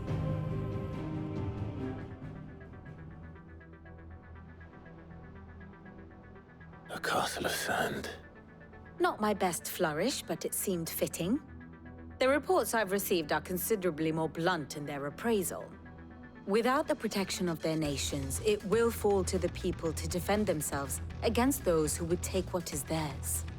Which is only ever going to end one way. Defending a farmhouse against a band of chocobo thieves is one thing, but pitchforks and palisades will do little to stall an army's advance. Should the King of Waloed deign to invade, there would be none to stop him.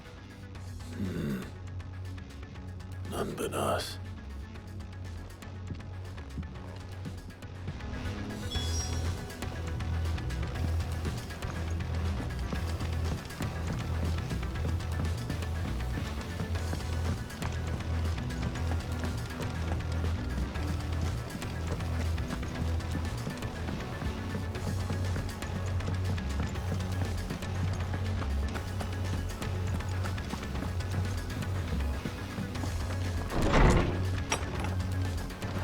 Is a storm coming, Sid? Will there be thunder? Let me guess. You're here about the skies. Is there anything you don't know, Lawsman? That, I believe, is a question the Fallen might be better placed to. And on the 6th day, but I dare say you remember your childhood lessons on the sin. You think they're connected? Well, there is nothing divine about him. Had I the Journal of Moss the Chronicler, I may have been able to tell you more, but alas, I fear all remaining copies have been lost to time. You will forgive me, I hope? Certainly not. Because there is nothing to forgive. Even without this journal, you've provided us ample wisdom. And we will always be grateful for it. Perhaps Otto will be more inclined to share his thoughts when he hears what the others had to say.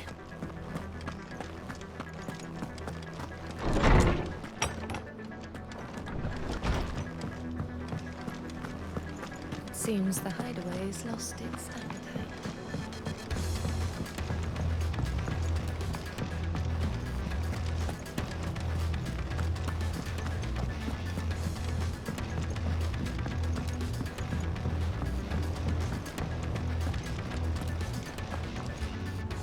Clive, we have a problem. Only one. That would be a first. It would. Actually, there are 3. We had as many owls arrive while you were at the shelves. Martha's got a Kashik at her gates, and talk of monsters roaming the hills outside of Northreach has put the wind up Isabel and her lot. And don't forget Dalimil. Lubor says the village was raided by bandits. When it rains... It fucking pours. The curse breakers are spread thin, taking stock of the damage in the Dominion. And even if I could get word to all of them, I doubt they'd get here in time to make any real difference. Which means there's only 2 people who can. Jill and I. Let them know we're on our way.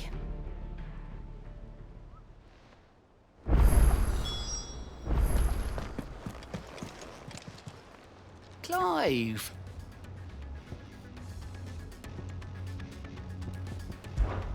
You off then?